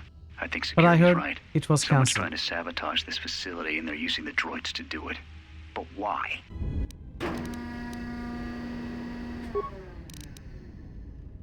It got shut down, yeah, that's what I thought. Access emergency subroutines. Check for exits from fuel depot. Administration turbolift active, emergency turbolift shut down, airlock active. Check containment field. Containment field activated, breach in fuel lines detected. Access to hangar bay denied. Trace source of the breach. The system is registering a blast in one of the main fuel lines. Containment field has been activated to keep the explosion isolated within the hangar bay and fuel lines. Awareness. That would imply that the fuel lines connect directly to the hangar bay. If you could get access to the fuel lines, you could bypass the containment field entirely. Check the fuel lines. Although the fuel lines are currently sealed because no ships are docked with the facility, they would open automatically if a ship did arrive. That will mean you would have to board the docked ship and go through the fuel line to reach the hangar, however, which would be an extreme means of gaining access. Check the other exits from the fuel depot. Check the containment field. Oh, we looked at this. Other exits. Turbolift administration level. Turbolift administration, access to fuel depot denied. Access to administration permitted. The turbolift to the administration level is programmed to automatically open only when entering administration from the fuel depot. Okay. Check turbolift to mining tunnels. Turbolift to mining tunnels, detonations detected. Venting systems activated, access denied. The turbolift's door to the mining tunnels has been locked down and it cannot be opened. You cannot use it to re-enter the tunnels. Check airlock. Airlock is locked. Main console functions. Access communication systems. Damaged, inoperative. Repair, run diagnostic on damaged systems. Thank you for the contribution, Taz. Did you boost anything today? You forgot? I can check. No, you haven't boosted today. Communication system circuit being severed with a laser drill, and there's too much interference in the asteroid rock to allow you to contact any other level via comm. Access cameras. Containment field camera. Critical hits must. Fazan just musted Undertale. Moo. New critical hits must. Moo. Fazan just musted Deltarune. New critical hits must. Fazan just musted 69. So that is Undertale, which passes Silver. Deltarune. And 69, position 69 would be Explorer today.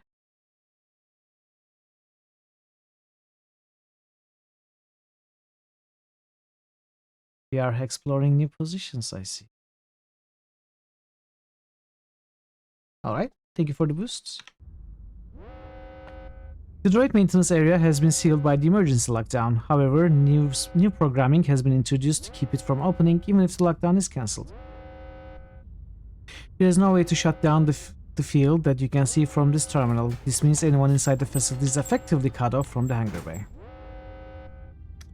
You're welcome, Taz.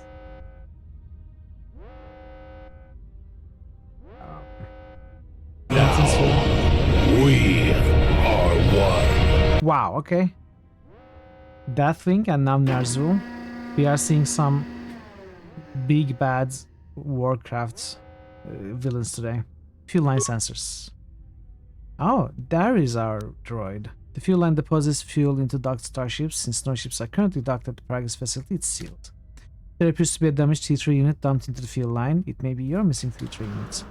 There is also some sort of metal case next to the T3 units, but you can't make it out. It may have been deliberately dumped down there. Airlock camera. Enter voice print code. Let's do Maintenance this. control, voice print ID, R1B5.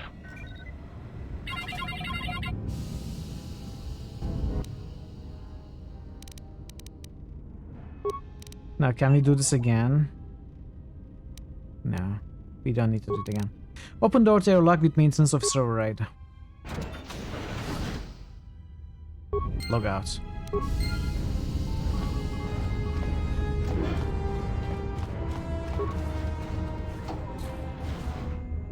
Turbo lift goes to administration level.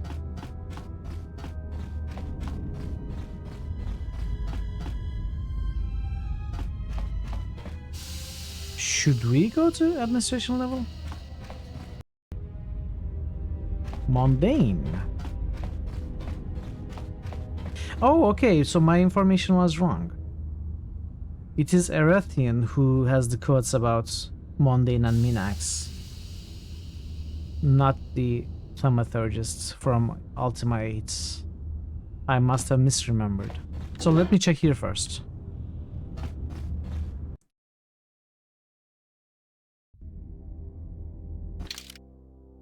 We have obviously been here. Did we unlock a shortcut now?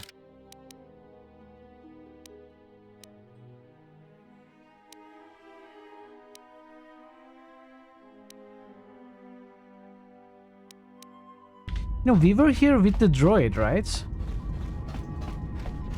Oh, no. Never mind. Glad you survived the tunnels. Find anything when you were down there? Found anything? I found a talkative protocol droid down in the fuel depot. Yeah? Did you blow it up? What do you mean? Why would I do that? Because droids can't be trusted. The miners may still be alive. They are trapped in the dormitory section. So they are still alive. But the dormitory comm isn't picking up anything. Is there any way to get to them? I need to open an airlock, but it's sealed with a voice print protocol by the maintenance officer. I already did it. Voice print? Great. That means he'd have to speak the code. And he's dead, right?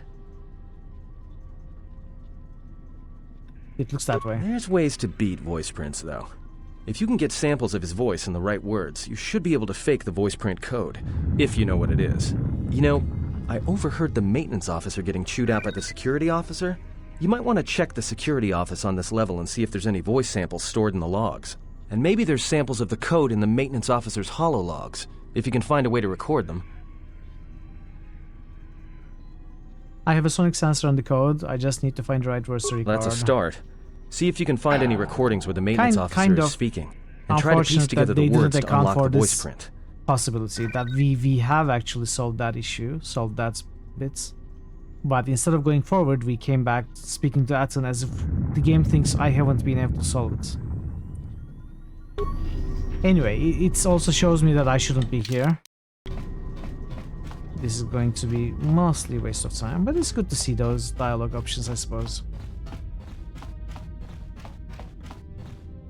So that could have been a Gabriel Knight 2 kind of puzzle, you know. Cut the voice recording in a way that you want the recording to say something specific. But we tricked the droid. Thanks to our persuasion. We don't need to solve the puzzle the long way. I wonder if that way awarded more experience. Probably not. In order to exit the airlock, you will need the spacesuit stored in the locker in this room. It should equip automatically when you select the outer airlock, okay?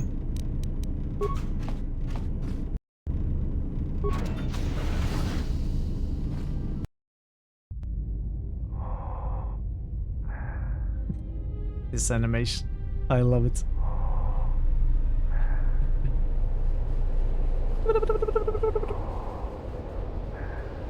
Why am I taking damage? What's happening? Oh, I just walked through the jets. That's good. Don't try that at home.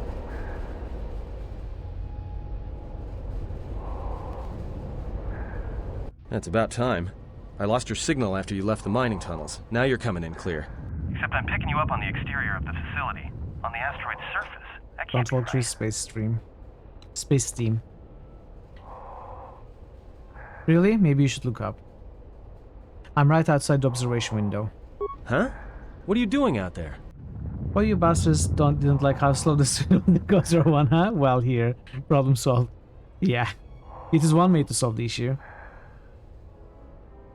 I need to reach the miners in the dormitory section, and this is the only way to get there. Why don't you make yourself useful and shut down the venting systems before I'm burned alive? Nah. You're crazy, even for a Jedi. Look, you need to get out of there, quick.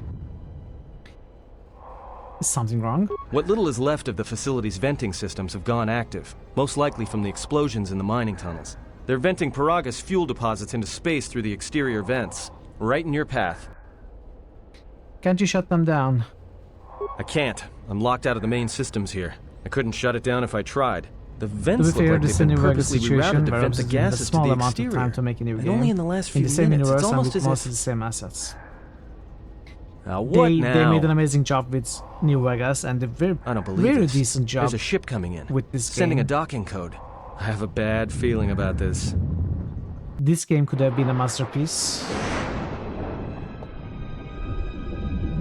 And it pretty much is with the restoration mod.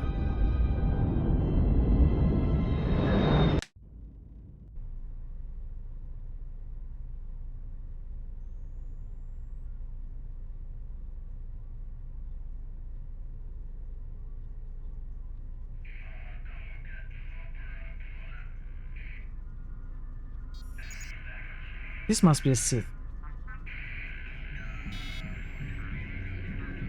But why are all the Sith officers dead around him?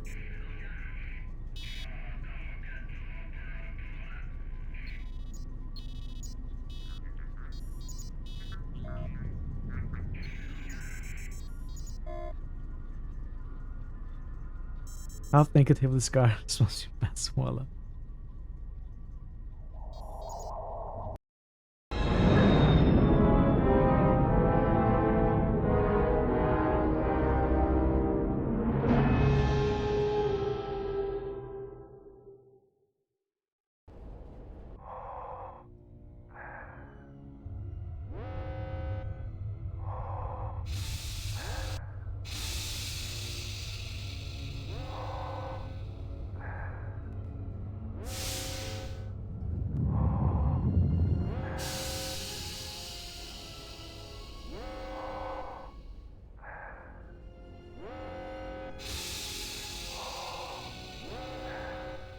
Is there stuttering?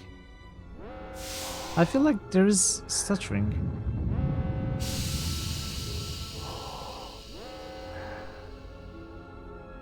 Like the ship's movement was kind of janky. I don't know.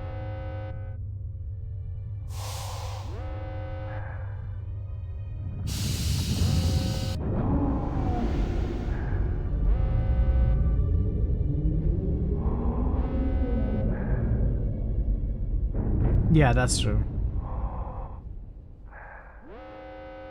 As long as there's nothing noticeable.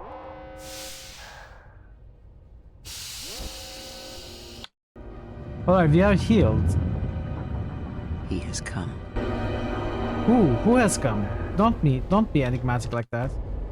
Tell me, give me straight answers.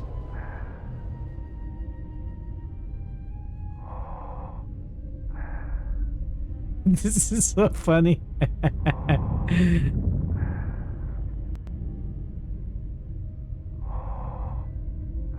No, run back.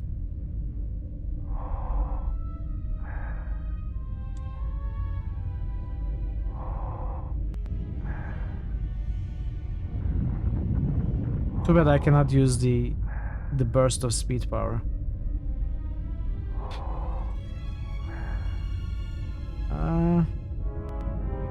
Are you gonna turn off?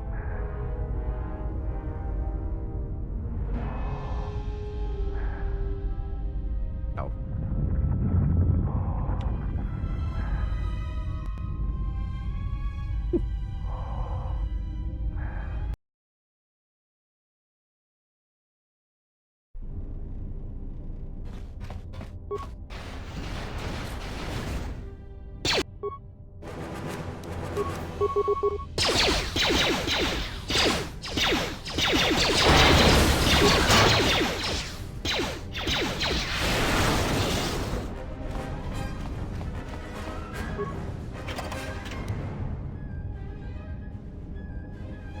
Molinine edge, what is that? I wish I could look at the items when I'm picking them up, like in the containers.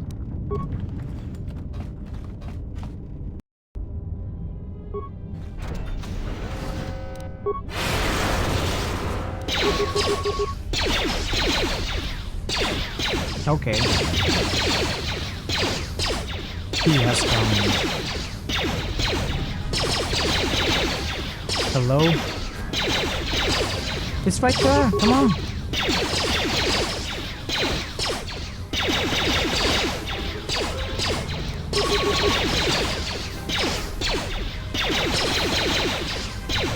Are you serious?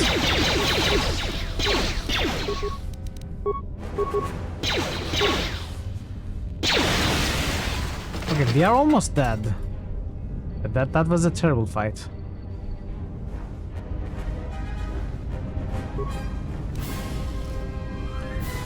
Mandalorian melee shield, datapad, storage log. Now the fire suppression systems have gone active. I can't even begin.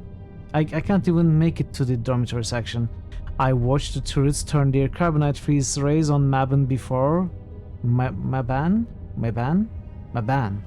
before we even got halfway across the room. Fortunately, their range doesn't seem to go beyond the room itself, so I was able to remain safe in the corridor. But I didn't have any ranged weapons to take them out from a distance, so I didn't have a stealth field. And I didn't have a stealth field generator to sneak across the room either. I tried unlocking the storage room door to see if there were any cold resistance items or grenades I could use, but the door was sealed from the lockdown. I don't know enough about security systems to open it, and I didn't have a sonic charge to blow the doors open. Still, as long as the droids don't make it into this section, I should be alright. Yeah, you look alright to me. It always works. When in doubt. Okay. I think I'm asking for it.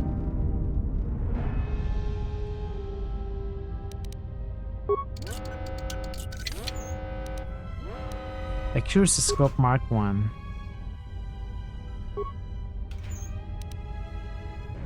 Heat shielding mark.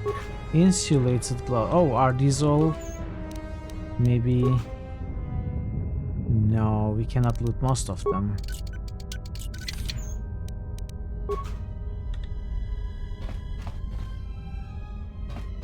Let's check this out. Let's see if we can upgrade anything. We cannot, except the uniform, which for some reason doesn't work. I suspect it is because we don't have repair skill.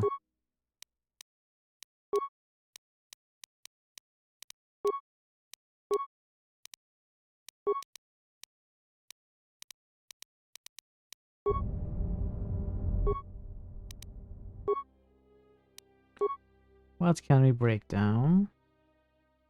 Nothing. Nothing that I want to break down. We cannot make a better weapon. Okay, never mind this. Reflex package, +1 reflex. I'll take that. Better than nothing. Insulated gloves, again, better than nothing. 5 uses.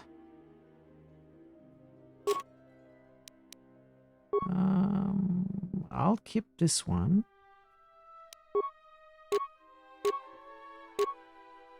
And keep that one as well. +2 fortitude. I don't want the stealth. I will kill them for experience. I might consider using the heavy mining laser though.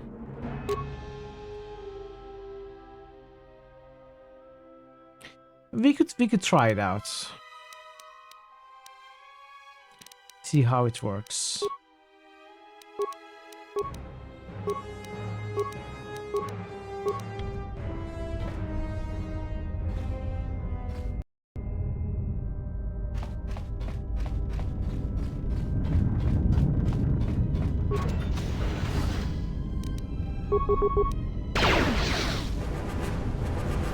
Automated fire extinguisher. I'm basically fighting a fire hydrant.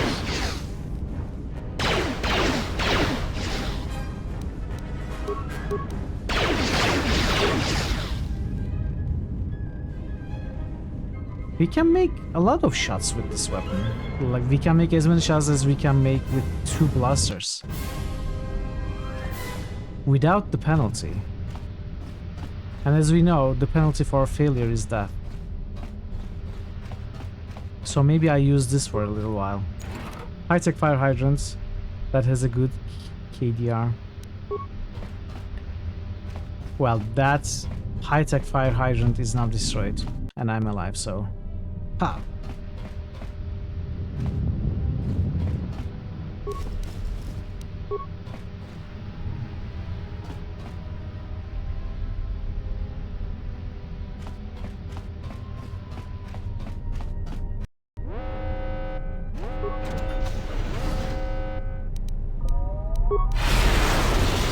What?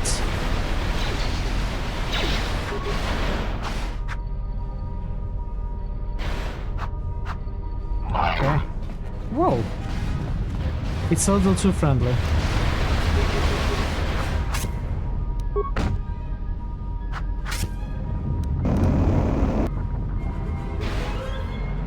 Stop suppressing me.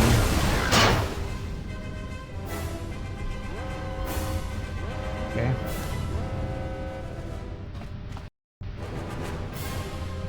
Yeah, but I don't want any hugs.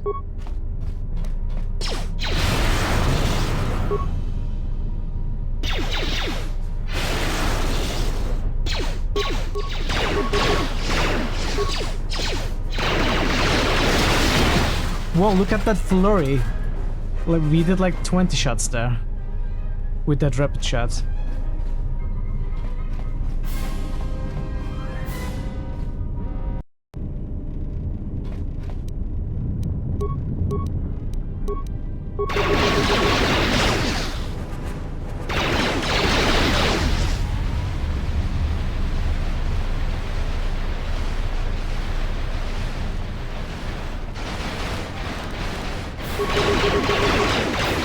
It doesn't help that none of them hit though.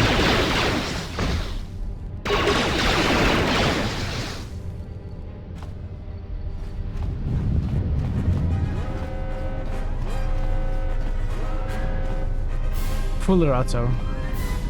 Fuller autoer.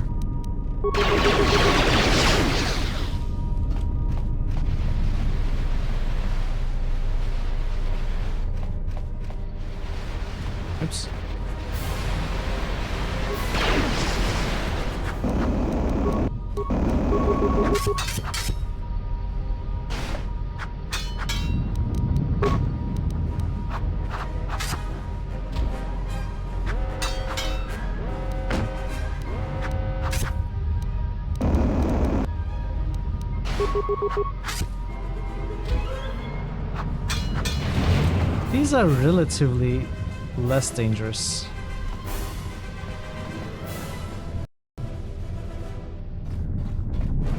I should probably heal with a med pack. I don't know why I'm not.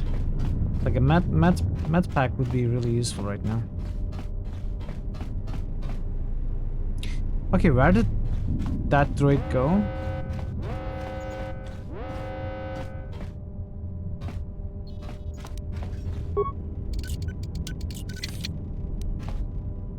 Okay. Yeah, but in 20 hours time we will probably have 20 more. We already have what? We have 18.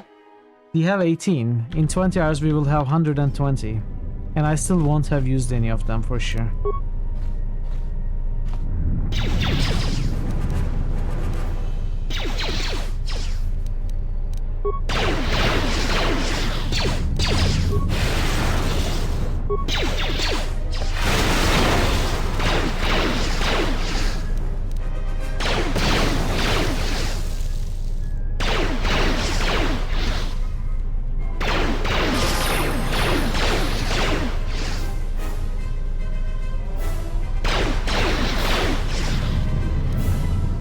Hoarding is what matters.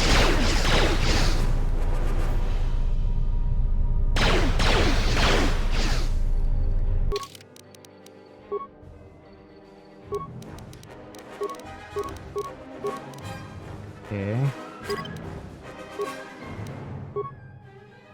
Powers. I don't know. Probably push or stun. Stun would be nice as well. Or we could go for some defensive buffs. Like there was this energy resistance.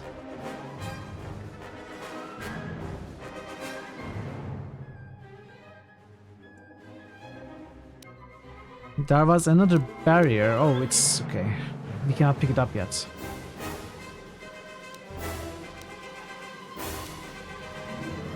I think I want push. Can I pick push up yet?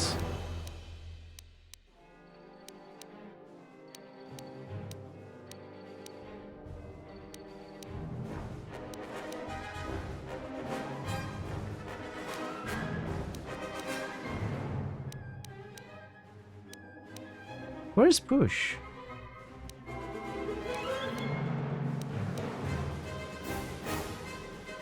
There.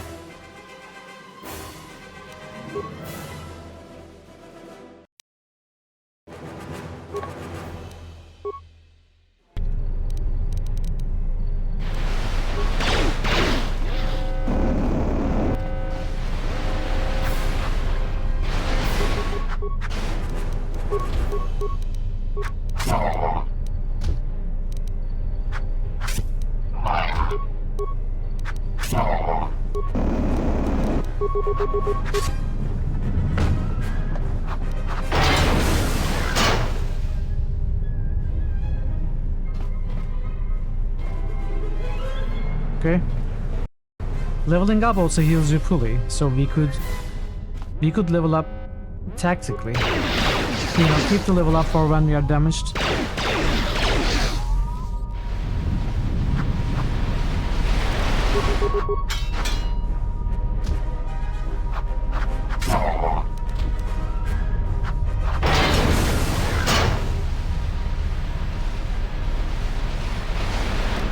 Oh.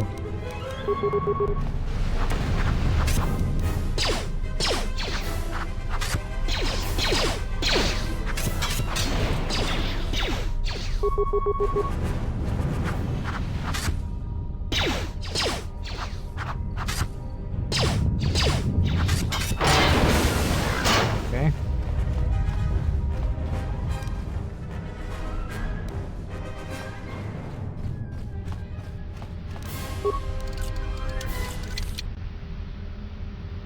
Blast cylinder has been damaged in the explosion that has hit this level. The lock is melted, but you may be able to blast it open with a mine. But I cannot pick up any mines. The lack of demolition skill is really hurting me. But then again, this is the first part of the game.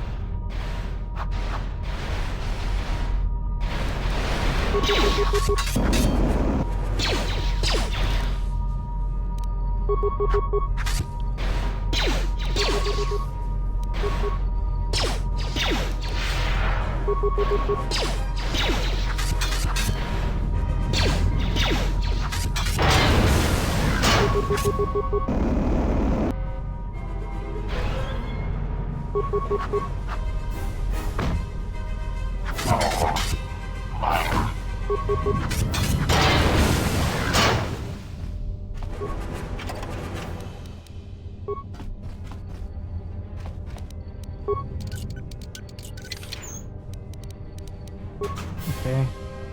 More armor upgrades that we cannot use. Perfectly fine.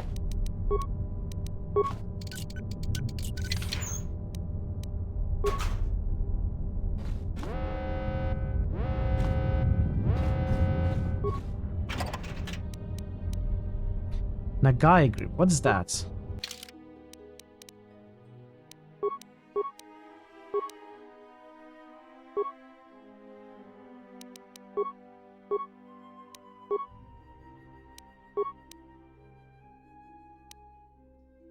Oh, it's a melee upgrade item, okay.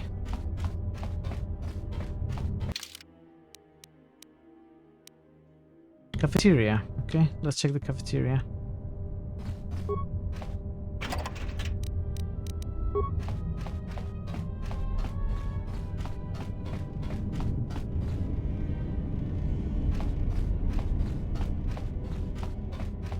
I guess I should go to that room that I skipped. There was a console and a locked door across. I thought that might be the correct path forward. I skipped, but probably not.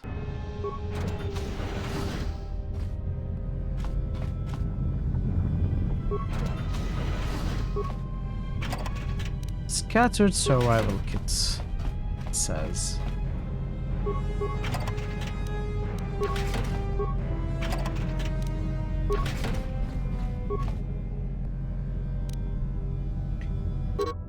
I swear they are never going to get around to fixing the ventilation systems, and if the food processor's back up again, then next time the fumes start flooding the mess hall, I'll be dead rather than just nauseous. I'll keep the breath mask here just in case we have a repeat incident. Well, your mask now belongs to me.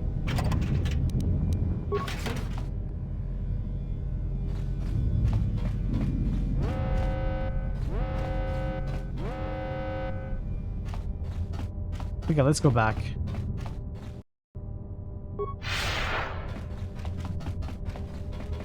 Let's go back for a moment.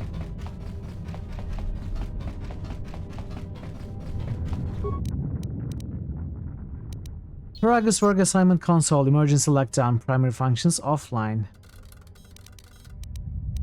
Destroy the console to force open the dormitory door. I don't know if that would work. Reroute the main console system, 1 parts. I'm happy to spend parts. You have rerouted the system bypassing the main console functions. Check duty shift logs. These appear to be nothing more than a long list of work assignments, with the number of miners available for duty decreasing over the past 3 days, citing several medbay logs. Access remote camera controls. Mass hall. We were just here. Dormitory west. It looks like the miners inside the dormitory are either dead or unconscious, and that gas you see on the screen looks toxic. Shut down dormitory ventilation systems would use 1 spikes. I mean, I have a breath mask. Welcome back, VLM. Is there only 1,000 here? Sure, it seems so. Well, there are a lot of people lurking, and that's perfectly fine. Actually, I don't know how many people are here. I never checked the viewer numbers. So maybe there's only 1,000 here. That could also be a thing. Which is also fine, you know?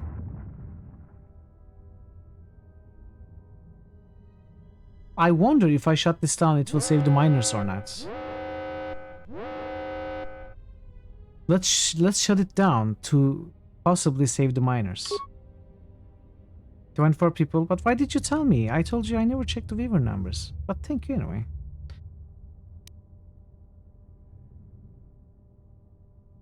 Return to camera functions. Dormitory East. Turbo lift to administration level.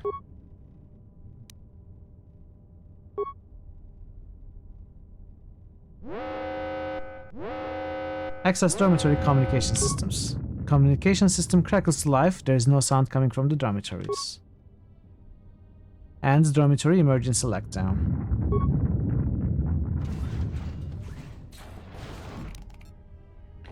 Return to main console functions, log out. Maybe this was the main path for me. It's the dormitories. What is this? Turbo lift access console. Any Sith encounters while you were away? Well, some ship docked, but we haven't been able to see who is in there. There seems to be a Sith in there. We haven't encountered any Sith directly.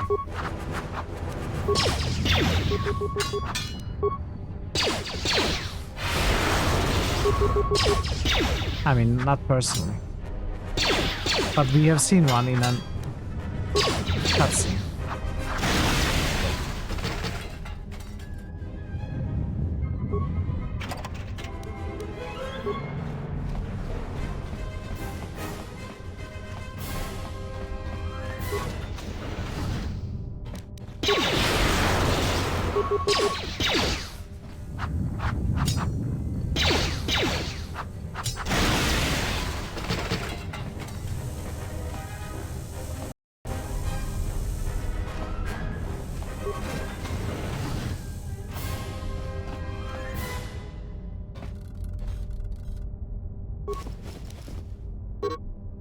This hololog looks like it needs to be plugged into a holo reader in order to play back the contents. Okay.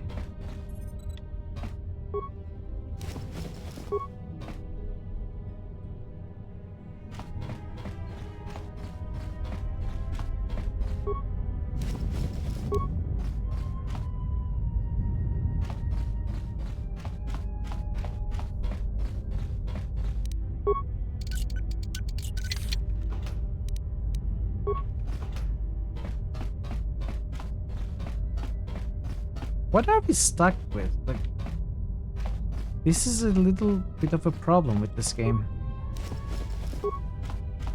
Easy to get stuck at terrain.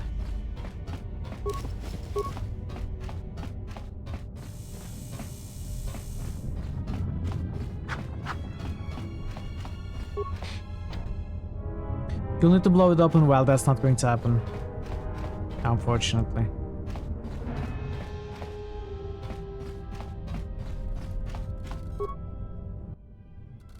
Common log console. Insert datapad to play send holo. Replay last recorded logs. Transmission status active. Search for logged holo display entries. No logged holos on system. Insert personal datapad to play holo log. Check the transmission. Transmitting subspace flash sequence. Intelligence. Looks like a military flash code. If I can get a reference number for a few of the symbols, I should be able to decode it. Common log console.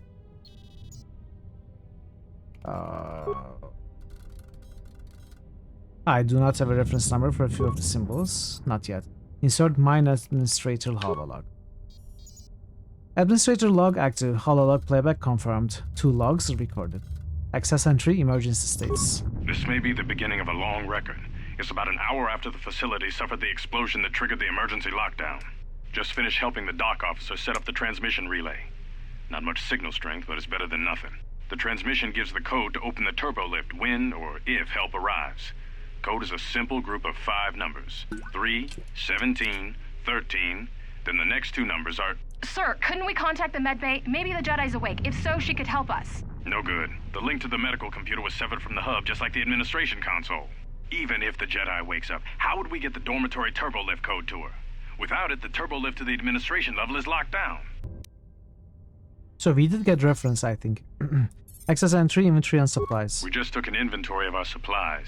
We've got enough emergency rations in the dormitories to last almost a month. But with all the problems in the facility, I don't know how long we'll last. I wish we could contact the Jedi. Maybe she could... No. She's still floating in that damn tank. Someone's played us for fools. And since Corder and his crew aren't locked in here with us, it's pretty clear who it was. If I ever catch up with that Mandalorian-loving son of a...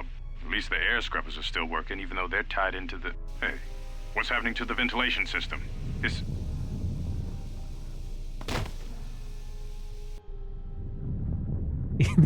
Did you see him get back up?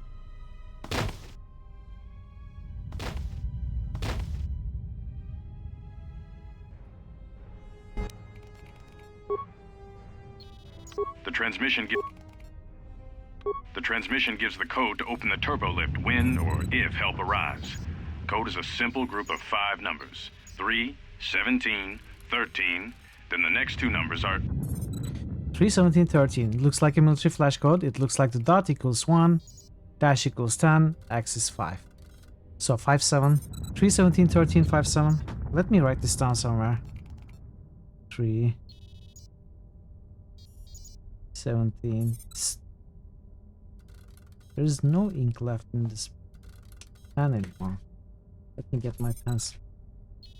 3, 17, 13, 5, and 7. Turn to main functions. All right.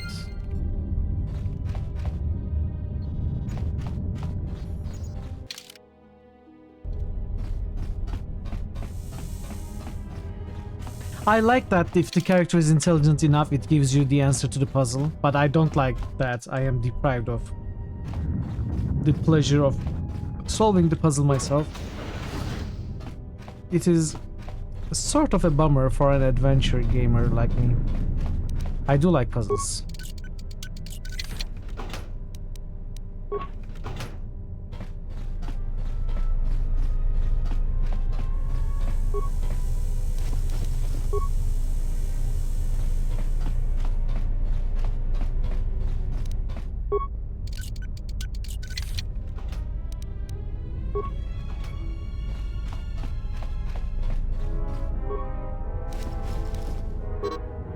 This hololog looks like it needs to be plugged into... Okay, it's the same thing.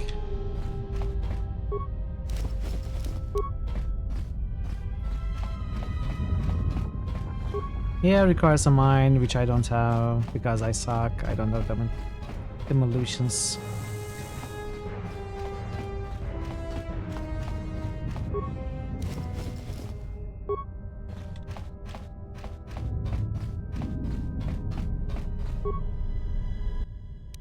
Repair. Scavenge the console for components. You have scavenged some components from the broken terminal. Okay.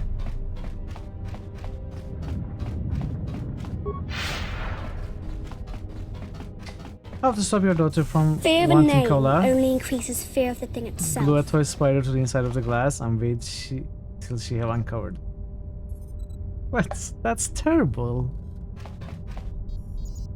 That would be trauma for the poor kid. Hey Blackbird, how are you doing? Good to see you. Insert Dark Officer hololog. Dark Officer log active. Hololog playback confirmed. 3 logs recorded. Access entry evacuation. We managed to get to the dormitories. We should be safe here. We've been trying to use the holo transmitter to beam a transmission to the administration level to end the lockdown, but the administration console's been severed from the main hub. Everyone thinks we should try to evacuate on our own as soon as possible, but there's no way to break the dormitory seals from the inside. I'm going to keep sending distress calls in the meantime. We've been trying to find a way to circumvent the lockdown and get to our hangar bay, but so far, no luck. Access entry, fuel deep depot, force field. The situation's worse than we thought. Even if we get out of here, we can't shut down the fuel depot force fields if a fuel leak was detected. If so, the only way off this asteroid is if a ship docks with us. But the only connection to the docking platform is on the administration level, and we can't get up to the docking bay while we're trapped here. I only hope someone survived the explosion in the mining tunnels. If not, then we're stranded here, unless our transmission reaches a passing ship, or a Telos freighter. Distress transmission. Managed to use the holo transmitter here as a crude relay to beam short burst transmissions outside the Paragas facility. With any luck, the transmission will carry beyond the asteroid field. We've set the emergency transmission on automatic playback. We're using a simple military flash code to transmit the code to the turbolift's, so maybe our rescuers can get down to the dormitory when they reach the station. Without those turbolift codes, our rescuers wouldn't be able to get here from the administration level. And without those codes, we wouldn't be able to get to the administration level if we found a way out on our own. The messages are short distress calls only, since we can't get much signal strength. It's pretty weak, so unless a ship is actively searching the area, it might be a long time before a ship picks up the message. After all, who would be scouring frequencies way out here looking for trouble? Okay.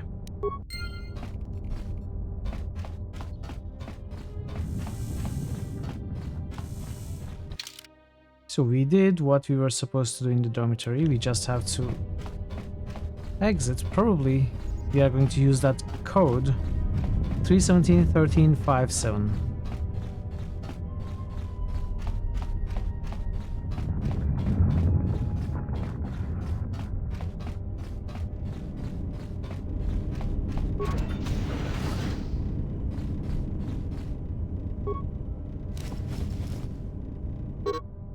This hololog, okay.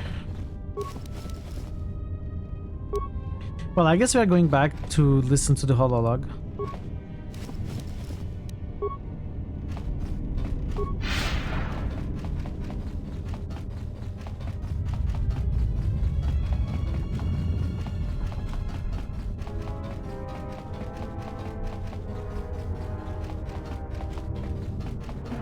No. This one, right?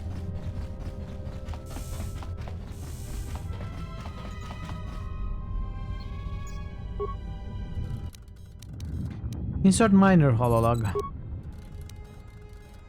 Minor quarter log active warning log encrypted. Decode inscription 0 spikes. Success hololog decrypted. Minor quarter log accessed. One private log recorded. Access entry private comlink message. What did you want to talk to me about? I have to suit up and drill the 3219K asteroid claim within the hour, so talk quick. I heard you had plans for the Jedi. About selling her to the exchange. Is it a Mandalorian? But security already set their Voice piece coming on from that, inside didn't they? the Nobody's giving helmet, salt right? to anyone. Are they? I've seen the logs you've been accessing. Maybe the two of us could work something out. It doesn't Or maybe matter they are what we work talking out. We wouldn't through make one hyperspace jump before what's left of the Republic was on us. radio or If something. you have a way off this station, I can cover our tracks and ensure the Republic is not alerted to our presence. Well, I may know someone. Works the system on special jobs. He may want to know details, but I might be able to arrange transport. I've seen the logs. I know you've already asked him and given the details. Once he agrees, I can handle the rest. Handle the rest? Like how? When the time comes, I'll contact you via comlink. Yeah, they are Maintenance okay. out. Since They are speaking through comlink. comlink. Grow some horns. Never mind. I was imagining.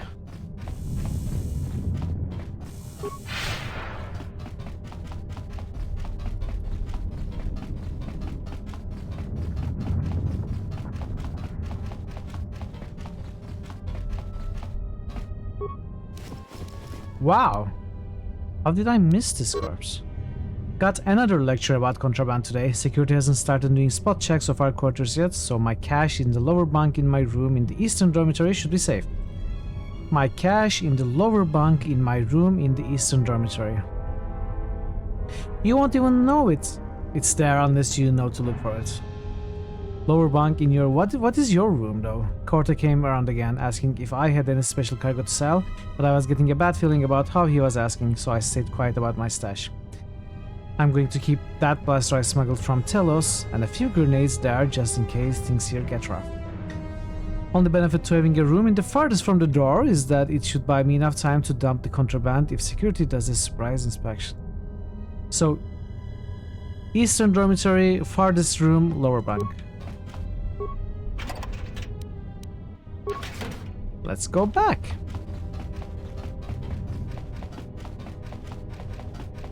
There and back again, and there again, and back again, and there again, and back again.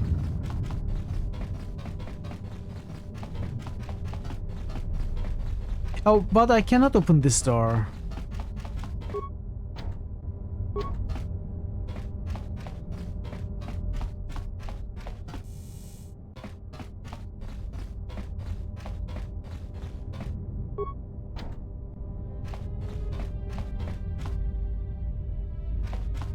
That's really annoying now. Oh well.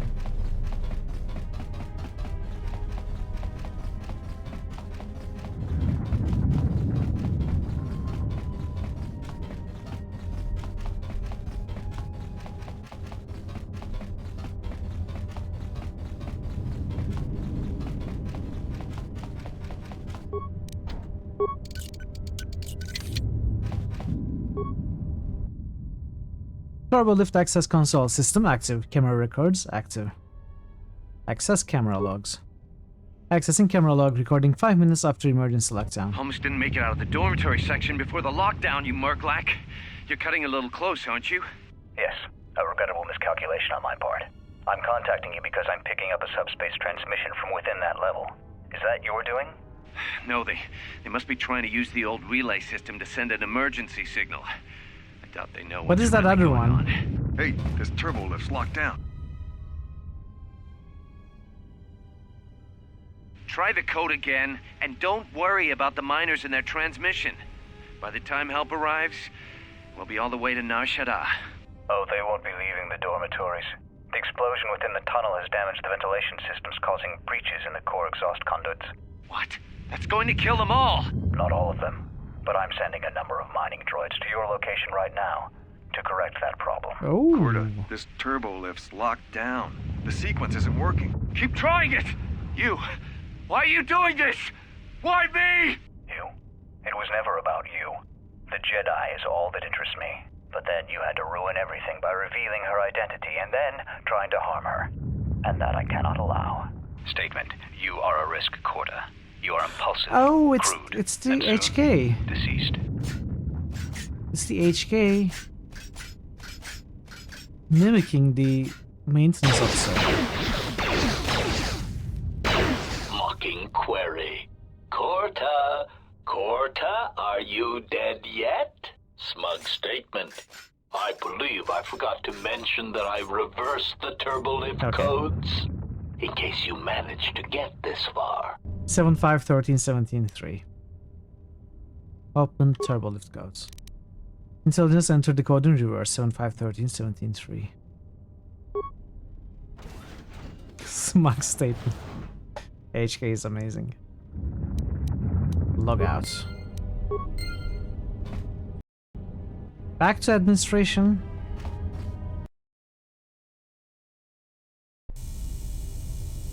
Emergency lockdown overridden. Oh, Kreia, hello. Why are you being weird like this? I have felt a disturbance. Our enemies here. We must leave at once. Enemy? What's happening? The voice sounds are not. The voice files are not playing. The one that fired upon the Ebon Hawk as we attempted to rescue you, and he will not let us go without blood being shed. Wait, who is this enemy? The story is a long one and time is short. Come, we must go, and quickly. Did this happen to anyone else? The voice not playing in certain dialogues? Is this a known problem? Alright, let's go. If we cannot reach the Ebon Hawk, You didn't hit then this we kind must of find a way issue. to escape on the ship that has Okay, docked it seems here. to have fixed itself. Kreia has joined your party. When she's in your active party, her mentor's special ability gives everyone a bonus to earned experience points. Okay, this is a big reason to keep Kreia full-time in the party, which we probably also want to, because Kreia, as far as I understand, is a very important character in the story. That being said, I have no idea about her fighting skills. Let's see. She has no weapons. Yeah, it feels like three sound files were missing or something. So she has stealth, awareness, persuade, treat injury. That's good. Powers. Burst of speed, energy resistance, force camouflage, fear, force push. Feats. Blaster pistol, lightsaber, melee weapons, Jedi defense, force focus, Jedi sense, Dealing force sensitive. There's nothing interesting in here. Finesse melee weapons. Okay, she's a melee user then. Alright. Force chain. You and Kreia have a special bond. Most beneficial force powers used on one of you will automatically affect the other. Oh! For example, if Kreia activates force resistance, then you will also receive its benefits. Alright, this is good. Whenever Kreia is in the party, she provides a bonus to earned experience points. When she's level 1, she gives 3% bonus.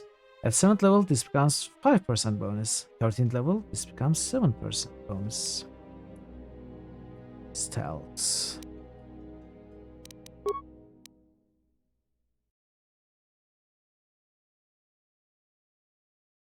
Will I be able to save this droid, or did I miss the chance? I don't know.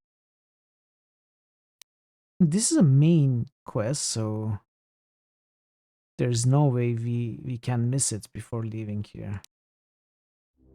We found records showing that a little sedative. Okay, HK did this for sure. And we have to talk to Kreia about these two. But probably after escaping Paragus. So this gave me no information about what kind of a weapon Kreia is using. I'm assuming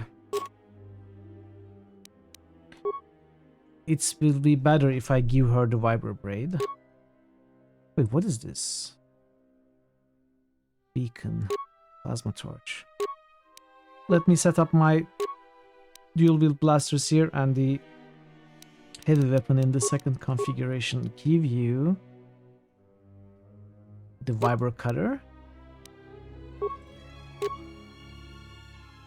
Plasma torch. This one.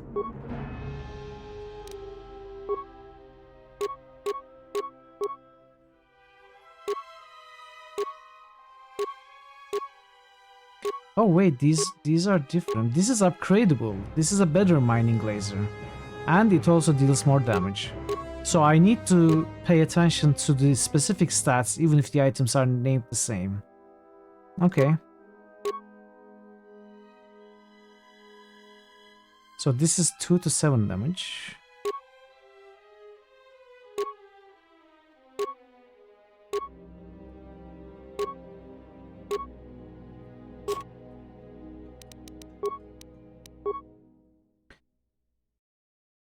Okay, let's give you this. And this. So these are both upgradable.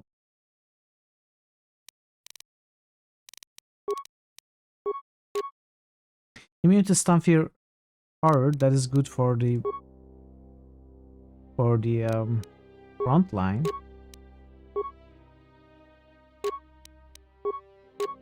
What is this? Clothing.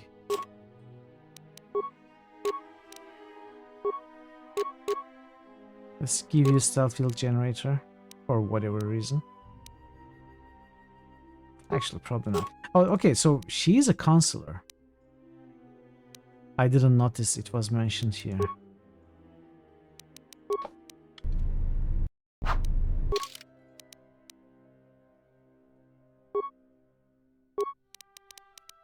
Probably wisdom then, since she's a counselor.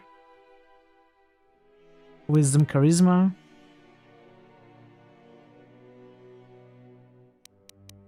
No, let's focus on wisdom, right?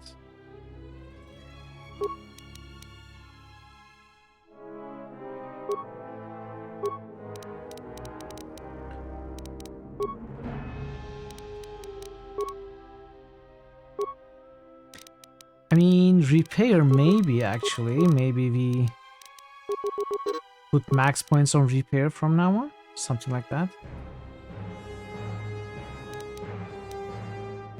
I do not need awareness on Kreia. Nor do I need stealth. So we could get repair to max. And then put the rest and treat injury. What is recommended? Recommended is 1 in treat injury, rest and repair. So the game tells me to max treat injury, keep it maxed. But I'm not going to do that.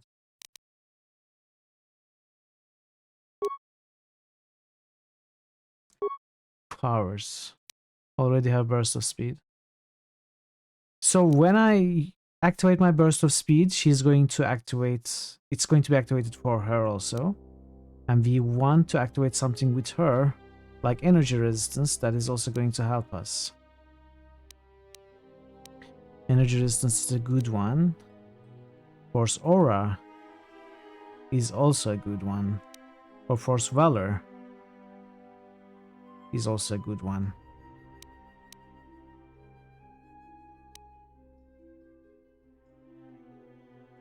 They didn't last long.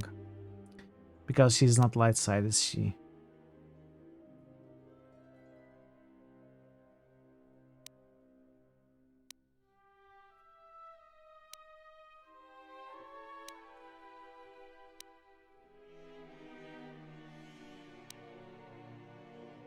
Well, we probably want buffs on her anyway, even if they don't last long.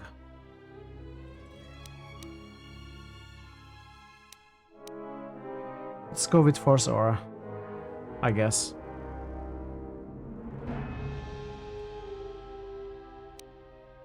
So, I don't understand this. Force Aura gives you defense and saving throw. Force Valor gives you... Oh, it increases physical attributes. I didn't see that. Okay, let's use Force Valor.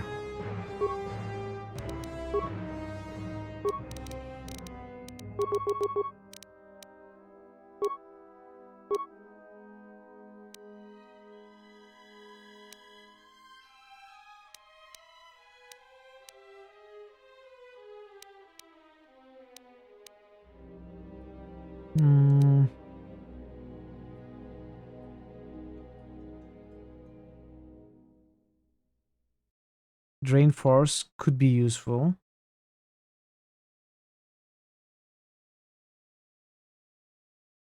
It's a dark side power.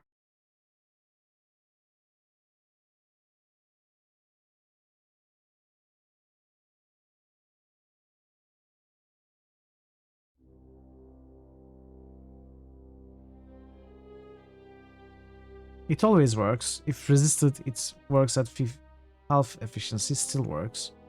So we will recover some force points while reducing the enemy's force points. Could be useful.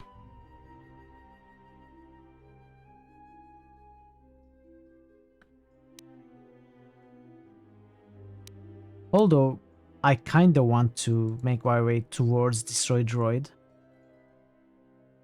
If we can get this, droids will be zero issue.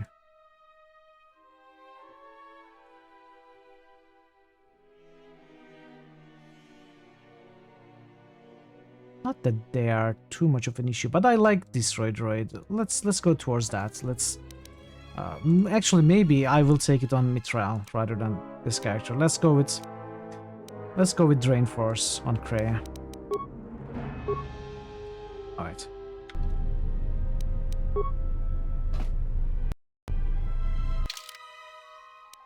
So we are here.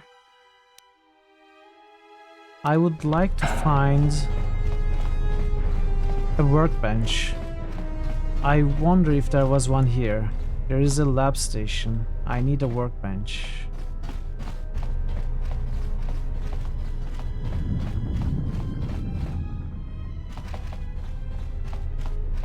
Maybe there isn't a workbench around here.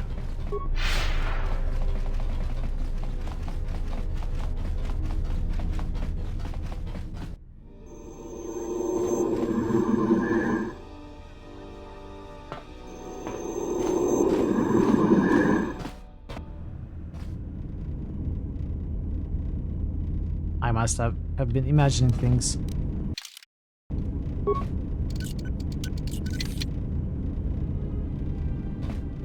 There is no way to open it.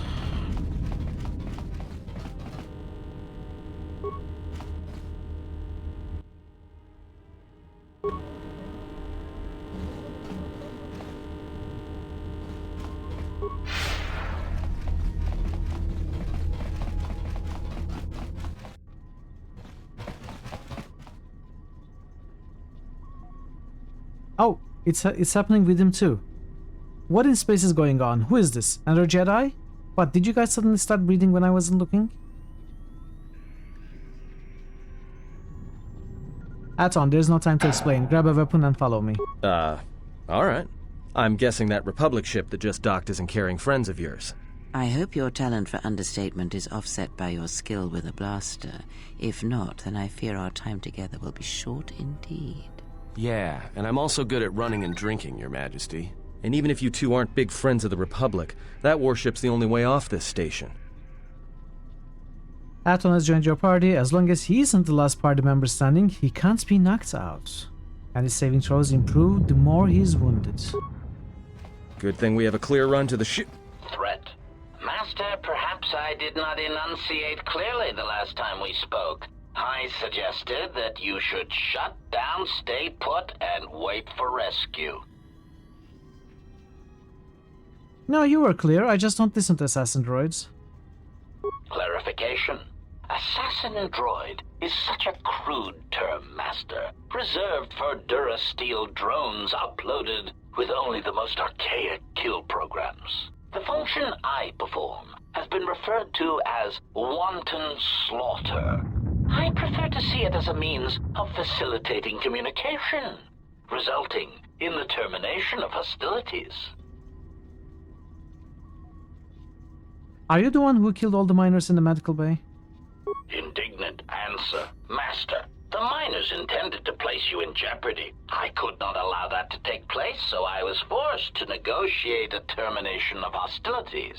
After reprogramming the mining droids to mine any organics they perceived, they began to kill the miners one by one. Then a series of flawlessly timed explosions drove the miners into their dormitories, where I was able to gas them all at once without wasting time hunting them through the mining tunnels. I then administered a large dose of sedatives to the remaining miners in the med bay, enough to kill them, but ensure you slept peacefully. Of course, against my calculations, you awakened from your tank prematurely.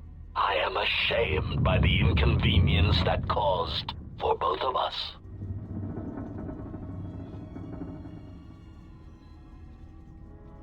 Why did you want to capture me? Answer. It is beyond the scope of my programming to probe the motivations of my clients, Master. Suffice to say that I am being well compensated for my services. You have been a difficult target to find. You have been wandering the galaxy since the end of the Mandalorian Wars, leaving little record of your passage. It is as if you did not wish to be found by hunters such as myself, or more likely, the Jedi Order. Who is this client of yours? Chiding answer. My programming renders me incapable of revealing the identity of my client, Master. However, I am free to say that my client is wealthy and very interested in possessing the last of the Jedi. You found me. Obviously, I didn't do a good job. Admission. It was a matter of chance, Master. I happened to be serving as a protocol droid on the Harbinger when you booked passage. After that, it was a simple matter to sabotage the Harbinger and call for a retrieval. Irritated statement. However, when the Ebon Hawk appeared and salvaged us from the wreckage, I was forced into a series of rapid recalculations, culminating in our current situation. I don't want to fight you, but I will if you leave me no other choice. Resignation. Very well, Master. If inflicting pain is the only means to resolve this matter, then you leave me no choice. So first of all, it's probably a good idea to equip. What is this? Not upgradable mining laser.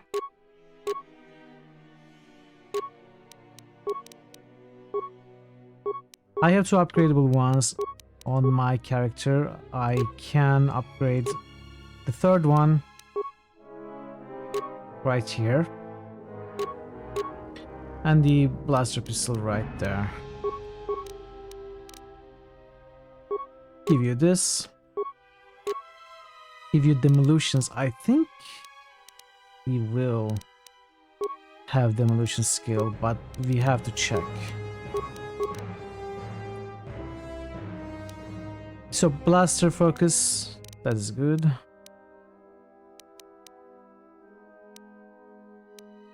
Wait, I need to check something. Do these mining lasers count as... They count as blaster pistol. Okay, so they do profit from the weapon proficiency blaster pistol. Good. He's a scoundrel with a sneak attack. I wish I was a scoundrel.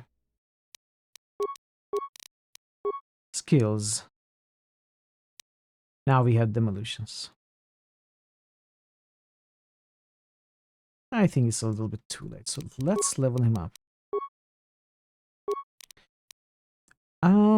Yes, we are going to focus on dexterity. Put max in demolitions.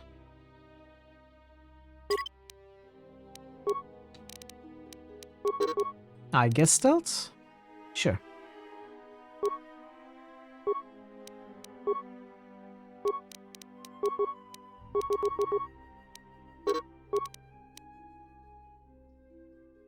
Three points in computer use. Okay. So he doesn't actually have two weapon fighting.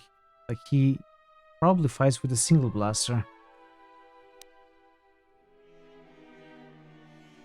But it's probably better to build him as a dual blaster kind of guy.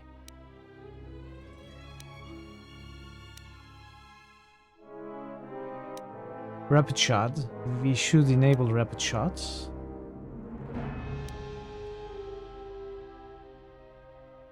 Probably. Let's put a point in here.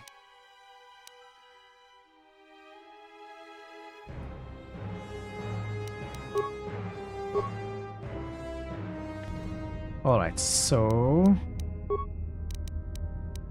these are floating mines. What if I open up? Why can I not targets? Okay, cannot do it. So let's start with the shock. Probably push this one.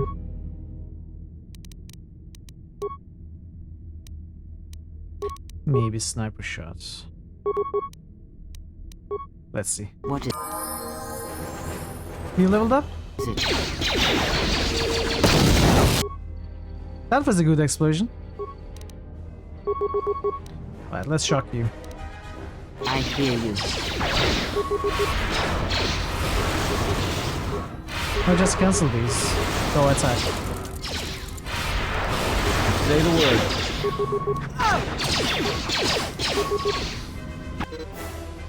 One of your party is down. Oh no. More where that came from. Everyone down. I should have used the stun droid. Why did I not use it? That's okay. HK vocabulator, droid self-sustaining unit, advanced mining laser.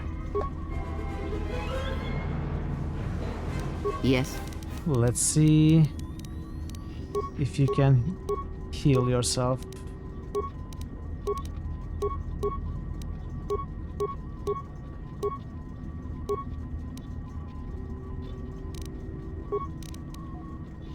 No, that's fine. You don't need to heal. Actually, let's heal you. Look on the party member's portraits. That is enough. So where to? Here?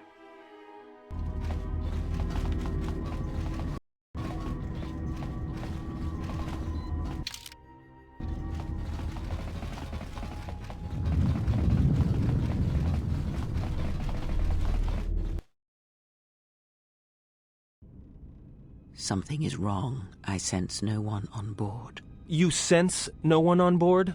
Sense any assassin droids creeping up behind us like last time? Everyone here has been slain. Yet there are few signs of battle. No carbon scoring, no blaster fire. This place has been hit by assassins of a different sort. Then what are we doing on this ship? We were better off in the facility. You two are supposed to be Jedi? You two are the worst Jedi I've ever met.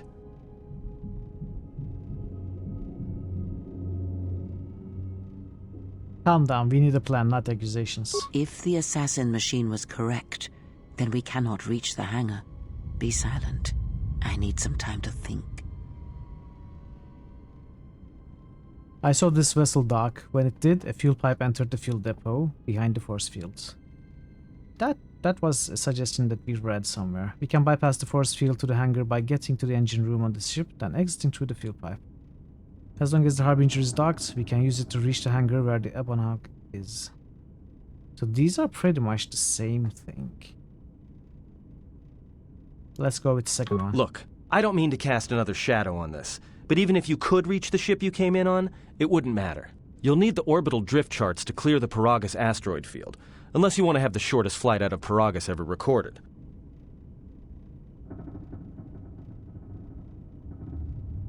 And how did this ship dock here? Well, of course they have the asteroid drift charts in their Navicomputer. They'd have to.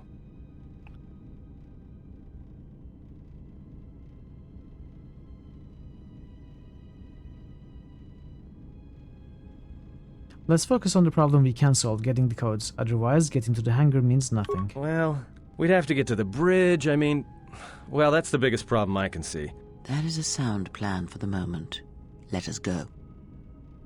Now that you have a party, certain actions and dialogue responses will increase or decrease your influence with your companions, depending on their personalities. Some respect cruelty, while others may respect nobility, loyalty, cleverness, brute force, and so on. Good to know. The higher your influence with a companion, the more your alignment affects theirs. An extreme high and low influence with a companion can open up additional dialogue choices. There are benefits to both, so treat them as you will. Our enemies gather while we wait here. Forgive me, Kreia, I was distracted for a moment. I'll be more mindful of the present. Very well. Did I gain influence? Yes, I did. So let's see if I can talk to them. What is it? This is not the time for questions. Very well, let's keep moving. We can talk later. What is it? Why are we stopping? What do you know about Paragus? I know we need to get out of here. Like I said, it's a minefield looking for any excuse to blow. Can you tell me why you were locked up here at least? Look, I'd be happy to share my whole life story when we aren't getting chased by assassin droids and Sith troops, alright? Alright, let's keep moving then. I guess. Let's not push it.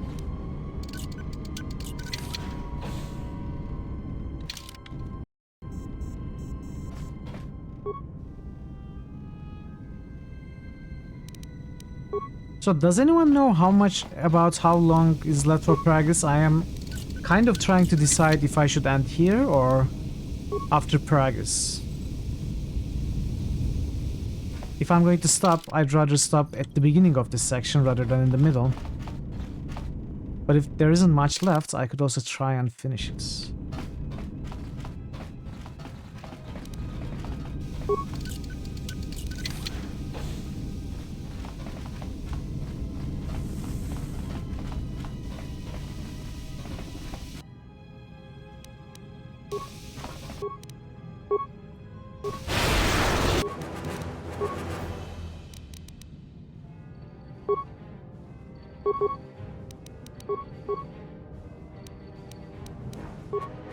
Yes. I'm not sure how you could check.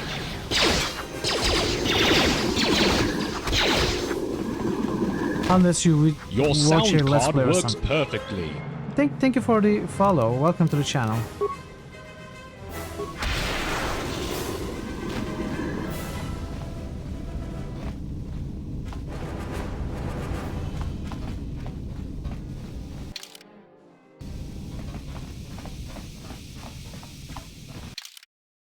I feel like it might be a better idea to stop right here. You know, it's not a full stream, but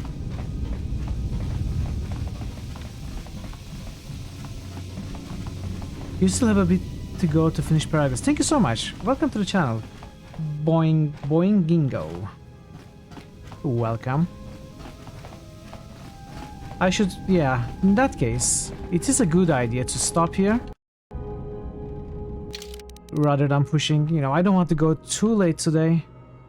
We are in no rush. We just started the game today. We are going to be playing this for the upcoming weeks.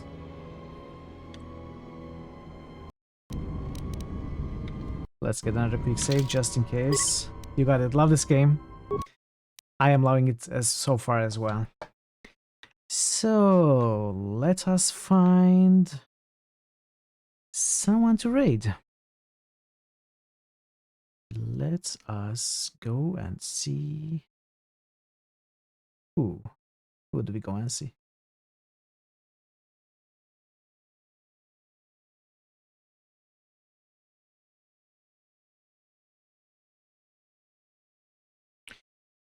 Now, first things first, I should check if someone is playing this game.